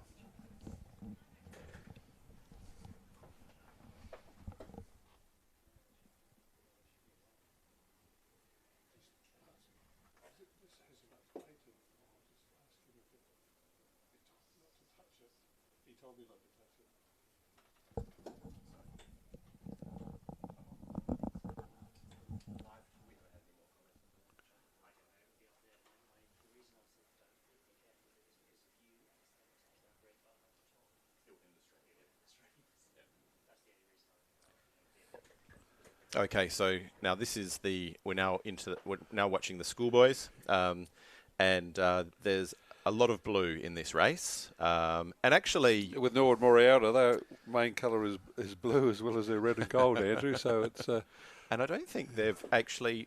I don't know if Norwood and Morialta are racing. I think this is actually an All Saints prelim. I think. I can see 5 boats. Yeah, so 1, 2. I can see 5 boats only. So maybe one of the Saints crews isn't there. Yeah, so we've got 5 boats, and look, the interesting thing at this level is selection is not always perfect. So you can often see the E's beating the C's, and the G's beating the D's. Let's say, even going up sort of 2 levels. Well, I'll go along with that, Andrew. I reckon this will be a fair dinkum race, because that's exactly what you've got the A, but the C, D, E boys, they'll be dead clean to beat one of the other crews. And that's true, because look, the entries are not in yet for Head of the River, so selection may not be complete. What we can see now, I think, what we've got the St Peter's College. I'd say that was St Peter's College 3. So that's the C crew there, and then on the far side you've got the E crew. And no, sorry, I reckon. No, what have we got there? That's in lane 7. That's the G crew. So it's a race. It's a definite race, Andrew. These guys are out to try and improve their ranking, I reckon. That's right. And that when you've got a program with a lot of depth, there is there's movement both up and down, and competitive pressure to push up. So. It's an All Saints affair, but the rivalry is keen. Those 3 boats are racing. The 3 leading boats are absolutely flat out. So too are the others. Yeah. Right back through the field. So I think we've got the E. This is the E crew. It's the C crew, and I think it's the one in the far side. Perhaps that's the D. Perhaps that's the D crew. So we've got C crew, D crew, E crew, and then back to look at that finish. Back to the F crew and the G crew. So it looks like they have actually. Oh wow! So there we go. That was the E crew and the D crew, very tight. Then back to the F crew and the G crew. So it looks like the crews have finished as might have been expected. But very close between those second and third boats. So yeah. I saw Tim Hennessy. You mentioned him, the head of rowing. I coached him in the King's Cup crew for South Australia, and he was running over to the finish line to get an accurate sight of what was happening at the finish. So well, there you go. So as we said, the boys, and the other thing to say to people who are watching at home is that there are plenty of people who've started their careers rowing in D and E crews who've ended up rowing in the top boats. So it's not in any way. Boys and girls develop at different ages, and where you're sort of sitting. The main thing is that they enjoy it, that they're continuing to learn and continuing to progress, and anything can. What will happen over the next couple of years? Who knows? Well, Andrew, you mentioned that, and last weekend I was very pleased to see Amber Halliday down here. Now, she rode with Adelaide Uni, as did you in your career after school. And I remember Amber telling me that she couldn't make the first 8 at school because she was too small. Crazy. But she kept rowing, and she rode as a lightweight, and she was a world champion in the double scull and the quad scull lightweight rowing. So a two-boat champion, world champion in lightweight sculling was Amber Halliday, and she actually won more than one title. I think she might have won a couple in the double scull and a couple in the 4, so about a 4-time world champion, and she couldn't make the first 8 at school, but she kept rowing, and went on to be a very highly competitive cyclist as well after she stopped her rowing career, before she unfortunately had an accident cycling, and that ended her competitive career. But and thank goodness she kept rowing, and she rowed at the Beijing Olympics, and she made the Athens Olympics. she rowed at 2 Olympics. Yes. So, but a great Australian representative and great rower, and it is just an example of that someone who was able to have a great career as a lightweight, wasn't sort of favoured at the school level. All right, so this is now race 48. So this is the schoolboy 910B Cox Quad, and this is a preliminary race. And we'll just have a look at lane 2. We've got Prince Alfred College, lane 3 Pulteney Grammar, lane 4 Scotch College, very distinctive with the yellow blades. Lane 5 is Norwood Morialta. Lane 6 is the St. Peter's. They call it the St. Peter's 2 crew, but that's the B crew. B crew. And they look to be out, well out in the lead in this race. Lane 7 Unley High. Lane 8 Christian Brothers. And as Mangs said, when you've got 8 quads, all able to be boated, they're not going to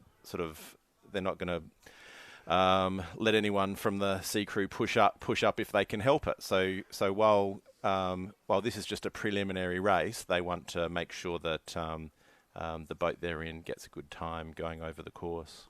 I'd say it's the Pulteney crew. They're not in the picture at the moment. They're probably in second place. So the boats you can see at the moment, you've got Christian Brothers College on the top of the screen. Then Unley are on the right-hand side in the double blue. But right over on the left of screen, you've got the leaders in this race, the B boats, the St. Peter's number 2 crew or B crew. They're leading in this preliminary round for the year 9 and 10 Cox quadruple scull for the school boys. So Cox just has a quick look to see if there's any surprises. No surprises. They're well out in front, and it doesn't look like they're relaxing in any way, and they're just there's not much wind, but there's still thank you. There's still just not quite that smooth. It might just be they're just sort of like hitting the water a little bit. There's quite a bit of power in that boat. You can see as they go down with the legs at the same time. So they're gonna win this race pretty easily. This is a prelim, so they'll be back again in an hour or so. Cox just has another look out, and there's nothing near them. So Pulteney running second, Scotch in third, just ahead of Princess in the red. You'll see them coming to the screen. A clear lead there, winners to Saints, but quite a good picture you'll get here of the rest of the field coming through. There'll be 2 or 3 boats in this Pulteney, and then right on their rudder will be It's all pretty close here, bunched up with Scotch and then Princes. and then Princes. But pretty close. Looks like CBC, they've broken it down a little bit. Unley.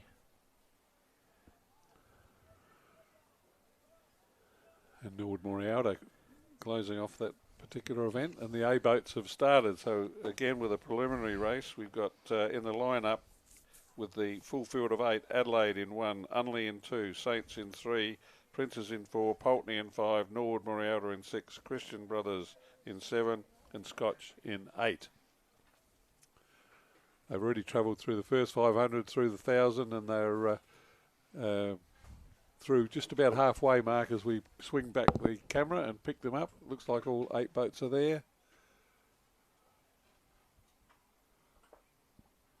Well, if there's one missing, it's lane 2, which would be Unley.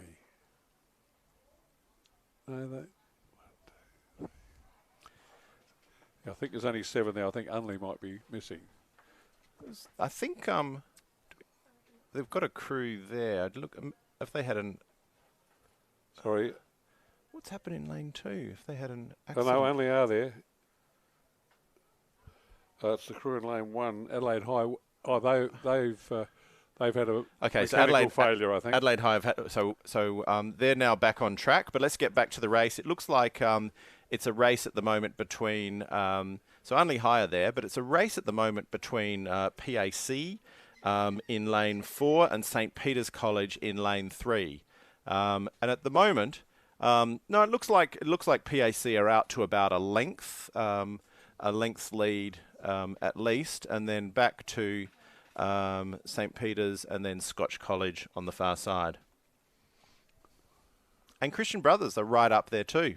So Christian Brothers are having a really good tussle over on the far side of the course with Scotch College. So you've got all the leaders in this screen at the moment. Right on the right-hand side in the red is Prince Alfred College. They're narrowly in front of Scotch on the far left in the gold, and CBC in their famous purple and white colours. Those 3 are leading, and they're leading ahead of the St Peter's and the rest of the field.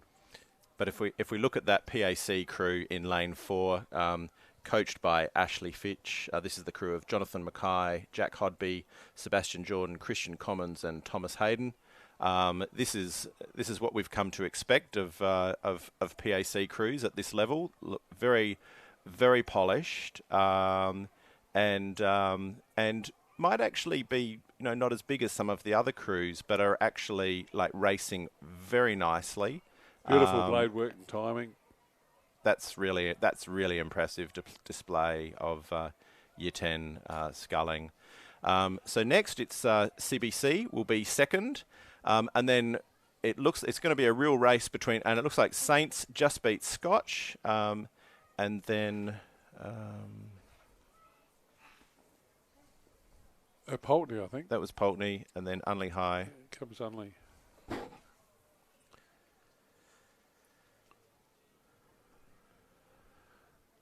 Good to see the Adelaide High crew got going again. They were confused me that they didn't seem to be in the picture. That's why I thought we had a lane missing. But they did have some sort of a mishap. But they're looking quite good now. They've got they actually going. Do look all right, so and it's they. So that's Nord Morialta finishing now, and Adelaide High will come, but they'll be encouraged. They look all right. So they just had a very severe mechanical failure that had them sort of sideways early on in the race, but they've overcome that and finished the race well. So well done, Adelaide High.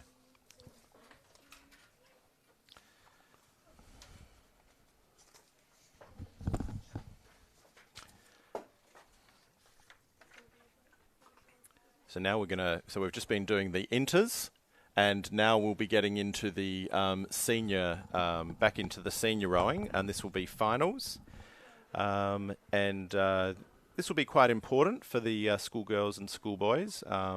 they'll be wanting to get a good lane on Head of the River Day, and making sure that they qualify for that A final on Head of the River Day as well. So, Andrew, these regattas, we call them Premiership Series because in rowing, we don't have a grand final premiership like we do in football that everyone understands. What happens is the schools have a premiership for the school that wins the most races over the whole season. So it also counts towards the seeding of the lanes for the Head of the River. So the finals, which are coming up now, are the races that give the points. So the preliminary rounds we've had today, and if you're wondering why we have them, it's to give the school rowers plenty of experience. They give them 2 races to get organised, to learn the routine, to learn how to race, and then the final race is the one for the points. They get premiership points to win the race. Just the winners get points for their school. So this is the race that matters for the premiership. It matters for the seeding. Most people that follow sport understand seeding. The highest seeding in rowing get the best lanes in the race. So the finals that we've got from now on for the rest of the afternoon are for the premiership points and for seeding. And seeing as how we had one of the premiership schools regattas cancelled, the points are very important because there's less chance of being able to win them. This is the 3rd chance to win them at this regatta for this year, and we'll be looking forward to watching these races where they'll all be trying for every position is important for rankings, and the winning position gets premiership points. That's right. And while the Saints Inters are here, I think that the St. Peter's College seniors are away, probably at Murray Bridge, and that's something that head coach James McRae has done the last couple of years. They've qualified. They've qualified all their boats for Head of the River, so they now just do some fine tuning, possibly some last minute selection as well. But the St. Peter's Schoolboy First 8 last weekend, we saw them go 5:52 over 2,000 metres. I think they've previously got a 5:54 as well. So very fast for a Schoolboy 8 to be going well under 6 minutes, and also beating the club crews as well. Yes, they won on the Saturday. They won the Schoolboy State Championship, and then on Sunday they won the State Championship, the men's 8. They beat the 2 top club crews from the Adelaide University were second, and the defending champions Adelaide were 3rd in the state championships. All 3 crews rowed under 6 minutes, which is the gold standard for racing on West Lakes. That's a notoriously slow course, and to go under 6 minutes is a fantastic effort for any crew, and for a school crew to do that and to win the race. First time the St. Peter's have won the state championship men's Open 8 in their own right, and very well done. And as Andrew mentioned, time of 5 minutes 52 it's exciting for sports lovers like me that can see that this crew has got some potential, and good luck to them when I'm sure they'll be going to the National Regatta to be held in Tasmania next month, or at the end of this month, sorry. That's right. And James McRae, a very canny coach, he'll be doing some fine tuning, no doubt at Murray Bridge or somewhere similar to that over this weekend, and then their goals will be 2 weeks' time Head of the River, and then 3 weeks' time probably the Schoolboy 8 race. So it's been a long time since we've had a South Australian schoolboy crew even get a podium finish at Schoolboy 8. So, but this crew really has the potential to do very well in that race. And James McRae, the head coach, is a 3-time Olympian, a 2-time Olympic medalist. He won a bronze and silver medal in the quad scull, representing Australia, of course, and was a world champion in the quad scull in 2011. So Men of the Murray from Murray Bridge. He's training on his favourite bit of rowing water with his crew this weekend. So good luck to James McRae and his St. Peter's College rowers. That's true. And at St. Peter's, whenever they have their formal dinners, the rowers who he's coached are always sort of brandishing their silver spoons, their silver forks, their silver knives. And it's just their affectionate way of reminding James he got a silver medal. James is okay with that. It's more than most, and so whenever James gets up to speak, they all just like put up their forks and knives and forks. So it's an in joke, but it just shows you how fondly he's regarded by a lot of those boys who he's coached. A hard result there, Andrew. You realise that season in Rio, when they got the silver medal in the Olympics, they'd rode the World Cup races, the preliminary races, and every race that crew rode, the Australian Quad Scull. It was the only race they lost for the whole season. I know. Where they came second, and only by a fraction of a few seconds. It was close with Germany, and yes. They were an exceptional Australian crew. James was unlucky. Not to win a gold medal on that occasion, but they did come up against an exceptional German crew as well. So it was great racing in Rio, and great racing with James McRae. So we're still waiting on the school girl. At the moment. We're right on start time, so we should have the final of the second fours with Walford and Seymour. So this one's over 1,500 metres. Do they just make it a shorter? No, I think this is a mistake, because I'm pretty sure they rode 2,000 in the heat, because we were looking for them at the 1,500 metres, and then we saw that they were rowing through from the start, Andrew. Yeah. That was when David Freeman was having a little chat with us on the commentary and calling a couple of races.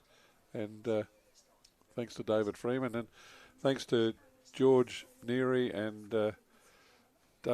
Josh Dunstan and George Neary. This morning they were great on the commentary. They were hilarious. They did a great job. A couple of our youngster rowers, they row for the Adelaide Rowing Club now, and that's right. They called the races, and I'm sure they were talking the language that a lot of the school rowers understood a lot better than us oldies do. But we're trying to cater for the parents and the followers here of the sport, as well as the students. That's true. I mean, it's great to have people from a diversity of backgrounds, and I did enjoy Josh and George's commentary. They obviously know each other well, and they work well together. They were a lot of fun, and they were enjoying doing it, and they were doing it to their absolute best. They were really trying hard to paint a good picture, a word picture to go with the wonderful screen picture that we've got here. Don't forget, you can see this on YouTube if you log into rowingsa2015@gmail.com, rowing20/05. So you can watch it on YouTube as well as whatever live stream you're using at the moment.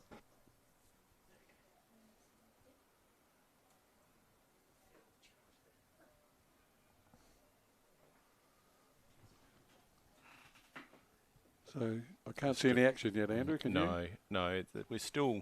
You can just see. We're looking at the start. Looks like they. No, they're still at the start. We've just got two crews here. So we've got Walford in lane 4 and Seymour in lane 5. It looks like they've had a start. So they're now underway. This will be a 2,000 metre race. And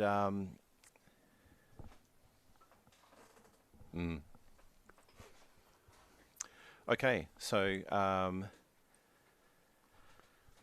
just see what I can.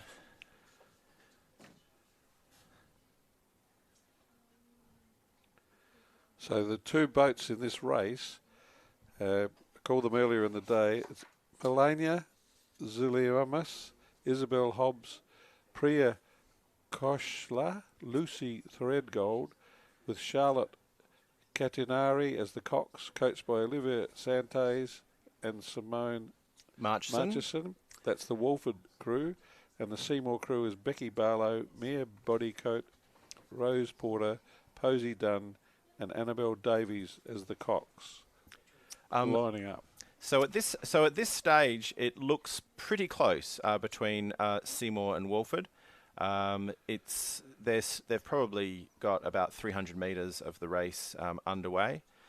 Possibly, it's a little bit hard to tell with the possibly Seymour have just got have just got their neck out in front. But this is the final. So these two crews probably know each other's races pretty well. They've been racing each other all season. Although we had a slightly truncated season due to the restrictions from COVID. So I know when everyone got up to the Riverland Regatta in December, everyone just really appreciated the opportunity to be able to race again. At the moment, I think it's close, but I think it's Seymour slightly in front,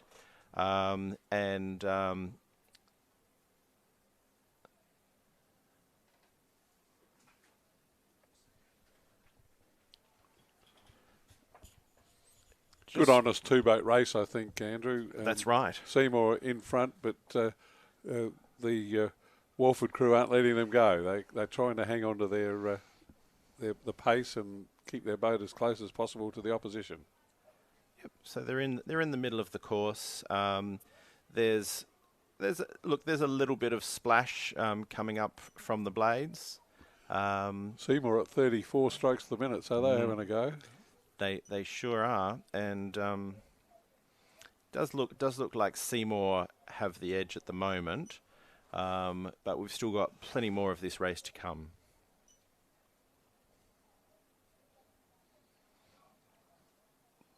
Walford seem to be having a few steering problems. Walford about 28, 29 strokes the minute, and they're wobbling around a bit, but that's, I think, effort, Andrew. I think they're really giving it a go. That's right.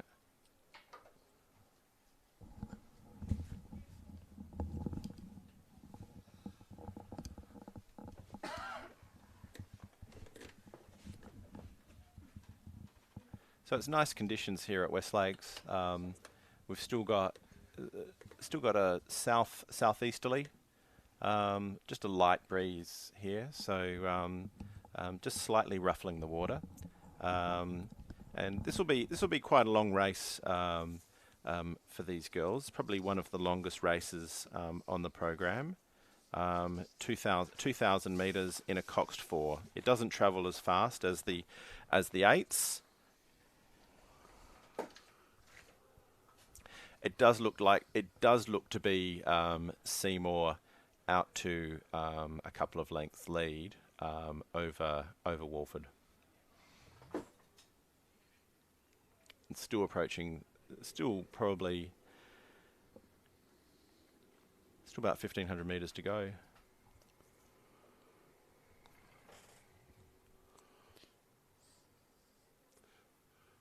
The Walford crew, I think they've settled down a bit now, and they're looking as if they're, tapping the oar along and the boat along with their oars and moving quite well. But Seymour have got the lead, and they're slightly higher rating. They're holding the lead.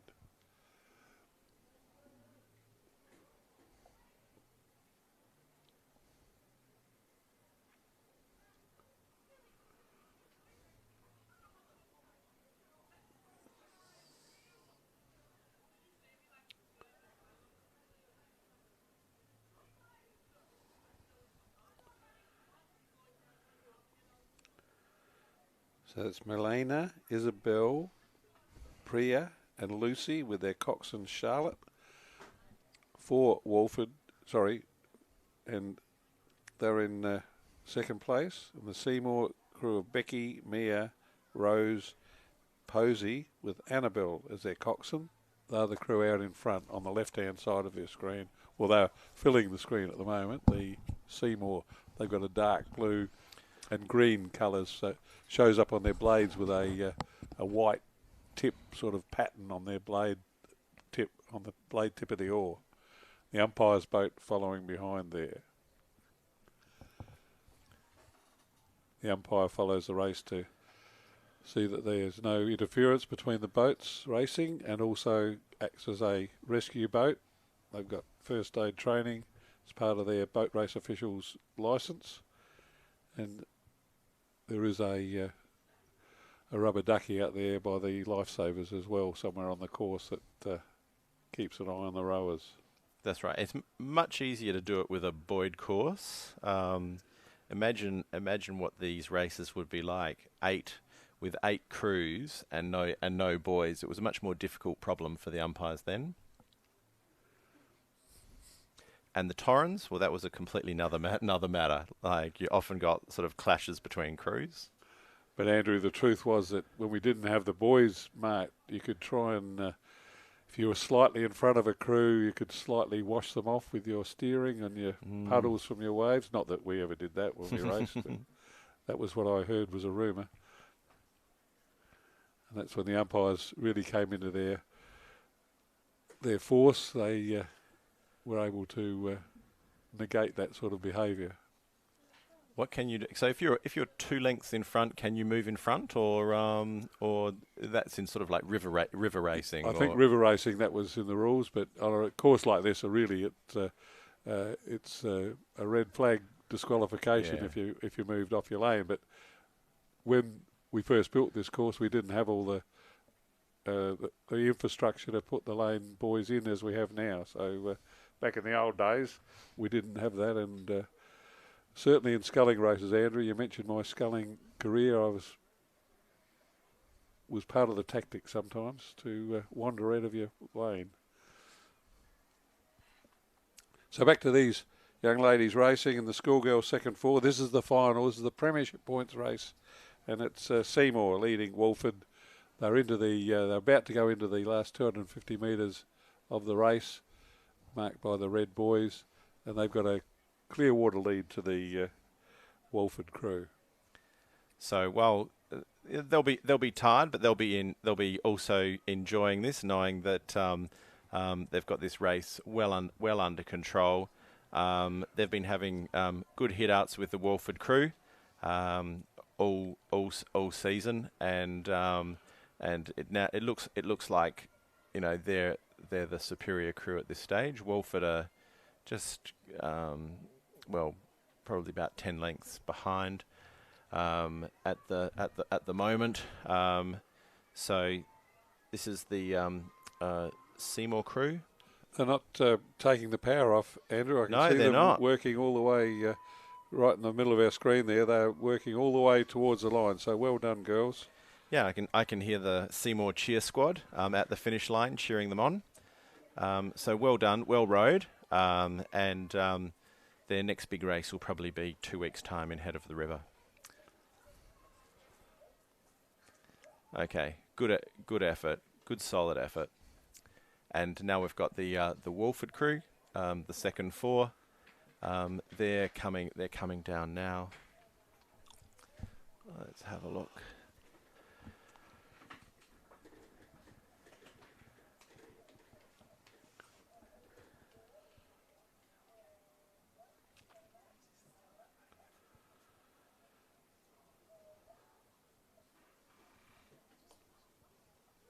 So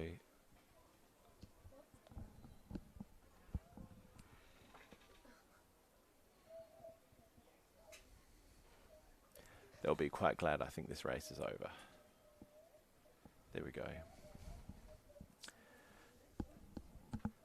So the next race is the schoolgirl first 4's the A final. So 2,000 metre race, sweepboard, rowing with a coxswain. In lane 1, Scotch. In lane 2, Nord Morialta. Lane 3, Loretto. Lane 4, Pulteney. Lane 5, Walford. Lane 6, St Ignatius. Lane 7, Unley. And lane 8, St Peter's. The schoolgirl, first 4, the final, the A final, the Premiership points final for this school's Premiership series.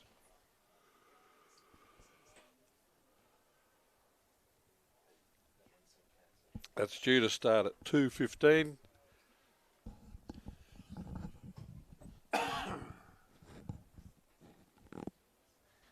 So I think that the program was running a few minutes behind, but that race being cancelled, that's now caught them up. So this next race should start, might even be underway. There we go. Looks like they're underway now. This is in the schoolgirl first 4 A final.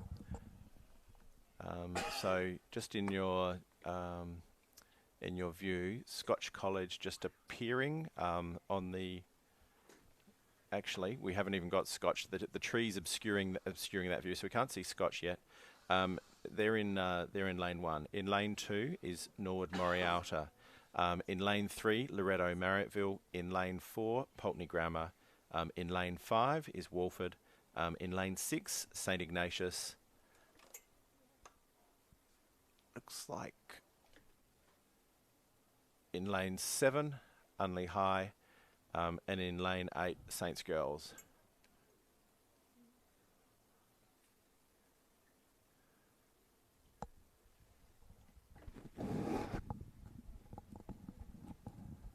Well, they're all off and running safely.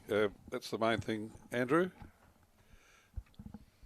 It looks like someone's coming. Do you think someone's coming down in lane 9, or what's? That's sort of a bit confusing to me. What's? They may have gone outside the boys, or is it another crew warming up? It looks like we're either missing one. I don't know. That's very strange. If you just look on the left-hand side, it just looks we're missing someone in lane 7, and looks like there's a crew coming down to the left of lane 8. We'll work it out as they get closer. They might have missed the start. Who knows? So just looking at the race, and Scotch have now appeared on view in lane 1, and all looks still to be pretty tight, and Scotch certainly in lane 1 are looking good. I think the crew in lane 4, Pulteney Grammar, lane 3, Loretto Marriotteville also travelling well. And the crew in lane 5, Walford. Well,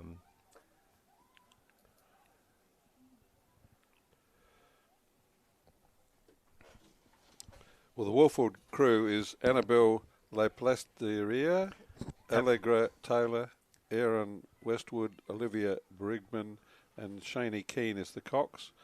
They perform well in their preliminary heat, and they're right up with the leaders in this race.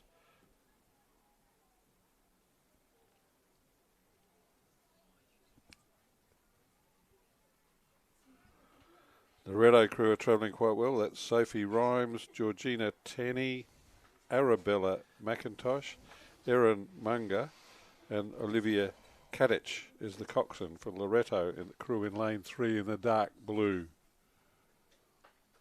I'll tell you what, we saw a preliminary race where they were spread out a bit. There's a couple of crews not up with the pace, but the heat's on for the 3 or 4 places here, I think. Yeah, I think it's in the middle of the field. Walford in lane 5, Pulteney in lane 4, Loretto Marriotteville in lane 3. But we've also got Scotch travelling very well in lane 1.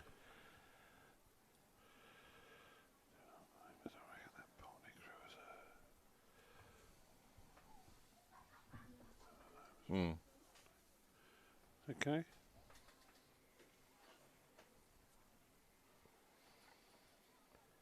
So right now it looks to be the Loretto Marriotteville crew in lane 3 that look to be sort of dictating the race. If we just sort of move, if we can just have a look at the crews in the middle. So if we just look at lane 3, 4 and 5, we'll just have a look at the...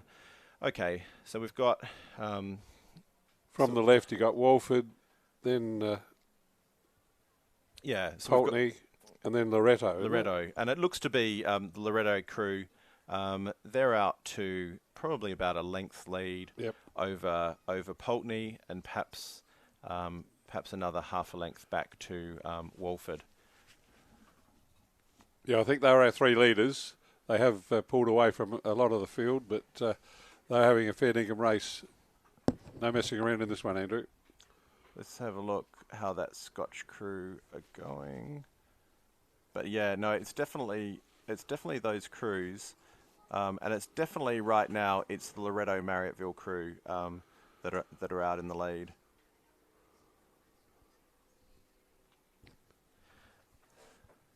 I think that remains the rough order. It's Loretto Marriotteville by about a length, over Pulteney and Wolford in a real tussle in lane 4 and 5. Do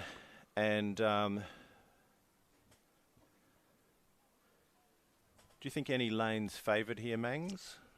It's pretty even. The wind sort of coming. Oh no, these are good conditions. I don't think there'll be any favour at all. And they're putting on a real show for us, I think, Andrew. I think that's a pretty good race. But the Loretto crew, I'd say, are in front, and those leading three boats, they're racing and looking really good with their rowing and timing. I think it's Loretto, Wolford, and Pulteney in that order. But the three boats almost overlapping as they are in the last 500 metres of a 2,000 metre race. This is the international race distance these school girls are racing, and they're racing it very well. Okay, so look, Wolford have gone past Pulteney, and it looks like they're now challenging Loretto Marriotteville. So if we have a look at the Wolford crew, they've now lifted their rating. And Loretto have gone up to 34. Yep. So this is a really exciting race between Loretto Marriotteville and Wolford. We're just looking at the Wolford crew now. Their Cox is just having a look over, telling them how they're travelling. Wolford at 35, and Loretto have lifted, but there's only about half a boat length in this. And Pulteney are going with them too. They've put in a finishing burst as well. There's three boats overlapping, Andrew. Three boats overlapping. And it's really hard to pick now between Loretto Marriotteville and Wolford. They're coming down to the line, and at the moment, I'm just. Oh, this is really good. Those three boats are really side by side. There's stroke really for stroke. there's really nothing in it. Just coming down.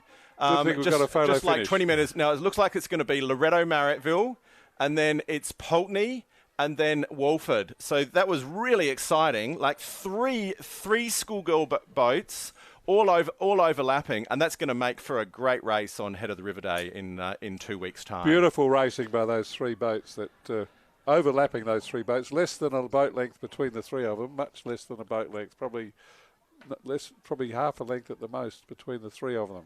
Well raced, girls. And here's St Ignatius.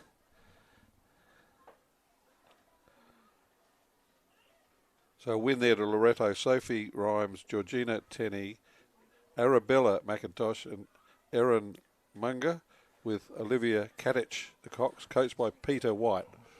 Peter White is I think she's certainly a former state rep. I can't remember if she was a national rep, but she was a fine racing athlete in her rowing career herself. Now the next race has started. This is the first fours for the boys. So we go to the same boat class, same distance, 2,000 metres, Coxed for the final. Pembroke in lane 2, Scotch in 3, Pulteney in 4, Princes in 5, Christian Brothers in 6, and Nord Morialta in 7. It's race number 53, the schoolboy first 4.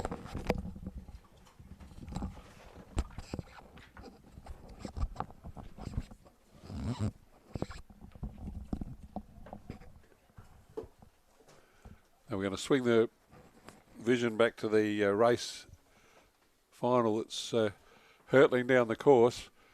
But I can tell you, before you get the picture, that the Reds are in front. The Prince Alfred College red and white outfit is the leading boat in the centre lane. They've got a clear lead over the rest of the field. The Prince Alfred College crew of Jack Miller, Lincoln Kerr, Shez, Lachlan Dickens, Bailey Locke, with Jack Stunnell. The Cox, coached by William Smart. And Phil, we've got Pembroke School in lane 2, Scotch College in lane 3, Pulteney Grammar lane 4, and as you said, Prince Alfred College in the lead in lane 5, Christian Brothers lane 6, and Nord Morialta High in lane 7.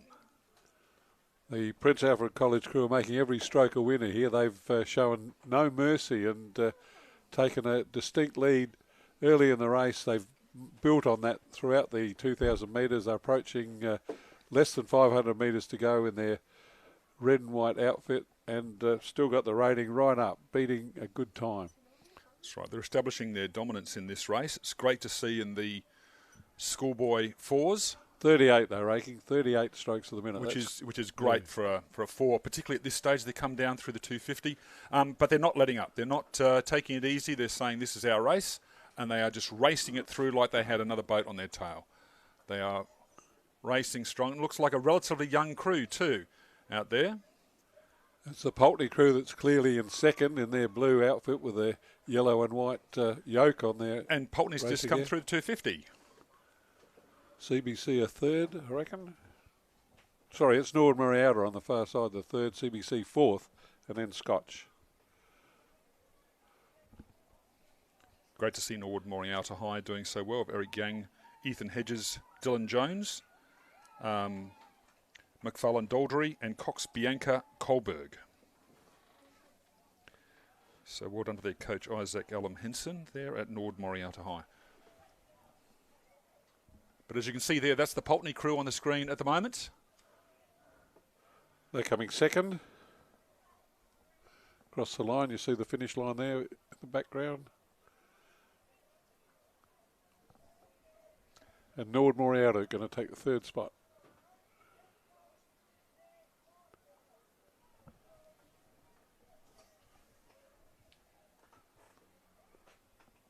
Now is that lane 7 there, Phil? I think that's CBC. CBC. That's CBC Scotch. crew. Yep. Marcelo Goddard, Archer Lohman, Caelan McShane, Benjamin Phillips with Cox Callum Warnford. Then it's Scotch, and it'll be Pembroke in 6th place. And we can see the Pembroke crew here. Yimau, Thomas Yu, Charlie Bennett, Zach Reynolds, and the Cox Daniel Blackman.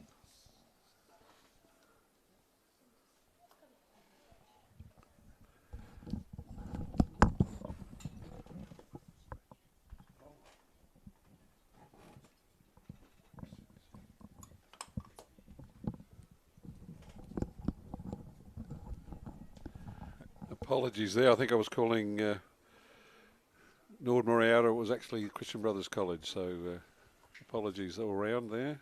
And that takes us to the end of race 53, the schoolboy first 4.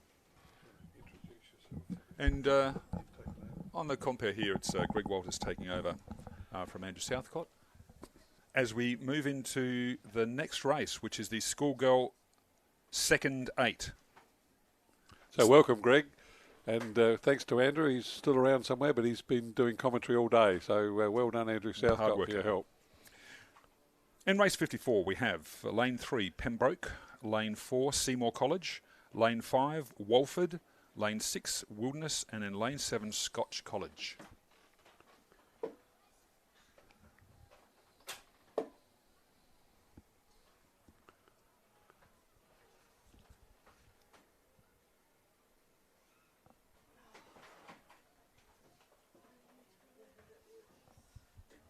But at this stage, it seems to be Walford in the lead, wouldn't you say, Phil? Yeah, I think the Walford crew in the centre lane. That's in lane 5. Now, it's interesting, strong competition from both of those colleges, Seymour and Walford. In the race at the state championships, we had in the schoolgirls, we had the 2 crews from Seymour and 2 crews from Walford battling it out. So the firsts were battling out for first and second, and the second crews were battling it out for second and third. So here we see today a much larger field, but Seymour once again doing well out there. But the race is anyone's race at the moment. Walford is leading, but it looks pretty close in there for second and third space. Yes, Seymour, I'd say, are doing the best of the rest. As far as chasing the leaders, there's no doubt in my mind that it's Walford out in front, leading from Seymour. So the Walford crew are Scarlett Wiseman, Sally Franco, Tessa Bennett, Scarlett Ferreira, Sophia Lindner, Ella Hamilton, Clementine Lees, and Lily Restus, with Shani Keane as the Cox, coached by Alana Gilsmore. So this is a 2,000 metre race. They've come through the 750 mark. So they would be in the last third of the race at the moment. But Walford looking strong there, just keeping the rating up. The timing's good. They're looking good. They're out there on the water. Rating slightly higher than the Seymour crew at this stage. Yeah, Wolford. Oh, I got 44 then. I don't know if that's Wow, right. that's I'll check my watch. That's an impressive rating to be doing at this stage. They are rating high. Yeah, 36, 37. That's a bit better. That's about right. I would say you want to be in the high 30s. I think if you're going to be serious about the race, but they're not letting up. They've got a clear guide. You could see that their coxswain was looking across over to the Seymour crew, who I think is challenging them in second place at the moment. But it's Wolford. So Wolford filling the screen there in the background. I can see Scotch back in fourth place. But that's the Wolford crew leading and clearly in front of Seymour and the rest of the field. Now they're coming through to the 250 mark. Now it's going to be interesting to see what they're going to do at this stage, because it's about the 300, 250 mark often as part of the race plan that crews will lift. But Wolford extending their lead. Rowing well there. You can see the power through the water. They're finishing strongly. The finish as the oar goes through the water, and just as you get to the end of that stroke, it's that extra draw that propels the boat through the water. So you can see that they're rowing strong here. So a good picture there on our live stream of the Wolford crew. They're rowing great timing, good composure, and very competitive. Winder Wolford, the schoolgirls second 8. And the battle now is on for second and third. It's a pretty tight field. Seymour have gone second. Well done, Seymour. And now the battle's on. It looks as though it's Pembroke. Just in front of Wilderness, and then Scotch. Scotch in lane 7. Well, very tight there for third place. But clearly an excellent effort by Wolford. Clear leaders in race 54, the schoolgirl second 8 race, to Seymour College in lane 4.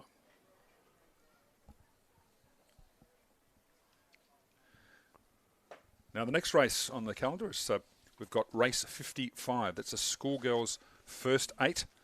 As I said, the state championships, it was the first 8s of Wolford and Seymour that were battling it out, but we have a much bigger field here today. So in lane 1 we have Unley High, lane 2 Scotch College, lane 3 Wolford, lane 4 Wilderness, lane 5 Seymour, lane 6 Pembroke, lane 7 was St Peters, they've scratched, and in lane 8 Adelaide High. So Wilderness didn't race last week because a lot of the school and a lot of their rowers had a gastro problem. Yes. So they've qualified in, you'll notice there in lane 4. I did notice that, Greg. yes. So they rode a very competitive preliminary race. They were obviously getting some race practice, so they could well feature in the lead here when this race gets well underway. I think Seymour won last week from memory. They did, yes. Seymour came first, Wolford second, so it was a Seymour first 8, but not by much. There was, I think, in fact, I've got the results here, 1.39, so under 2 seconds between the two of them. So it'll be interesting to see how those two crews face off today. But as you say, Wilderness drawing the centre lane, lane 4, going into this final.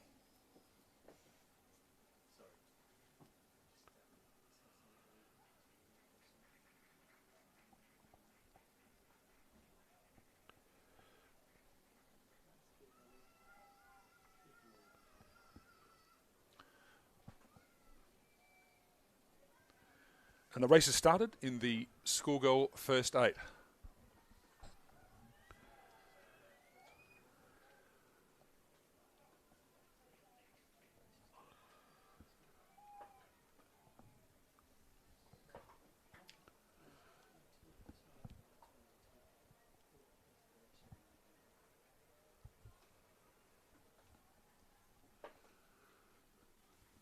And it could be Seymour in lane 5 in the lead at this stage,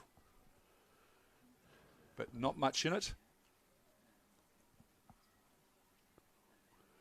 I don't think the Unley crew are there in lane 1 somehow.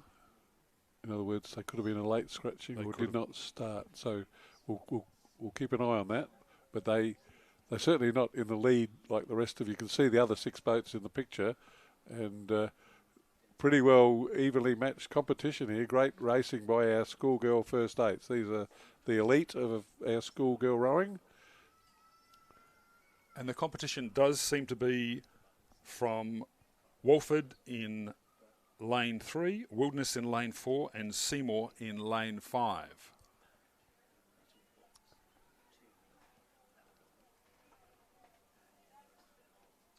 This is going to be a real race. You can see at this stage, nobody breaking out in front of the field.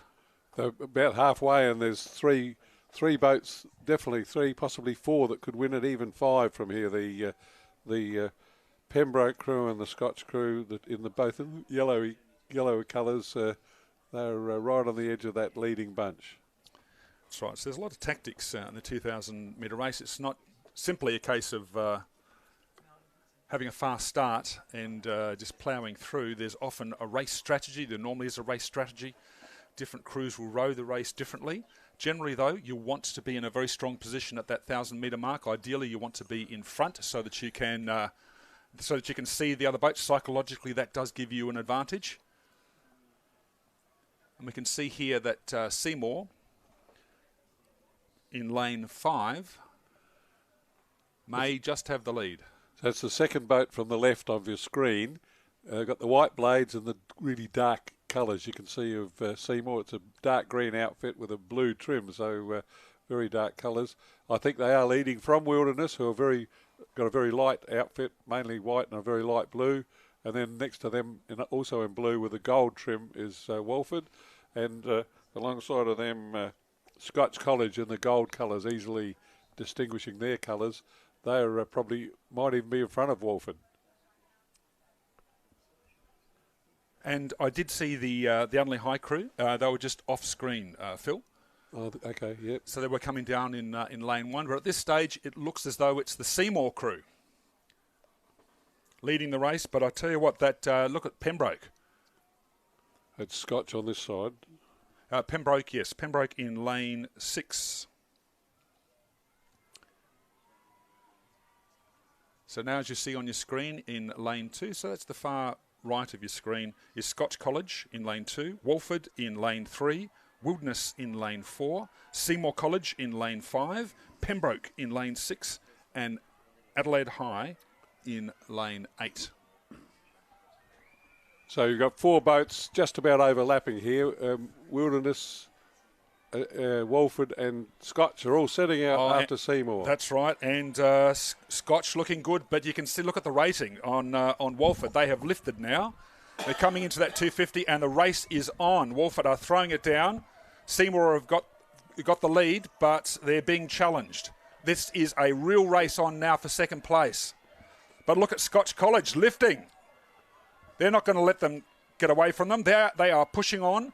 You can't see them off screen at the moment because we've just seen them. You can just see now in the yellow. We've got Scotch College, lane 3, Walford Anglican, lane 4, Wilderness, and Scotch are pushing through. And it looks as though it's going to be Seymour, Scotch, then Walford, and then Wilderness. But what a great race! Excellent. That is a class field out there. Great rowing.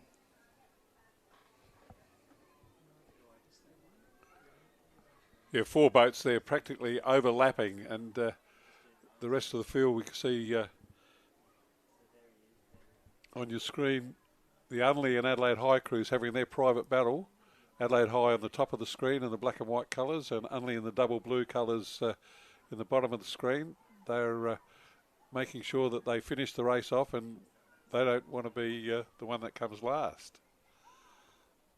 They're finishing strongly. Perhaps, given the way they're rowing at the moment, they may have had a problem at the start. Yeah, I couldn't see them early on. That's right. It looks as though they were left behind at the start. So something may have happened at the very beginning of the race. But they've come through and finished strongly. And there we see the Adelaide High crew in lane 8.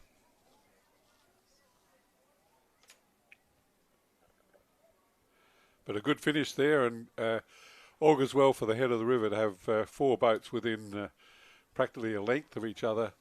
The Wilderness crew, I think, faded a little bit, and I can understand that if they've been sick last week, and they did put up a good performance in their preliminary round, so they've had a good hit out. And here we go. This is race 56, the schoolboy first 8.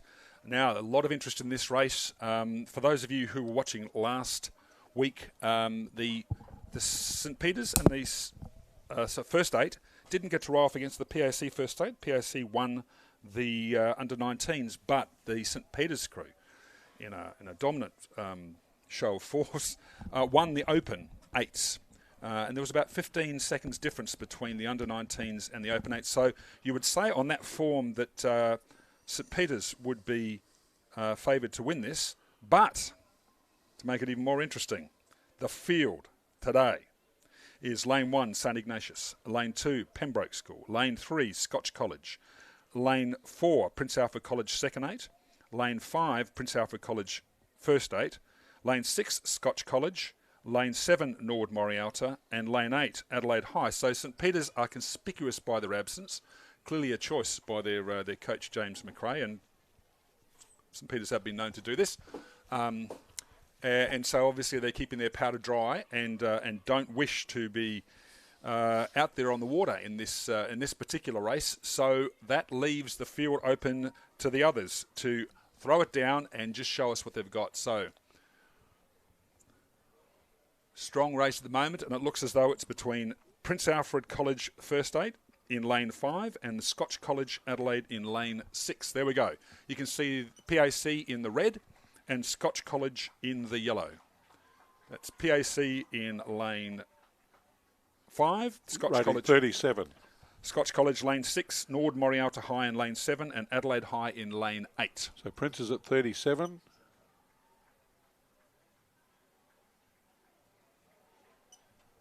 Scotch at 35, so a couple strokes lower. So in your screen, you've got the red and white of Prince's just in front of Scotch. In the background, right at the top, is Adelaide High, and just inside of Adelaide High is the Nord Morialta crew on the screen. I think they'd have about 500 to go. I think they've just passed through the 500-metre mark. This is a 2,000-metre race, so really we're getting into the final stages of the race. The coxswains would be calling out to them. They'd know where they're standing at the moment. That's Mitch Parker coxing the Prince Alfred crew, and the crew of Princes is Oscar Chappell, Oliver Deere, Oliver Smart, Joshua Feldhoff, Thomas Saunders, Angus Shute, Samar Dosanji, and Edward Henbest is the stroke. So this is all out there. Prince Alfred College with a strong lead at the moment on the field. But the Scotch College crew are not letting them get away. The Scotch crew in second place is Harry Buckland, Lachlan Earl, Ollie Birchby, Peter Asikabasis, Adam Holland, Ari Ralph, Max Fazzolari, Hugo Kittle with Jack Walter the Cox, coached by James Seppelt. And they're just about on the stern of the Prince's crew, but well clear of the rest of the field.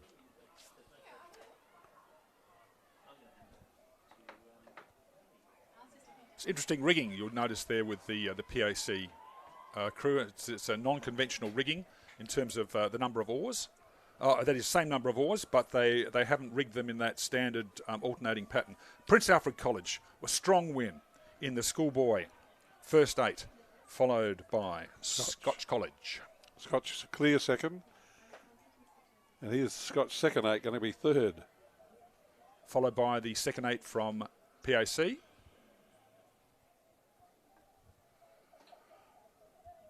Pembroke. It's Pembroke in lane 2.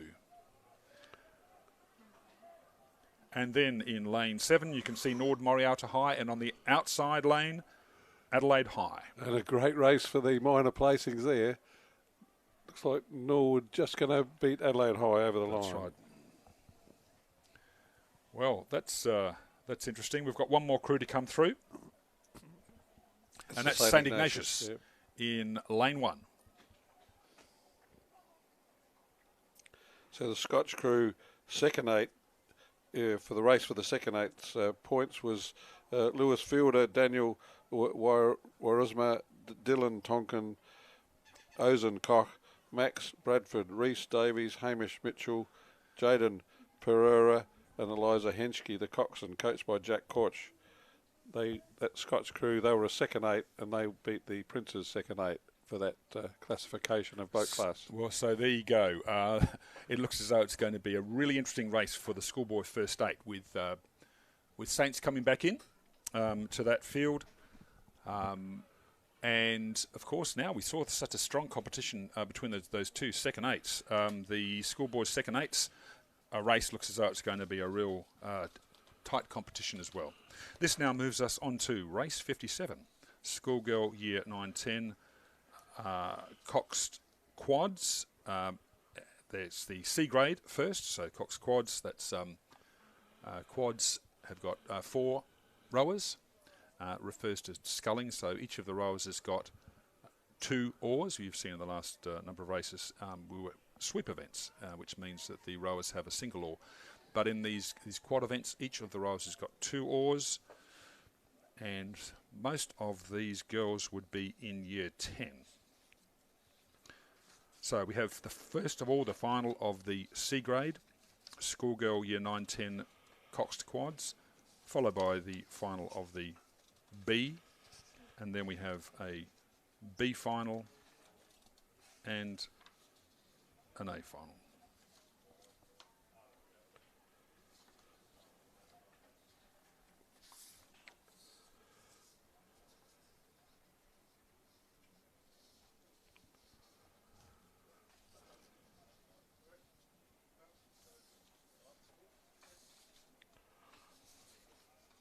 So it looks as though they're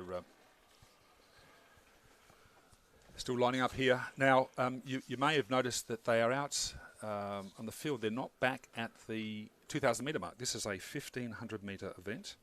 Now, on the 2,000 metre events, you can see that grey line that runs across the top of the screen at the bank. That's actually the pontoon where the boats are held. But with the 1,500, of course, the starters have to line them up. So it's a bit more work. So they're all 1,500 metres now for the rest of the day. The 2,000 metre starts finished with. Got all the year 9 and 10 quad sculls to finish off the program. So I'll call out the crews as they are lining up. You can just see to the right of your screen lane 2. Lane 2 is Adelaide High. Lane 3, Walford. Lane 4, Loretto Marriotteville. Lane 5, Scotch College. Lane 6, Wilderness, and Lane 7, Scotch College D. So Scotch have got 2 crews in this race.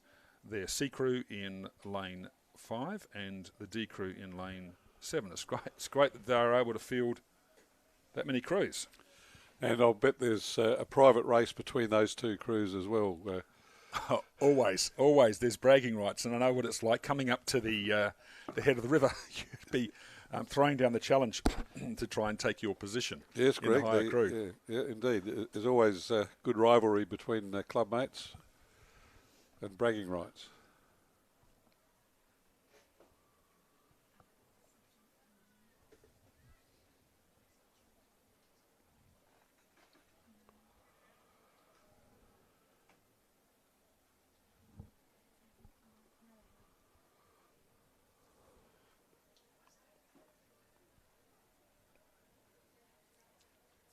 Go back to that first 8 girls race, the Wilderness crew. I'm sure their coach and the crew themselves will be pretty happy with themselves, considering they've been weakened by illness. They didn't race last week, but they were right up in the mix and in the top 4. So they've got a couple of weeks to recover and sharpen themselves up. So that was a pretty good effort by the Wilderness girls. Well done.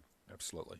It's going to be a competitive field. You'd have to say at this stage, Seymour, based on the effort this week and last week, would be favourites going into that. But head of the river, anything can happen.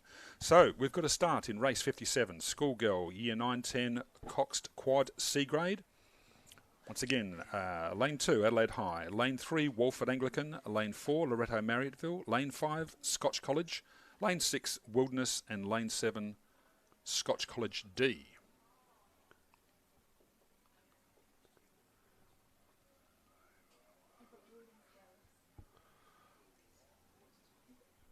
So as you'd be expecting with the seeding of the final, of course, based on the performance in the heats, the faster crew does get the centre lane, and then the slower crews get placed as you move outwards. They've all started okay. All 6 boats are there, and as you'd expect, reasonably close together, still in the early stages, Greg. Yes. But it could be Scotch College C crew in lane 5, battling it out with Loretto Marriottville in lane 4. Looks like a good performance from Walford Anglican in lane 3 as well.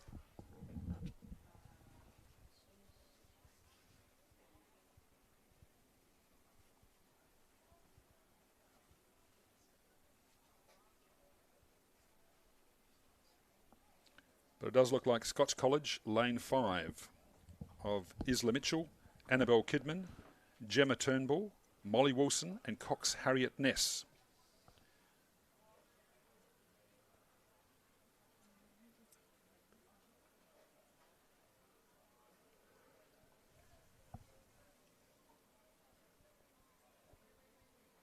Still pretty even, I think.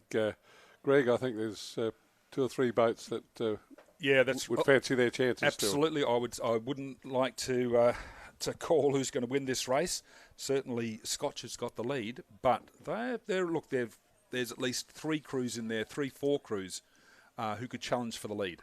Indeed, they have pulled away from the boats to the Wilderness in lane 6 and Scotch in lane 7. That's the D crew. You'd expect that, I think, but the leading boats are getting along, looking very good. We've still got these beautiful racing conditions here, and the crews are making the most of it. It's interesting, when you get into year 10, some of the rowers, and I know this has occurred in a number of the women's crews, the girls' colleges, occasionally some of the very best rowers get put up, which can, therefore, it can affect the year 10 and also the year 11 crews, because schools do tend to favour their first 8s, and they'll put together the best possible combinations they can in their first 8. So then it depends on what their priorities are: first 8, second 8, first 4, and then of course you've got the year 10 quads as well. But generally, you would expect the best rowers in year 10 would, in main, be competing in the schoolgirl year 9, 10 Coxed quad events. So here we can see on our screen, this is the leaders: Scotch College Adelaide in lane 5, and then you can see Wilderness in lane 6 and Scotch College D crew in lane 7.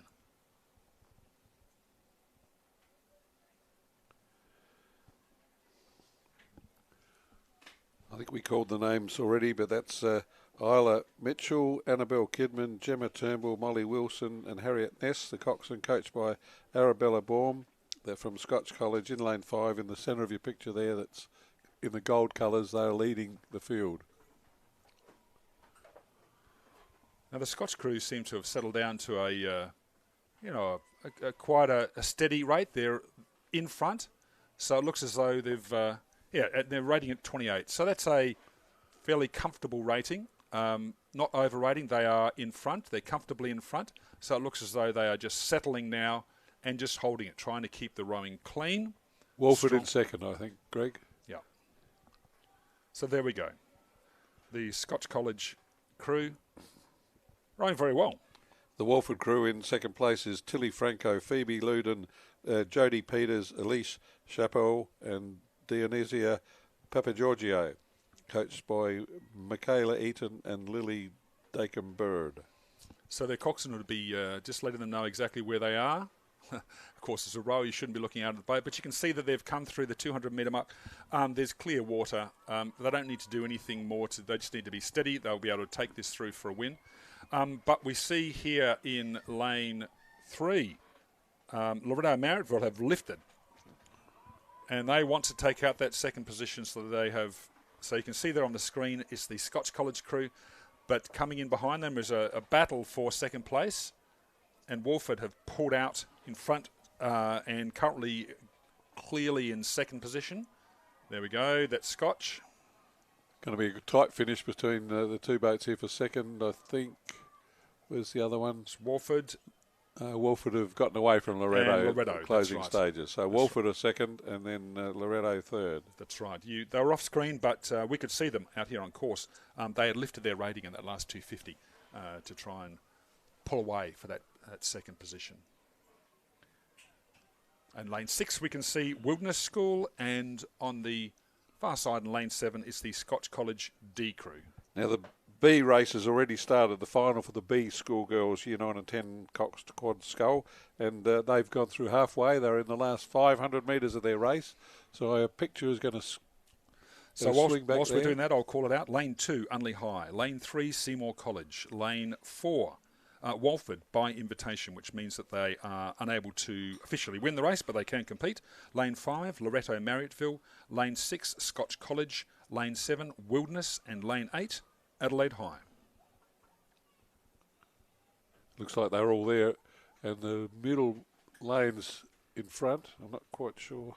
So we're seeing the conclusion of the previous race at the moment.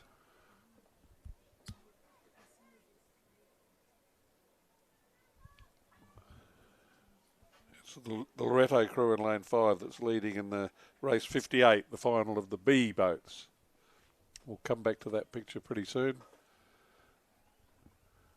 They're approaching they're into the last 500 metres of their race. This is the B boats for the year 9 and 10 girls. And you've got your perfect V formation, I think. Loretto in the centre lane out in front. Scotch College running second in the gold. They're above them on the picture, and then right in the middle of the screen is the Walford crew that's running third.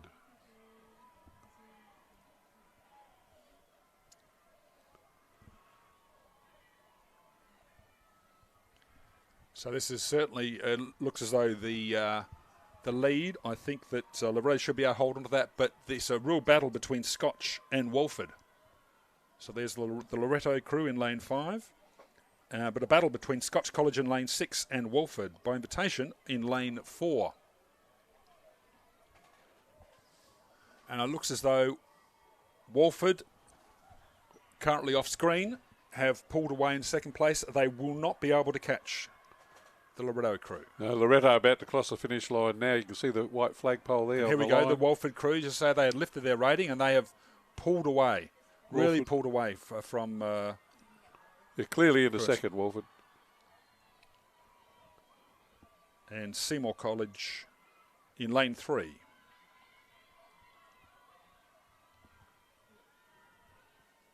Oh, something's happened there. We've had a it looks as though oh no, it's the Scotch College crew. Lane 6 have had a problem with their 2 seat. That's the ones towards the back. That they weren't rowing, so that's obviously taken them out of contention. And we have on the far side the Adelaide High crew. Now the next race has started already. That's the B final for the A boats. So the B final for the A boats, which has Nord Morialta in lane 4, Adelaide in 5, and St. Peter's in lane 6. So 3 boats racing for the positions in the B final, and Adelaide High in the middle of those 3 lanes in their black and white colours, clearly in front. So the picture will swing back to them very shortly. As we see the Unley High crew in lane 2 finishing in the previous race, race 58. So from the 1500 metre mark, race 59 is well underway, and the Adelaide High crew is Pabanur Marley, Adele Leclerc, Heidi Butchman and Lottie Prow, with Alexis Langman, the Cox, coached by Florencia Figuria from Adelaide High. They're leading to Nord Morialta in lane 4. Lane 4 Nord Morialta coming second to Adelaide High in lane 5, and then over on lane 6 is St. Peter's Girls.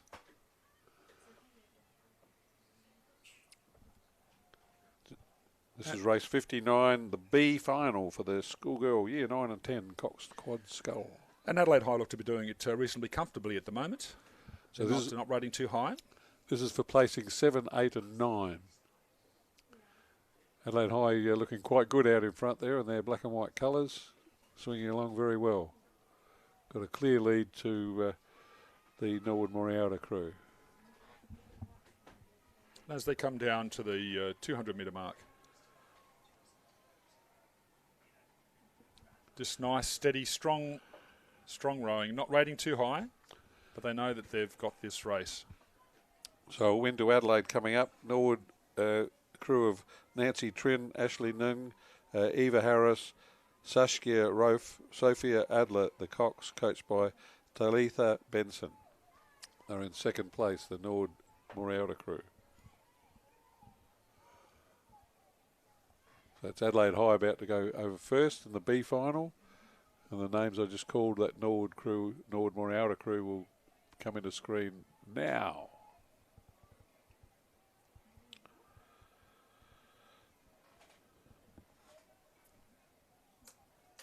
And St Peter's girls, about 100 metres to go. There we go on screen. Georgie Owler, Georgina Wakeman, Georgia Malik, Mary Stavru and Cox Stella Rashid. So the A boat final's underway, and this is the one for the Premiership points. The one boat that wins this A final is the one that gets the schools Premiership points for this Premiership schools regatta. So race 60, the schoolgirl year 9-10 Cox Quad A final is lane 2, Unley High. Lane 3, Seymour College. Lane 4, Walford. Lane 5, Loretto Marrittville. Lane 6, Scotch College. And lane 7, Wilderness.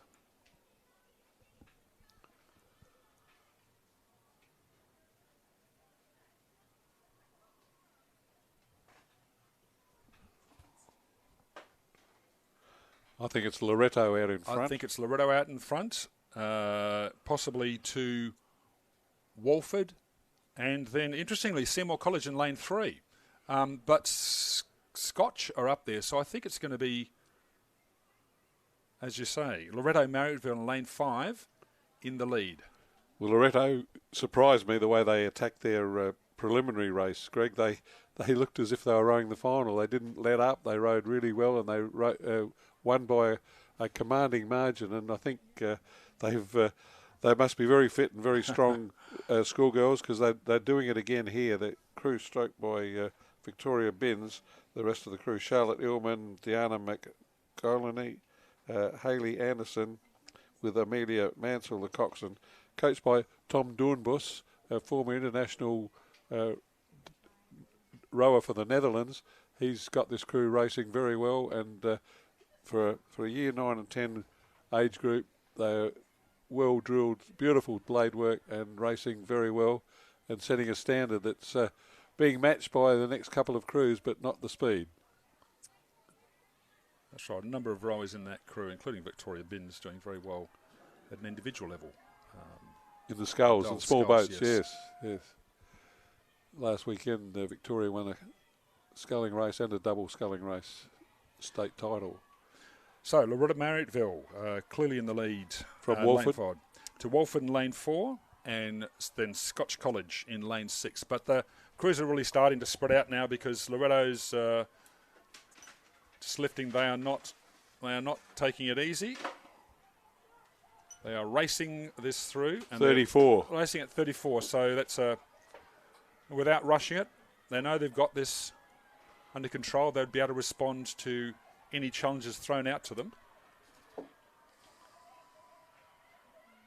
That's as good of schoolgirl sculling as you'd want to see for underage. That's impeccable timing, perfectly matched body work, and a lot of good swing, plenty of length, and very fast movement of the hands in and out of the water. Well done, that leading crew from Loretto. And Walford coming in with Angeline Fragos, Ava Morrow, Jessica Good, Charlotte Newman and Cox Abby Olafson. Coach Jamie Becker. Walford in lane 4 in second place. Now we see the Seymour crew in lane 3 coming across, with Scotch College Adelaide in lane 6, followed by the Wilderness School in lane 7.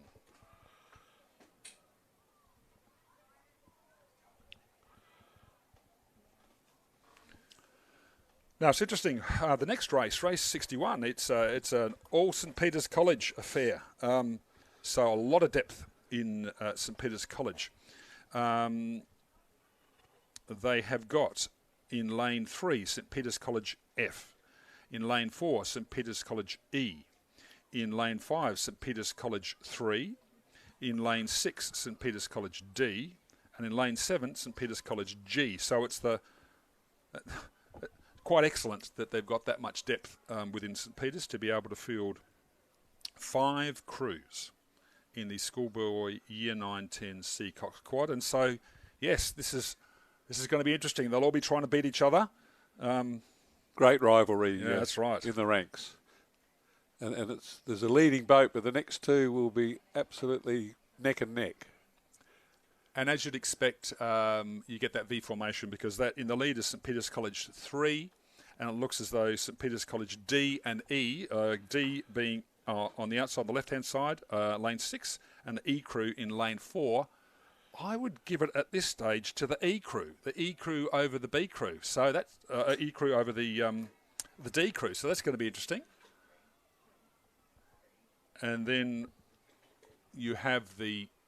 Oh, here we go. We're just focusing now on the St Peter's College 3, which would be their lead C crew. They've picked up their rating. In fact, all of them now, as they're coming down to those last 150 metres, are picking up their rating and racing it through. But it is going to be the St Peter's College 3, followed by, I believe, St Peter's College D, followed by St Peter's College E. There we go. St Peter's College 3 of Will Rosenbild, Will Lawrence, Tom Edwards, Tom Browning, and Cox Harry Quigley. Oh, what's happened? They've had no, it looks as though there's been a breakage or something there. Oh, what a shame. They were doing so well. The crew was doing so well.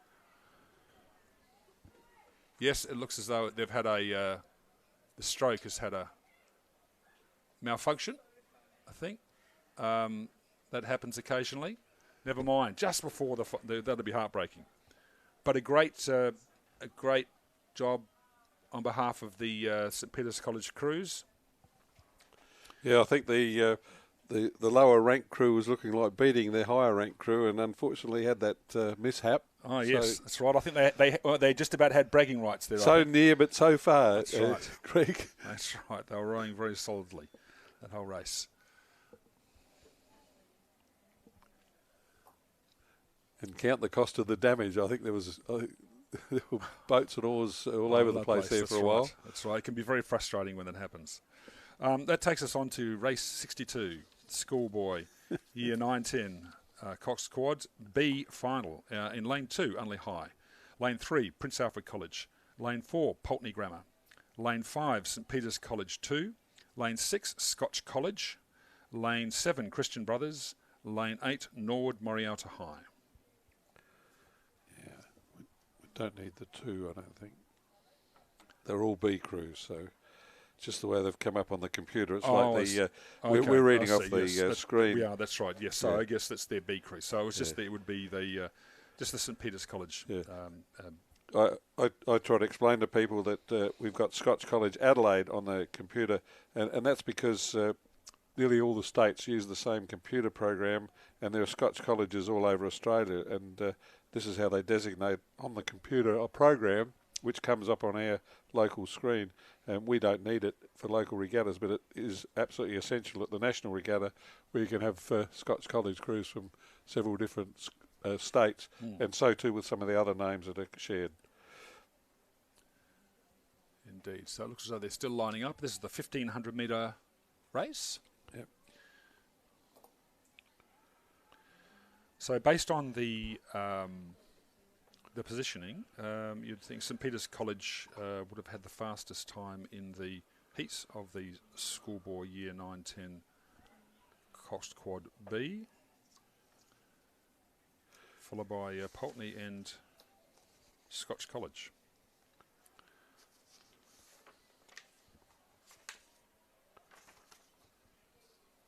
And it looks as though we've had a start.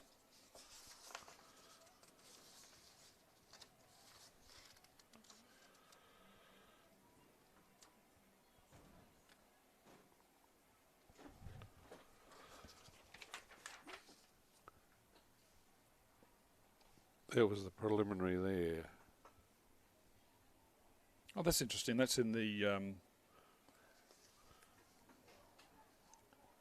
hang on. B. So St Peter's College B, yes, we've just seen the results from the preliminary. With St Peter's College was the fastest boat, followed by Pulteney and Scotch College, as the layout in the field is. So you can see the boat, the umpire's boat, that yellow umpire's boat out in the field. To the left of that is the Scotch College crew, and to the right in lane 5 is the St Peter's College crew. So it doesn't look as though there's much in it at this stage. It looks like a pretty even race. It was a well-contested preliminary race. That's why I was trying to find the results to have a look at. And this one will be just the same, I think.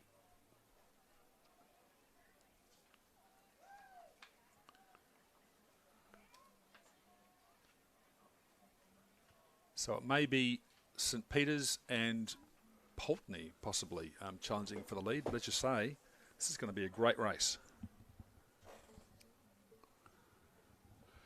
The coxswains will be looking across, keeping the crews informed, because of course as a rower you don't want to be looking outside the boat. You've got to be remain absolutely focused in the boat, looking ahead. On many of the courses I can't tell you what they look like. I know exactly what the shoulder blades of the guy in front of me look like. But you rely on your coxswain to be looking around and letting you know exactly where you are, and they will call you up. They'll let you know if one of the other crews are doing a push, and by that what we mean is they might put in an extra effort for about 10 strokes or so, just to try and get a little bit of extra distance on the other crews, and then try and hold them. So there's quite a bit of tactics, but you do rely on your coxswain to call that for you. It looks as though St Peter's may have pushed out in front, though. That's the St Peter's College crew in lane 5.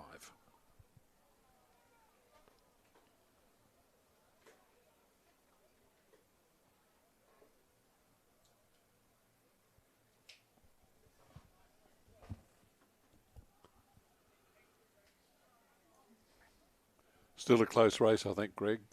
Yes, that's right. It'll be interesting to see as we come a bit closer how close the Pulteney crew is. But it's a 1,500 metre race. They've come through the 1,000. They'd be at about the 750 at this stage, I think, about halfway through, just over halfway through the race. So plenty of racing to go.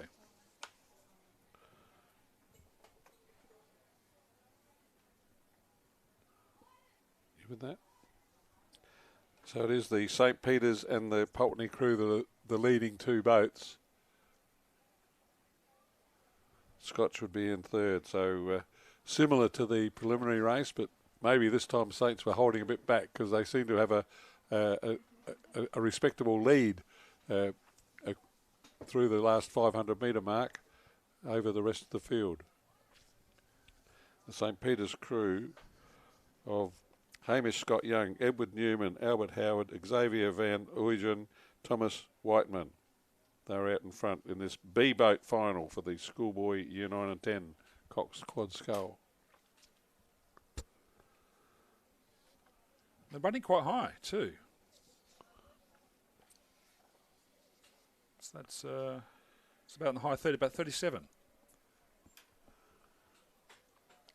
Yeah, they're taking no prisoners this one. No, they're racing. They're making sure they... 3607, they're saying this is our race. They're racing, and even though they're in front, they're not sitting back. They're treating this like they've got someone alongside them. And they're coming down to the 250, so if you've got anything left in the tank at this stage, your coxswain would be calling you up. Pulteney clearly in second, and there's stroke for third place between Scotch and Prince Alfred College. That's right. So all those crews have come through the 250, and as I said, now, if they've got anything left, they'll be lifting it. So I can see, not on your screen at the moment, but Scotch College and Prince Alfred are lifted, but so too have Pulteney Grammar. They can see the other crews challenging them, coming in from behind, and Pulteney have lifted. They want to keep that position in for second, but at the moment it's clearly St Peter's College who will take out this final, the schoolboy Year 9-10 Cox Quad B final. Now, as we saw in the last race, anything can happen in this last little bit. That's right, Nick. Three boats overlapping, Greg? Yes. Wow, look at that. Yes, it looks as though it's going to be the Pulteney Grammar crew. I'll call it to St Peter's College and then Scotch College, but anyone's race. And look at this race too. We are also pushing through between Christian Brothers and Nord Morialta. Christian Brothers in lane 7 and Nord Morialta in 8. And I think Christian Brothers look as though they've just taken out the next position. And there we see Unley High in lane 2 completing the race. So it was a good race, good bit of competition there from the schoolboys. And that takes us to race 63, the schoolboy year 9-10 Coxed Quad A final. We have in lane 1 Adelaide High, lane 2 Unley High by invitation, lane 3 Scotch College, lane 4 Christian Brothers, lane 5 Prince Alfred College, lane 6 St Peter's College, lane 7 Pulteney Grammar, and lane 8 Nord Morialta High. So a full field of 8 crews in the schoolboy year 9-10 Coxed Quad A final.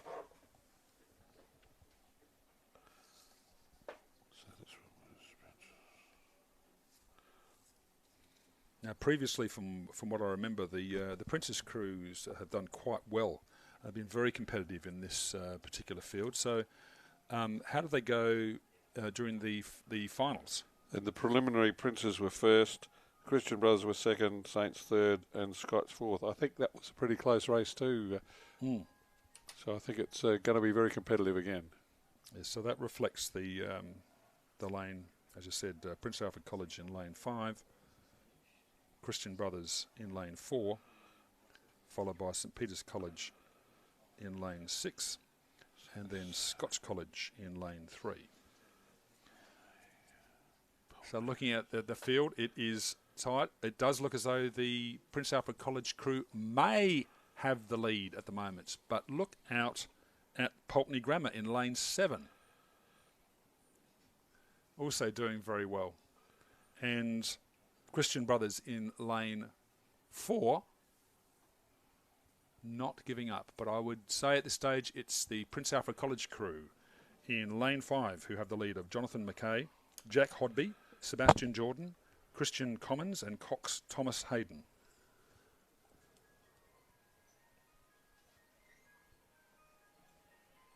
So there we can see Prince Alfred College and the Pulteney crew are just moving off your screen on the left-hand side, coming back in. But I think it's the Prince Alfred College crew in lane 5 who currently have the lead. They've come down through the 500-metre mark. So the third of the race to go. Prince Alfred College in a strong position that their coxswain would know that they are in front. And they have got a few boat lengths at this stage, I would say, at least a couple of boat lengths.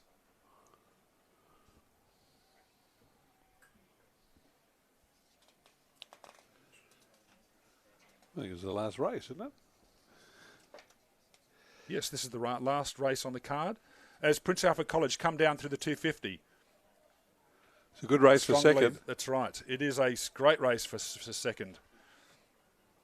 With Christian Brothers in lane 4, I think, at the moment. Yeah, Christian Brothers, our host school today, so thanks to Christian Brothers. They're not going to get a win here, I don't think. But they've lifted their rating and they're pulling away from the other crews. They're moving up into second.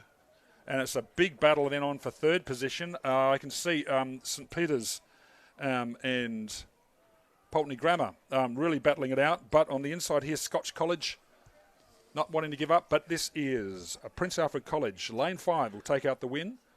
Cooper Hoskin, Sam Jackson, Bale, Baines, Paul Payne and Gawara Atamapala Christian Brothers are in second. Scotch. Oh, and I think it was just St Peter's might have just got Pulteney Grammar on the line.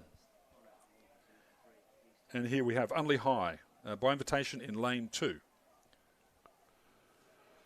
And in lane 8, you can see Norwood Morialta High, Christian Boldy, Aditya Sugunanandan, Patrick Partridge, Daniel Axnov, and Cox Felix Menashe. Apologies for any mispronunciations there.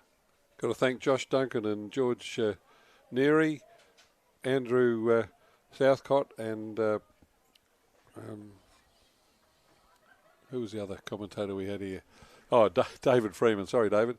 Thanks for them. And Greg Walter's here now to sign off in a minute. Phil Mangelsdorf signing off. So, and thanks to our wonderful camera people and support staff that provided this terrific coverage on the live stream from Adelaide SA Video. Yes, and special thanks to our sponsors for this event. Of course, sponsorships are very important. We appreciate the support that we have received from our sponsors. And of course, don't forget the boat race officials out there volunteering their time. We can't run any of these events without the boat race officials. But I'd say, look, there's a lot of excitement leading into the head of the river coming up next. So I think it's going to be very, very interesting. Quite a few tight finals today. So the crews will be putting the finishing touches on their technique. Just a special thank to our corporate sponsors, Gentle Touch, Fulham Funerals, Community Bank, West Beach. That's the Bendigo Bank.